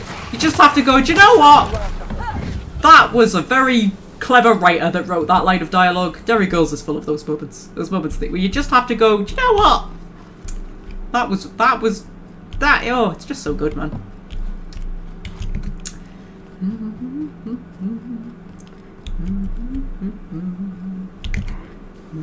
Incoming!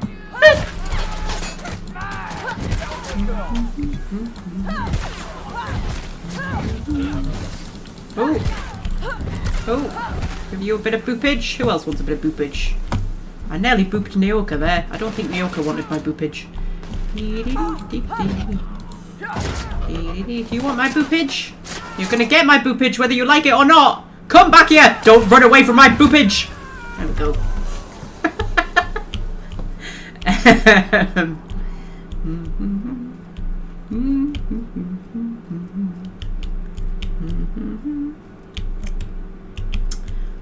More than Bridgerton. I think Derry Girls is better than Bridgerton. I mean, I like Bridgerton, but I think Derry Girls is better than Bridgerton. I feel like Bridgerton's gonna go off the rails though. I feel like since they exposed Penelope, literally and metaphorically, I feel like it's gonna go a bit silly. I like, you know, they've kind of like, you know, the whole like tension of the story came from the whole kind of like, you know, what she called Lady Whistledown, that was it. Like the first season it was all who is Lady Whistledown, and then we found out who Lady Whistledown was. And then after that it was like, oh, what if people find out who Lady Whistledown is? And now they've found out who she is, and apparently there's no consequences for it whatsoever. And I don't really know what the, you know, where the tension of the story is going to come from. Now that they've done that.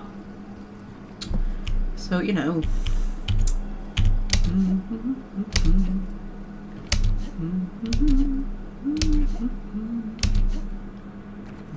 Hey, Cat. Knock, knock. Oh, it's him telling the knock knock joke for the 75th million time. The 75th million time? Yeah, sure, why not? Go and talk to Catherine. Never to get on Miss Malin's bad side. I want to get on her bad side. Hello, Catherine! Speaking to my left ear, will you? Right one's damaged. Last we talked, I only got half of what you said. Well, I'm half listening. Okay, Sandra said you know something about a corporation operating in secret on Monarch. Might be I know something about it. Might be someone hired my crew to blind drop supplies on the northern bridge. Might be they sure as shit weren't pirates. Now that I consider it, I ain't heard from my delivery team in far too long. Find them for me, and I'll pay you handsomely. Okay, I don't have a high enough persuade, so I'm gonna have to do jobs for her. Okay.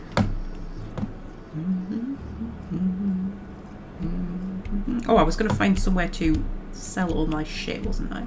Oh, I need to break down a lot of my shit, actually. That was a workbench over here, because I need armor parts for repairing my armor. You'd think folks were pissing in the alleyways as bad as Right, okay, so... Does anybody else find it immersion breaking in games when you walk past characters and they're having the same conversations over and over again? Sometimes I'm like, you know what, you probably only had to trigger that conversation once. I could have done without hearing it again. I am wearing the best armor that I had, aren't I? So, break down, break down, break down, break down, break down, break down. Oh, I'm not breaking down my Moonman helmet. Bloody hell, I can't be breaking down my Moonman helmet. It's iconic. I can probably break down most of this. I mean, I could maybe give some of it to like my companions and shit, but Christ, I can't be bothered. I can't be bothered playing the game properly. Who the hell do you think I am? Break all of this down. Break that down. That's my hacky armor. We'll not break that down. Go. That'll do. And then guns. Break some of the guns down. That's a hammer. It's not better than the hammer I've already got though. Break all this shit down. Break it all down. Break it all. I might keep that for somebody. Impact hammer. Pull that down. There we go. Okay. Repair. Repair all equipped. There we go. Marvellous.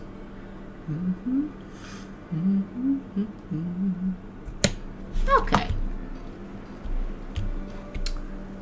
So, and then if I find somewhere to sell all my junk.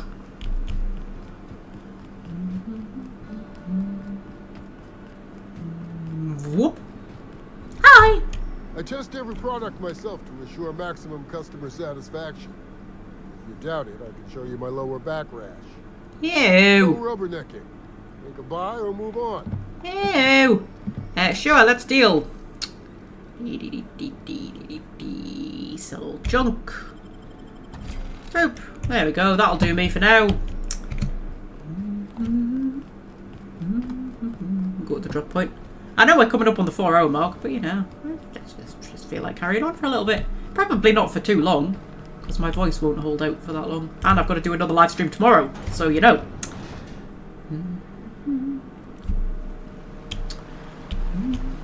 I tried to summon my horse again. I don't have a horse. Oh my god. No one saw me trip over that, right? Trip over what? What did you trip over? Did you trip over, Max? Oh, Max, did you trip over? Oh, Max, you tripped over? You know, if you hadn't said anything, I wouldn't have noticed. I just like the idea of Titwillow wandering around whistling for an imaginary horse. Just wandering around the wasteland going, where's my horse? You never had a horse, Titwillow. You've breathed in too much of the sulphur, lass. Taken on too much Raptidon acid. There was never a horse. I'm sure I had a horse. Constantly trying to summon a horse who's never coming.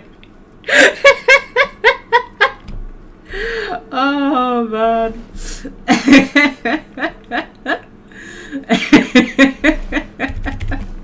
Oh, I didn't sell my ammo. I should have sold my ammo. Oh, never mind. This is the broken bridge. This is the broken bridge, but I need to be down there. This is, yes, this is the one, it's the place that we went to before. We must have triggered the thing before we actually picked up the mission. Can't remember how we got to it. Did we go around here? I mean, it's lower down, so I think we must go down here. Sorry, my virus protection is flashing at me. Fuck off, virus protection. Most annoying software in the world, isn't it? The firewalls and stuff. Almost as annoying as an actual virus. Right. Yes, this is the thing. Examine. Trail of blood. Investigate drop-off point. Ooh. Blood. Blood. Blood. Ooh. Ooh. Ooh. Smuggler tunnel. Titus Androidicus.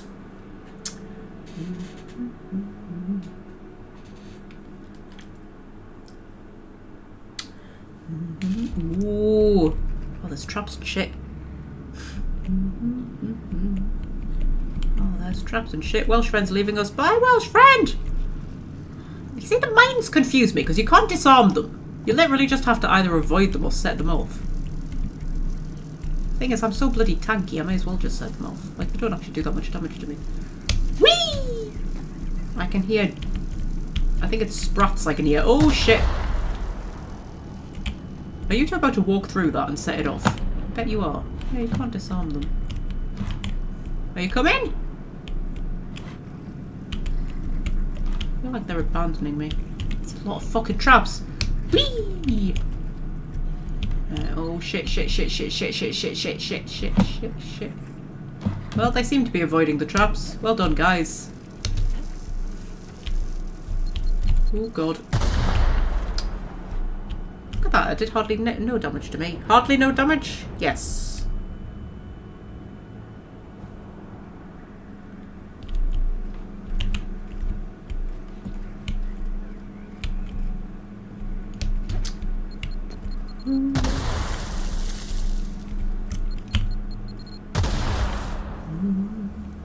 Titus Androidicus was the inspiration, or Andronicus rather, was the inspiration for the name Tyrus.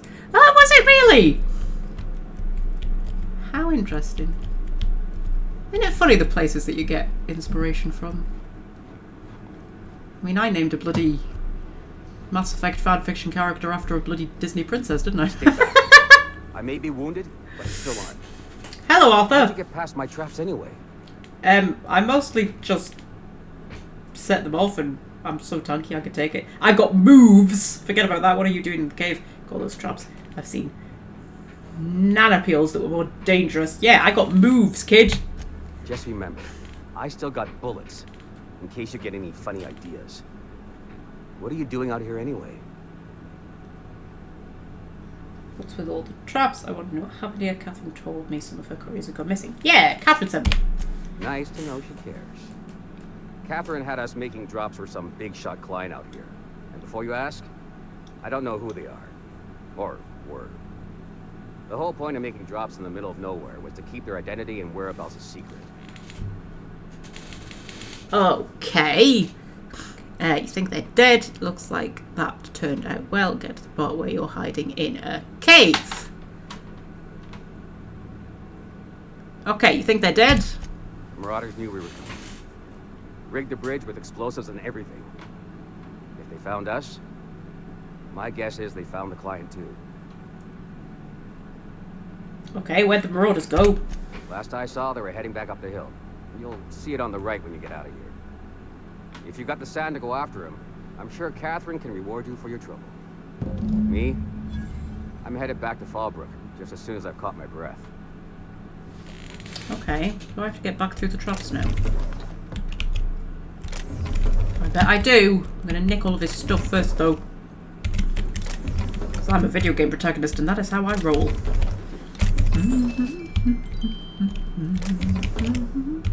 You've got a lot of supplies here, my friend. And I'm now just gonna nick.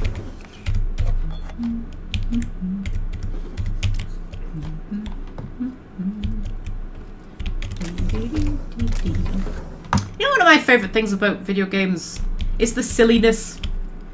I always disarmed all the traps. I love the silliness of video games. And there's just something so delightfully silly about them, isn't there?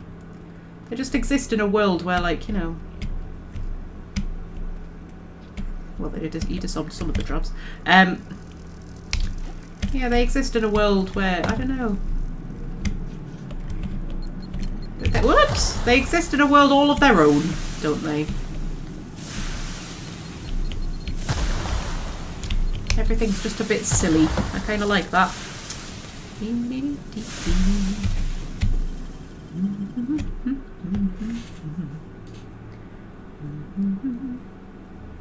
Right. Sometimes you don't realise how silly video games are until, like, you're talking to somebody who doesn't play them. Right, okay, so, research. I don't know why we're looking for I have literally no idea what we're doing. I'm just following map markers. That's all I'm doing. And if there's people there who attack me, I kill them. And if there's people there who don't attack me, I talk to them.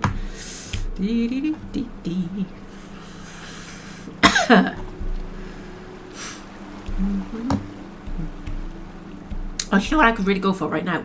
Macaroni cheese. I could probably go for some macaroni cheese. I've already eaten food, but then I'm hungry. I might have to have a pre-bed snack. What should I have as a pre-bed snack? Toast. Toast is a good pre-bed snack. But I don't have any. See, on my toast, I like to have cream cheese, and I don't have any cream cheese because I forgot to buy any. So I don't have any. So I'd have to have just like butter. I've got peanut butter, I suppose. I could put peanut butter on my toast. Please, you don't have to do this. Just let us down from here. The humidity is really uncomfortable. Okay, there's a guy up there. There's marauders who want to be booped. I mean, he's coming down to meet me, so I assume that means he wants to be booped.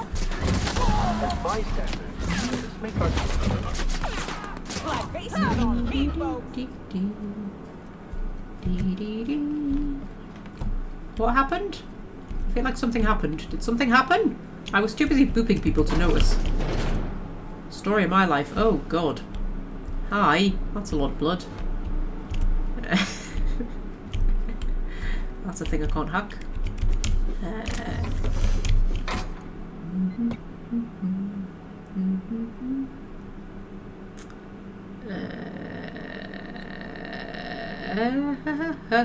Hummus and crackers. I have neither hummus nor crackers, and I don't like hummus, so.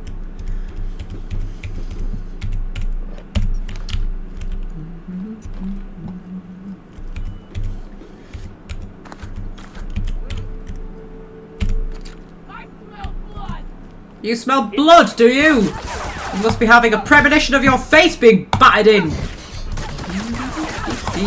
That was a pretty shit line. That didn't sound very intimidating. But you know, I backed it up with a hammer to the face, so yeah, I think that was good enough.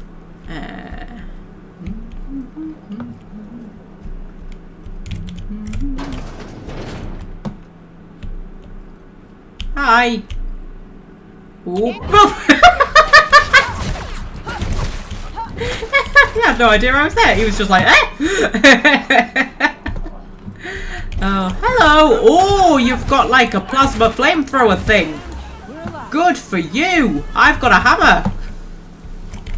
Means I win.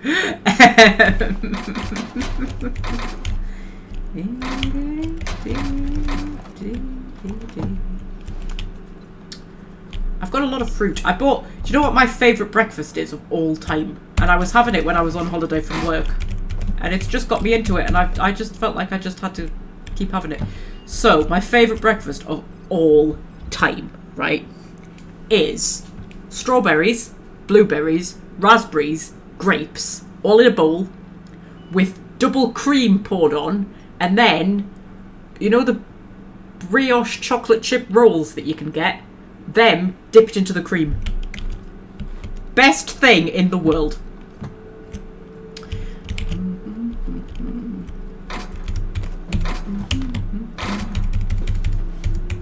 So there you go. That's my favourite breakfast of all time.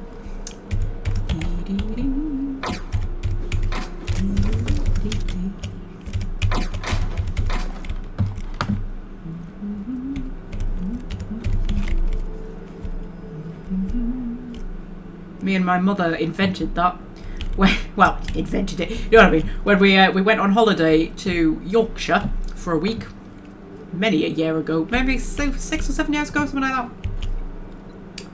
And maybe a bit longer. I don't know. And you know when you're on holiday and you just buy whatever you fancy. So we bought loads of fruit because it was summer and you always fancy fruit in summer. And then we bought cream because cream's nice. And then we bought the brioche rolls because, you know, they're nice. And then we just kind of cobbled together this breakfast this day. And we were like, wow, this is a really nice breakfast. There you go. Now it's my favourite breakfast. of all time. So there we go.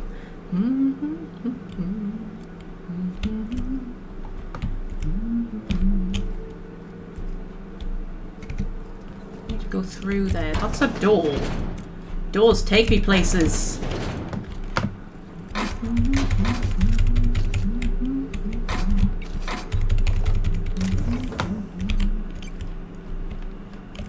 Hello. Right. Terminal is only to be used by UDL personnel with A237 clearance. Or people with giant hammers.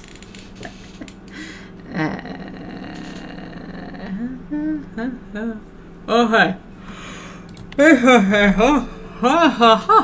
Project Lorem Ipsum shall result in a potent, mostly non-lethal crowd control gas for use against rioting, agitated or excessively numerous crowds. Rich sulfur pockets make Monarch a prime site for testing and experimentation. Early results so promise. I'm literally losing the ability of speech, so we're probably going to have to end the live stream soon. But further research is necessary. UDL disavows all knowledge of and responsibility for Lorem Ipsum. All data in this report is considered primary knowledge of the UDL. Okay.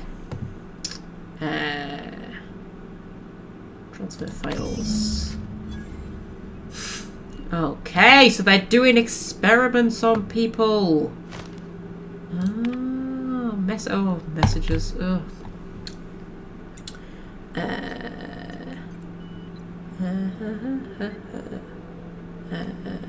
Sorry, I was reading the chat. Just reporting in to let you know that the lab's all set up. We found a good sulfur pocket to drill into, so the data's coming in, but this place smells awful. The only local we've had to make contact with is the sublet boss in Fulbrook. She doesn't ask questions, but I'm pretty sure she's gouging us and we're getting sick of expired cysty bits. Okay. It's supposed to smell awful, that's the point, and I don't care what sublet is charging as long as it keeps your presence there quiet. If word gets out, we're going to spend the rest of our lives in corporate re-education seminars. I don't want to hear from you again until you have a working formula. Once we've got that, you and the rest of the lab rats come to Byzantium and live on cow ribs for all I care. And come up with a better name for the project, something flashy and catchy that the rest of the management will take seriously. Maybe Waterloo or Dangerburn. Dangerburn! I'm sick of the boss asking me why I'm forgetting to fill out parts of my report. Okay, alternate project titles. Oh, I have to hack it to get in. Thunderdog! Eggs Mayhem. Skunk Parade. Fuck you, Valdez. I want my raise. Oh, man. Oh, dear. Okay. Pick up some bypass shunts. In case I need to shunt some bypasses. Or bypass some shunts. I don't know. And then we can head back to... We're heading to Zanjar, apparently. I don't know why we're heading to Zanjar. I thought we would be heading to... Oh no, we're not heading to Catherine, are we? Because it was Sanjar who wanted us to get the thing. We just found the stuff from Catherine, but then... Catherine wanted us to do something, though. She wanted us to... Something. She wanted us... Ah, hang on, no. Catherine wanted us to find the guy who we found. And then he sent us to the research that Sanjar wants. But do we have to report back to Catherine as well? I don't fucking know. I don't know. We're going to report back to Sanjar. And then we'll probably call it a day. Because I feel like... Also, there's a cat. Hello, Stozzies. Do you want to come and give them some cat cam before the end of the live stream? That would be cool. You can come and give us some delicious cat cam. Yeah? You want to come up here? Sweetie? Do you want to come up here? Come up here. Star, come up here. Star, come up here. No? Okay. Well, come up here then. You're such a little squeak. You are such a little squeak. All you do is squeak. You're just a little squeak face. All you do is squeak all day long. You're going to squeak yourself out. You're gonna run out of squeaks. Yeah! And you might need your squeaks one day. You've got to save your squeaks.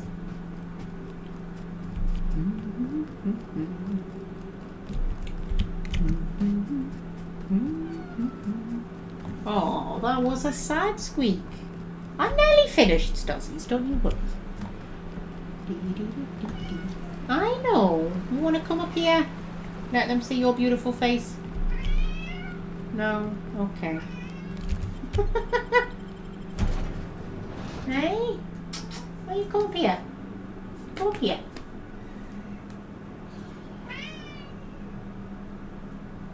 No, you just want to sit down there and squeak. Okay. I should probably put my hammer away. I can't remember what the button is. Is it R? Hey! Right, okay. Sanja! Thank you again for retrieving the bolt. It's every bit as complex as I'd heard, but I'm up to the challenge. Anyway, what can I do for you?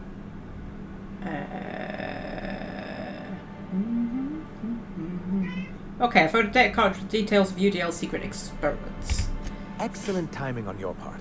I worked my fingers to nubs, but I've finally completed the Bolt 52 form. I dare say it will be my second greatest achievement after the Reformations. You're getting ahead of yourself again. So I am. Do you have this cartridge?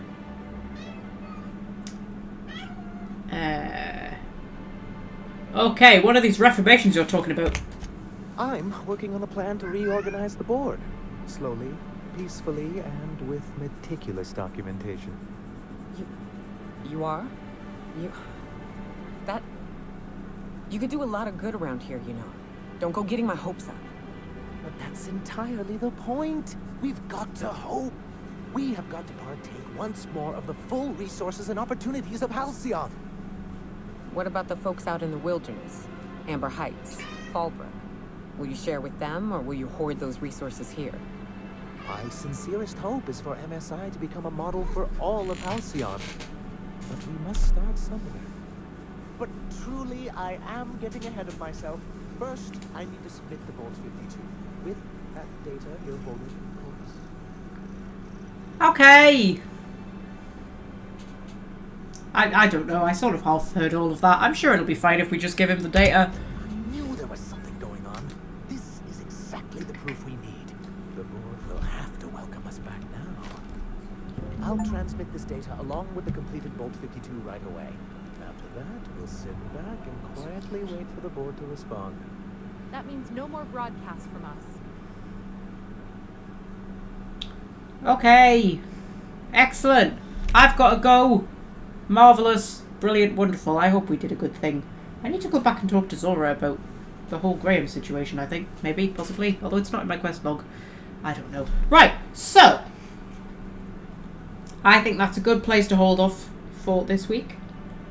Don't you, Stuzzies? You think that's a good place to hold off? Yes. Yes. You want kisses? You just want to chew my hair bubble, don't you? Yeah. Okay, so tomorrow at 12 noon GMT, there is going to be a Dragon Age based live stream where I'm going to sit in front of this camera here and I'm going to try and organise my personal headcanon for my canon Dragon Age World State. But we may just end up going off on tangents and talking about God knows what, because, you know, we're Ross. But anyway, the point is there's going to be another live stream tomorrow at 12 noon. And next week... Are you going? Are you staying? Ooh, ooh. What are you doing? Oh, Stuzzies.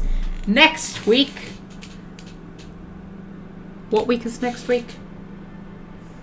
It's the 31st, isn't it? Yeah. So next week on the 31st, the Saturday, we will continue the Outer Worlds at the usual time of 3:30 GMT. But, yeah. So, until then, my darlings.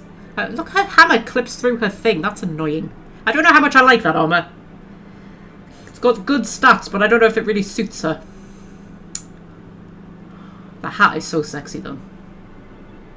It's a very sexy hat.